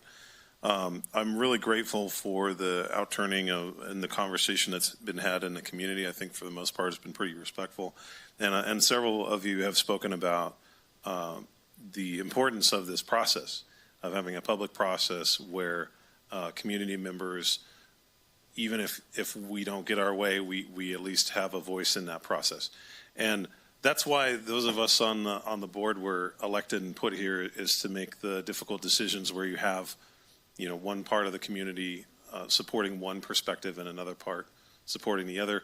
That's really, it's not the place any of us likes to be, but I think all of us take that responsibility on willingly and with a great deal of respect and consideration and gratitude to the community to trust us to make those tough calls. So this is one of those tough calls. It's pretty rare. I think it's already been stated that we have this many people turn out into the boardroom. And there's really few things that people get more passionate about than animals and their peaceful enjoyment of their properties. I'm the same way. So the thing that I keep going back to, and I kind of looked at some of the issues that you were looking at, Supervisor Kirk, like why do we restrict these to certain types of zoning where it is not conditional?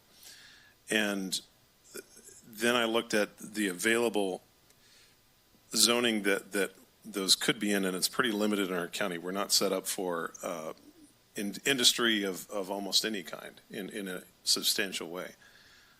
So you're limiting the options for a group like FOIAC to find locations that are suitable for their purposes. So already right off the bat, I think that the way the general plan has been structured, not intentionally for any one group or another, but it disadvantages groups that want to engage in these kind of nonprofit activities. And so that comes back to our role on the board is fairly limited in in this. You know, this is not, we've had other discussions here where it's been county-operated projects. It's been with grant funds or county funds, and we have a lot of say over what happens. Here, our role is very limited to determining whether or not this is compatible with a conditional land use permit. I think that there are a couple of key areas that I have issues and concerns with. We've heard a lot of discussion. Pretty much everybody has said they're an adjacent neighbor to this property. But when I look at the map, I see about 7 or 8 properties that are directly adjacent, where there are homes and where there are people that could potentially be impacted by the noise, which I think I've been pretty clear that that's my biggest concern with this. Identifying with how I would feel, and I actually have lived in places where I've had barking dogs that bark all night long, and it's not a fun situation. So I completely empathize, and I look at, and it makes me look at, okay, what are ways that we can mitigate that? I would find that this is compatible with a conditional land use permit with respect to the landing and zoning, with zoning in the general plan, based on the existing conditions of approval, but with additional conditions. I don't think the conditions of approval that we have listed that went to the Planning Commission go far enough to address some of these concerns, the legitimate concerns that the community has. So we had a discussion. I heard that that a maximum of 6 dogs are allowed outside in dog runs at any one time. I think that needs to be included in the conditional permit.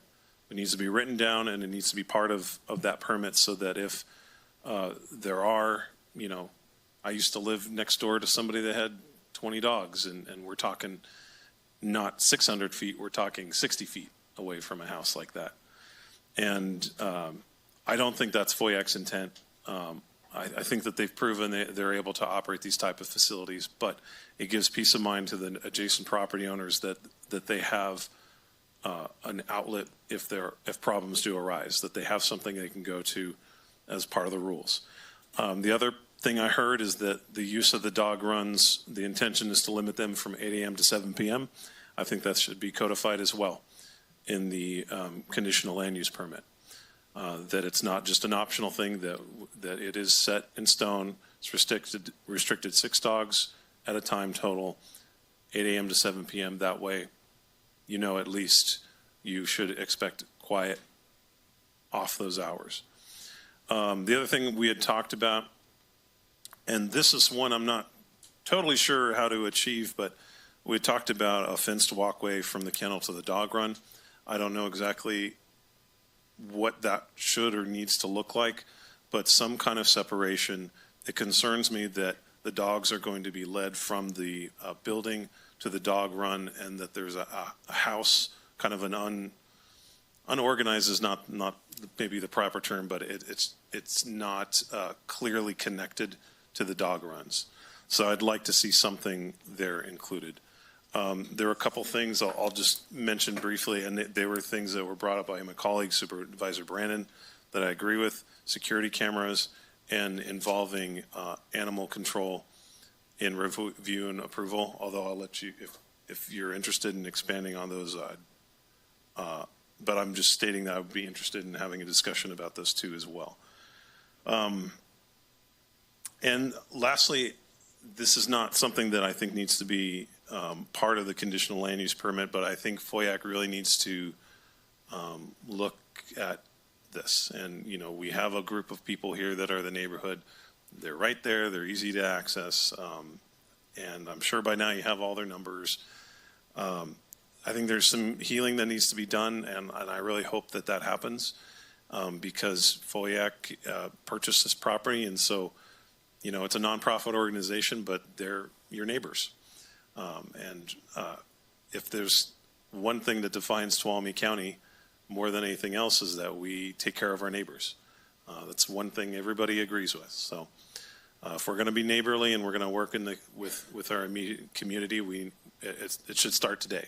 It should start yesterday, but you know, if this ends up being approved, there's going to be some healing that needs to happen. Those are my comments, Chair. Thank you very much. Supervisor Brandon. Great, thank you. It's not a platitude. We really do appreciate everybody that comes and be able to speak and respectfully talk about these issues. We get a lot of important issues that we work on. You've seen our packets, and a lot of people don't attend. And it's nice when people engage in this discussion. We had a 148-page item on this. So I want you to know if you sent in, you did phone calls, you did emails, probably didn't get a response from everybody with it, but we do read through those. A lot of them are in the packet. And that's considered with all of this too. So I appreciate that, and I think the time here mentioned how long it might take if everybody spoke, but if you wanted to stay here till 7, it's our job is to stay here till 7. I'm happy we were able to hear as many people as we were able to with that. So overall, kind of looking at this, the first kind of step, and I recognize too, my philosophy on projects always tends to be to try to get to yes.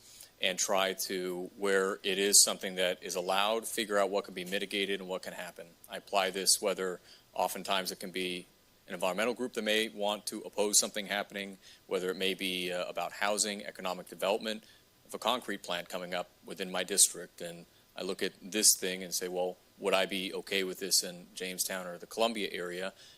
I would apply the same philosophy. I really try to be consistent with that. The review that's come back here with this conditional use that has been in the zoning code is ruling that with these mitigations, it can be, I think, reasonable to basically have it within the area. I agree. I think there are some things that we can add to it that will be able to mitigate some of these issues. I, too, kind of think in my head, and one of the things I had pulled up as well was the RE5 zoning, was to think, okay, so in the character of it, and Quincy had a much more better technical way of thinking of the CEQA and the baseline and all of that. I just think, okay, what's already there, what can be there, and how does this kind of compare to it? So, So looking at that within the area, again, talking about some of the concerns related to what is a kind of a rural agricultural residential area. Waste, water, drainage, a lot of these things, I do think they're very valid. But you can have, for example, stables in the area. A lot of people have horses. You can have a lot of animals out there to be able to raise within the ordinance code. You can have an animal hospital. You can have up to a 4,000 square foot metal garage within the area, permissive. You can have cattle, and this was a peacock farm before. So I kind of look at all of that and say that within that area, there is a lot of flexibility. Fairness was brought up. That's important to me too. It's to the property owners, but it's not just from things, but for things. So as a property owner, there is also the right with the zoning being conditional to petition, to have this process as was laid out, and come here and be able to see, what can be done. And that's the same type of process. I think some of them about trips per day and traffic and that, I do hear these with projects. Looking at the numbers, I don't think that is going to be a huge concern. And I do think the ones that have been brought up, and there were some really valid concerns, I think they're things that can be addressed. So I agree with Supervisor Campbell's conditions that were mentioned there. I had 3 specific ones that I wanted to add into addition. The first was that I think with these facilities, there is a component of hygiene and communicable disease that I do not know enough to basically tell you exactly what you need to do. I fumbled my way through some questions which very clearly showed that. We need to have somebody that does. So I would recommend on condition of approval 42, this is the animal waste management plan, that would be subject to review and approval from animal controls chief as well, to make sure that the hygiene practices, and this is getting down to what type of metal you use or type of floor coating, I want that to be a safe facility. And our building and planning codes are not necessarily going to be up to snuff on exactly what it's like to operate this type. It's really going to need somebody to see the site and what the needs are. The second was to add a security camera system to it. This was identified in your letter, mentioned agreeing to having that. I think that's just a good idea and will address a lot of the concerns about dumping that can happen anyways. My knowledge, it hasn't happened a lot at the existing facilities, but that adds a level of enforcement. And that is a crime. That's a serious thing for somebody to do that. And then the last one was, I think we have an out-of-date ordinance code related to our dark sky standards. Dark sky is a notably good thing, but it talks about halogen versus sodium. That's a 10, 20 year ago type thing. LEDs are more efficient, but more importantly, they don't look like an industrial area. So I wanted to recommend that instead of a sodium light, which are kind of the orange looking ones, we'd be seeing a dark sky standard LED light of kind of the natural, wavelength there. I wanted to echo too and close with that. I agree with Supervisor Kirk as well. I think one of the most important things you can have when these projects come forward is community support. It is not exclusively the determining factor when I make a decision of how many people are in the room or how popular something is. I will say this wasn't handled well. I'm looking at the end that there was a lot of opportunity probably to try and work with the community. And I heard a comment here today that was indicative of something that, again, needs to have some introspection, I think, from FOAC. As Supervisor Campbell mentioned, you're neighbors now. You need to work on building that relationship, and that can't be met. I've always said I get why somebody would oppose something that's right next to them because they have to deal with it. I could tell you that I'd be fine with something next to my property and believe it, and you might not believe it, and that's that. But I get it. I get it. It's rational. It's a thing that shouldn't be looked down upon. It's a valid thing, and they need to be at the table. And I hope as this goes on an ongoing process, and Supervisor Kirk, I look forward to hearing your potential additions of any conditions that you might think would be beneficial, that you would also have my support if this moves forward to be looking at this on an ongoing basis and hopefully include folks that don't agree but are willing to sit at the table and make this the best that it can be. And I think over time this could be something that actually is very value added to the community there. But that is going to happen if you're able to build those relationships. So.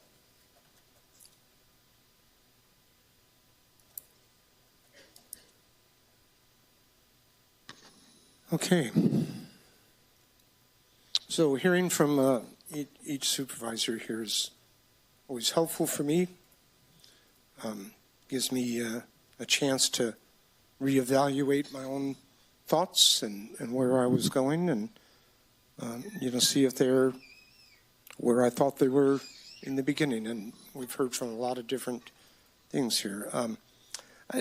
I'll make one comment to Supervisor Kirk's comment about the M2. Yeah, I get it. It's the only, apparently, and I haven't actually seen it, but apparently it's the only one that it's a allowed use, to have the kennel in that zoning.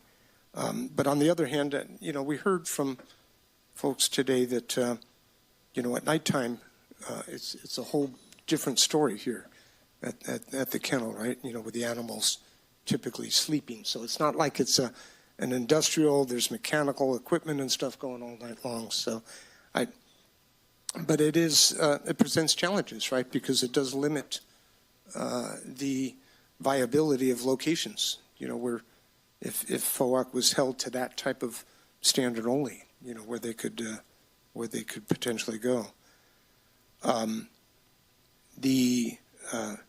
Definitely there was some issues with communications, but I'm a firm believer of lessons learned, and when things don't go so well, how can we reset and make it so that doesn't happen again.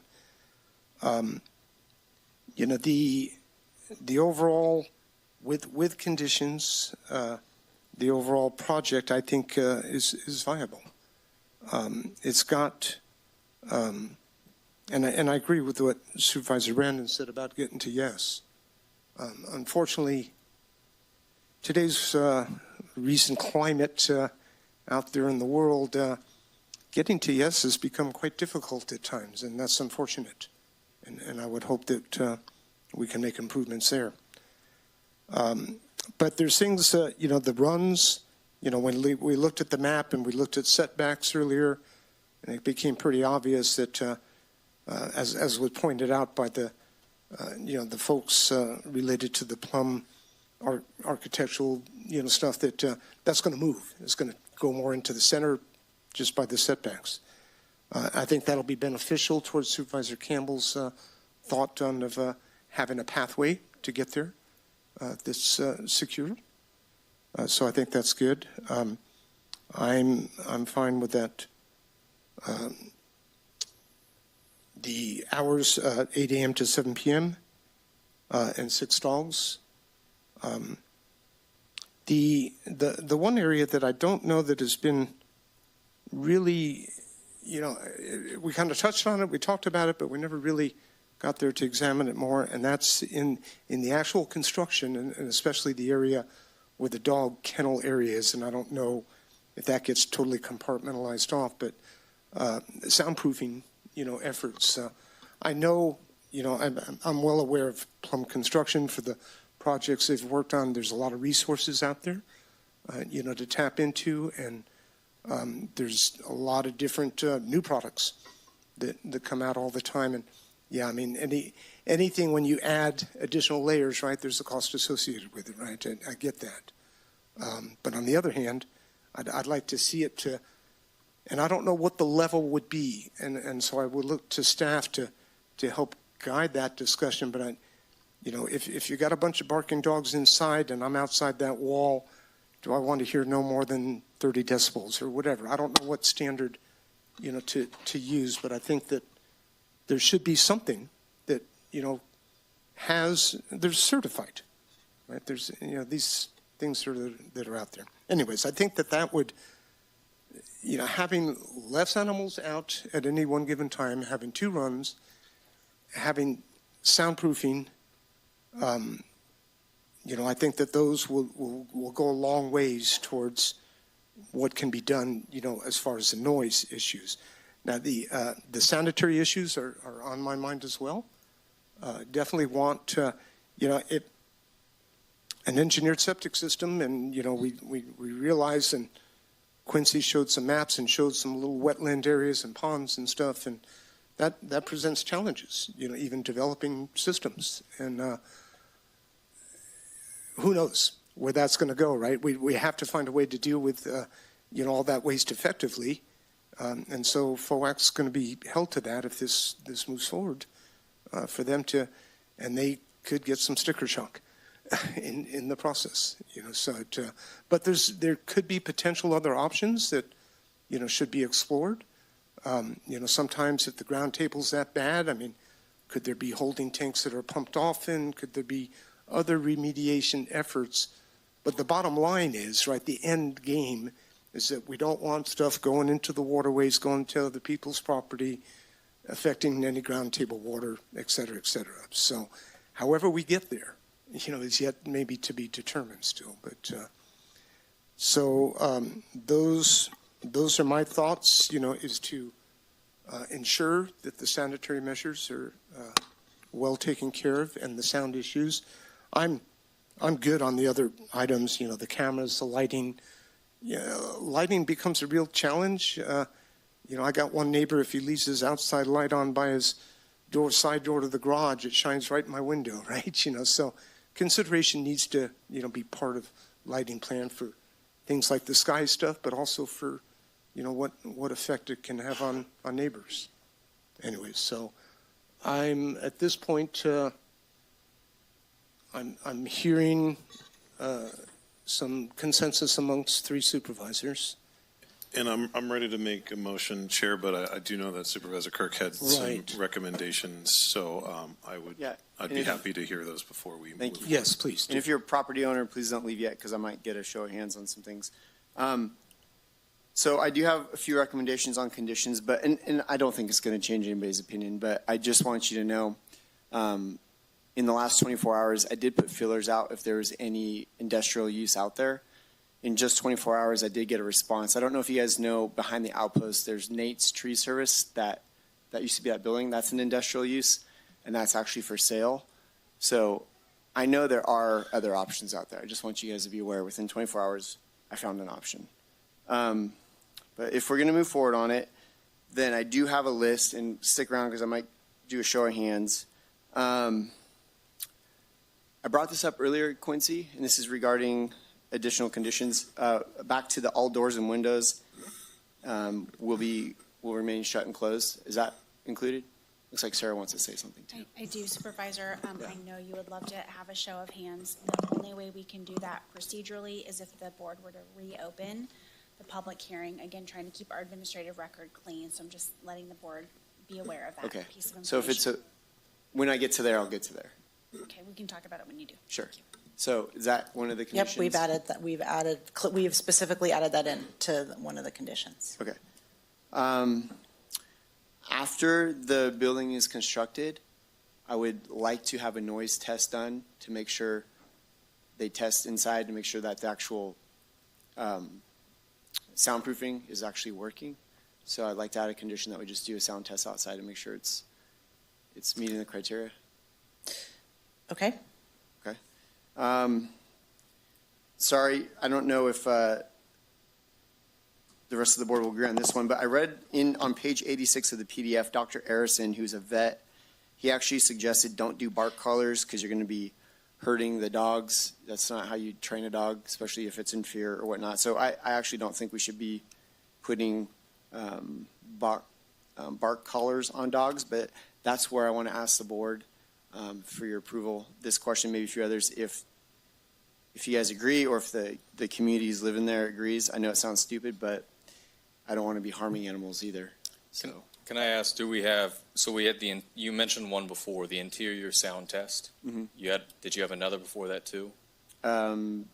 yes, it was the windows and door kennel. Windows, doors closed, Yeah. and then the collar. Yeah. I'm fine with the interior sound test. I'm fine with the windows and doors being shut. Yeah. Most of the time, they need to open it for some reason, I guess. With the collar one, I would leave that to them to operate. Okay. So. And actually, I was going to comment this pretty much the same thing. I had the same concerns when I saw bark collars. I've never used one. I've never worn one myself. Well, I mean, I have a dog, so I do love animals. I just don't want to be hurting the dogs. I had concerns about it. I did some research into it, and they're not the bark collar. The bark collars they use now are not what I think of it, where it's like it shocks you. Oh, okay. It gives like a little vibration or something like that. Vibration. So they're much more. I'm going to assume if you guys recommend it, it's probably okay. Yeah. So whose recommendation? Yeah, we Was can't that? have any back and forth though, unfortunately. I did read the packet. Thank you. Anyway, that was all I was saying. Is I had similar concerns. I read about it. It made me feel better. Okay. So I'll remove that. If there's going to be probationers or not probationers, let's reword this. I think staff should be on site if there's ever volunteers on site, because staff versus volunteers, there's a different level of accountability. Sound good? You mean FOAC staff? Yes. There's always staff. Okay. Just sure, but in my mind, if you get, we deal with volunteers all the time. Sometimes volunteers meanwhile, but things happen, so I just want to make sure there's somebody on site. Okay, great. On PDF 136, Quincy of the packet, there was a list of potential conditions. There was a number 14, 15. Number 14 and 15 on page 137. I don't know if you can pull that up real quick. And I'm just going off notes. But I'll describe it. One of them talked about an 8-foot fence and an inward-facing. Where did the inward-facing piece of the fence? Because I'm looking at it looking like a compound and not residential. So that's where I wanted to ask the community. It sounded like that condition came from staff. That's no longer on there. I think it was removed. That's been removed. Yeah. Why we have to take a break?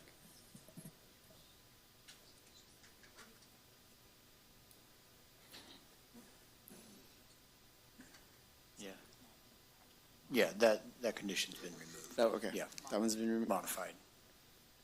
Okay. And there was conversation brought up about the backfield potentially gathering a bunch of waste and then flooding and it going downstream. Can we just require, and I'm assuming this would take place anyways, but as a condition, that field needs to be mowed and any waste needs to be picked up, just like we would in a public park. Right, so the animal waste is already conditioned to be immediately picked up. Well, I took that as in the kennel. I'm talking about out in the field. It's for the whole site. Okay. That's why I'm asking. And is there a generator included with this? I don't believe there's a generator.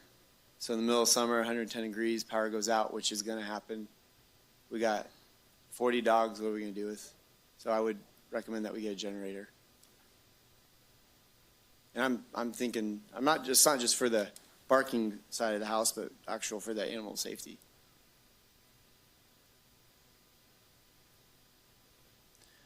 So, and I'm sorry, I just want to be clear on the fence. We removed this part of the fence, the inward facing, but are we still keeping the 8-foot fence? Correct. Okay. And that was recommendation by you guys? Mhm. Because I'm just interjecting my own personal opinion, which is if I'm driving by there and I see a big 8-foot fence, it feels like an industrial look. I kind of want more of like, I don't know where the 8-foot came from. I'd rather have a residential 6-foot fence. I've never seen a dog jump over a 6-foot fence. So that's kind of why I wanted to know what the public, 6 foot, 8 foot? Yeah. Hold on. This is where Okay, I'm going to wait. ask if I can get a show of hands for 8. This is All right. residents who live out there. I think it's okay to Okay, just so ask. if we're going to go down that road, and hopefully we, keep this on track, is I'll reopen the public hearing. And I'll ask the public to respond to. So show of hands with the property Is owners that- out there, like an 8-foot fence or 6-foot fence. So 8 foot, raise your hand. 6 foot, raise your hand. Okay, so we're going to keep it with 8. Thank you. And then Which part of the fence are you talking about? just the fence in general. I The, thought the it border, was- the border fence. It was all 8 foot, wasn't it? Yeah, I thought 6 foot Supervisor would be Kirk. smarter, but Can I just what? clarify, are you going to be asking for any more show of hands? Because if not, I would recommend that we close the public hearing. sure. Let me get to this one and see if it's a question. No, I don't believe so. Is there a landscaping plan coordinated with this? No? Okay. No. I would ask that number 15 on that page 138, that be incorporated as well. What which is a where landscape- do you want the landscaping to be? Hmm? Where do you want the landscaping to be? Well, number 15 says submit a landscape plan that incorporates the establishment and maintenance of vegetation screening of the parcel from adjoining properties and along ISOM Road.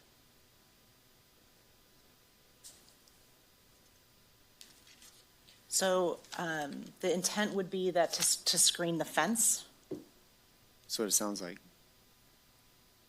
I want to make sure, because I want to make sure that our staff is clear on what type of landscaping would be they would be required to have on the plan. So if is the intention to screen the fence, the dog run areas? Vegetation screening of the parcel. So I would say along the fence and dog run. So the lower portion, do screening. So you got the fence to keep the dogs, but then you have screening so when you drive by, it gives it a more residential feel. And then the last thing I'm kind of unsure about it sounds like the conditions or the issues of wastewater being tested. Well, are there conditions after the fact to test? Yes. There are. Okay. Groundwater testing, yes. Okay. Annually. Sorry, we've been doing this all day and I don't want to miss anything. Okay, so those would be my addition. And yes, no more raise of hands, Chair. Okay, I'm going to close the public hearing. So do we want to have a discussion about that, or Chair, I have Well, there was, I have a motion I could make that incorporates perhaps some of that, One- maybe not all. why don't you go ahead with the motion and Okay. and see what. Well, Chair, I'd move that the Board of Supervisors approve the project, including conditions 1 through 68. There weren't any conditions added to the staff memo, correct? Supervisor Campbell, if I could put up on the screen and just walk you through it, and then you can, I think I've got most of everything. I got something in my head, but Okay, I know, and I don't I'll see wanna what you got deviate too. from that. I got it worked out, I think, but I almost want to try it my way and see Well, I can how wait. wrong I am. Okay, so there are a few that staff was adding in. We've modified some to include doors and windows shut, security system, and we addressed the facility being clean to standards used by animal control. We added in about the number of dogs outdoors, they must be supervised, and the timing. We clarified the fence as well as fencing from the kennel building to the dog run. Clarified the hours, clarified about picking up of animal waste from the whole site, added the emergency number. We specified about lighting, adding into condition 50, which has the noise standards about a noise test, added in a generator, and added in the landscaping plan. Okay, some of those are not going to be in my motion. That's fine. I'll edit accordingly. So that we approve, could you leave that up? Oh, you want me to leave it Yeah. up? Yep. Approve the plan with conditions 1 through 68, including findings A through F, with additional conditions being what you had listed with respect to the security camera as a prior condition. Final approval involving animal control, which is a prior condition. The condition maximum 6 dogs outside at any one time. That's an ongoing condition. Use of dog runs limited to 8 a.m. to 7 p.m. That's an ongoing condition. Fenced walkway from the kennel to the dog run. That's prior. Dark sky LEDs or lighting consistent with dark skies that don't use halogen, or I would say outdoor lighting LEDs. That volunteers cannot manage the site without staff being on site at the same time. Is that there? Yep. Okay. And that and then the element about the closed doors and windows consistent with the findings in the noise study. Okay. So my motion would be to approve the project with those conditions. Sorry, did you include noise study after the construction? Is that the interior one? No. It's a big deal. Oh,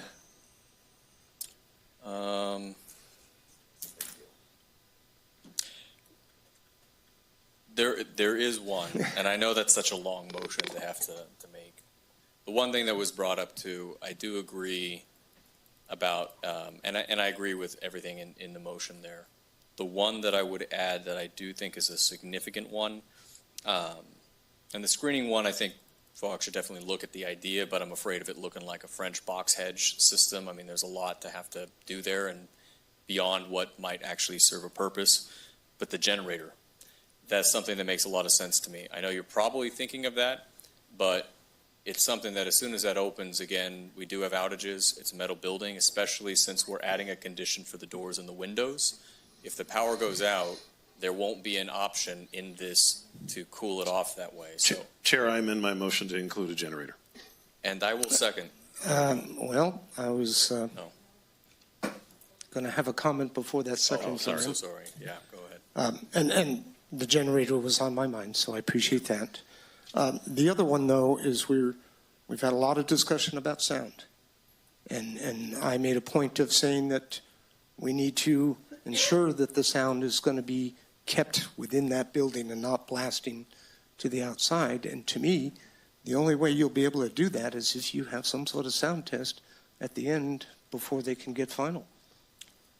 I guess my only pushback on that would be that I think if there's a problem with the sound, it will be quite clear to anyone. I don't think you'll need a study to assess that. If people can hear barking dogs in their homes, but there's no outside of the kennel, then it's a problem. I'm sorry, I didn't mean to interrupt you. It's hard to have a quantifiable when you state it that way, right? I know, but Can we clarify, were you talking about what I had understood was sound inside of the facility, not sound inside of somebody else's No. home? Yeah, so when it's constructed, do a sound study. I mean, they're professionals, they're engineers.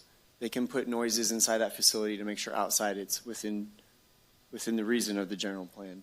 There's no way to confirm, there is absolutely no way to confirm that until it's built. Can we ask code Well, compliance? I'm sure there's engineered specifications out there by company that does soundproofing that could lend a lot.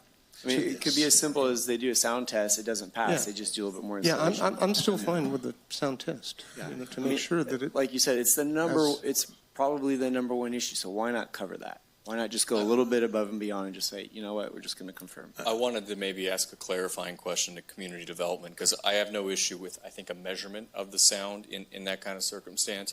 It's just having to bring in a study, a consultant to do a formal type analysis. But I know without an ordinance, it's hard to say, where do you hold it with the reflecting surfaces, at what point? Went through that 2 years ago, kind of looking at it. So is it possible to put in that we can kind of measure the sound there immediately outside the facility and just have that as a condition of approval after, reasonably?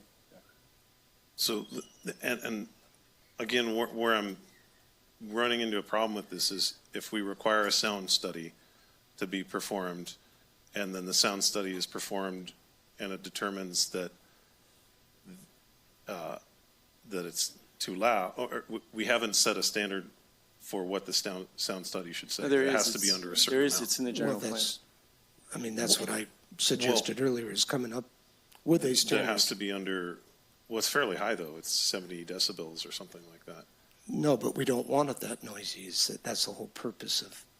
Right, but it could be, is what I'm saying. Well, maybe this settles it with it. I understand why that's being suggested. I think when this opens up, we do have this as a condition of approval of how loud it can be, and we've got the ability to enforce on that. I don't think it will be a lot of time between when they open condition of approval and are actually operating. Maybe that's a month. And so I think it's reasonable to say that when it's actually operating within that fairly short period, then we would have the code compliance process with that condition of approval and a specified standard. So all that said, I don't think it's maybe necessary to add it into here.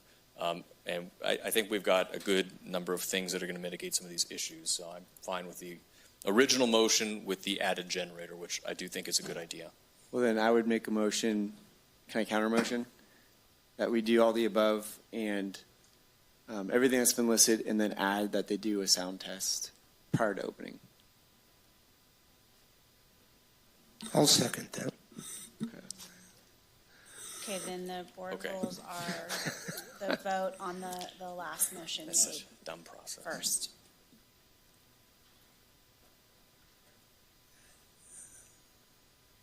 I think we're making a bigger deal out of this than need be. Let's just go to a vote. It's not a big enough issue for me to stick on. Yeah, So it's, you it's know, fine.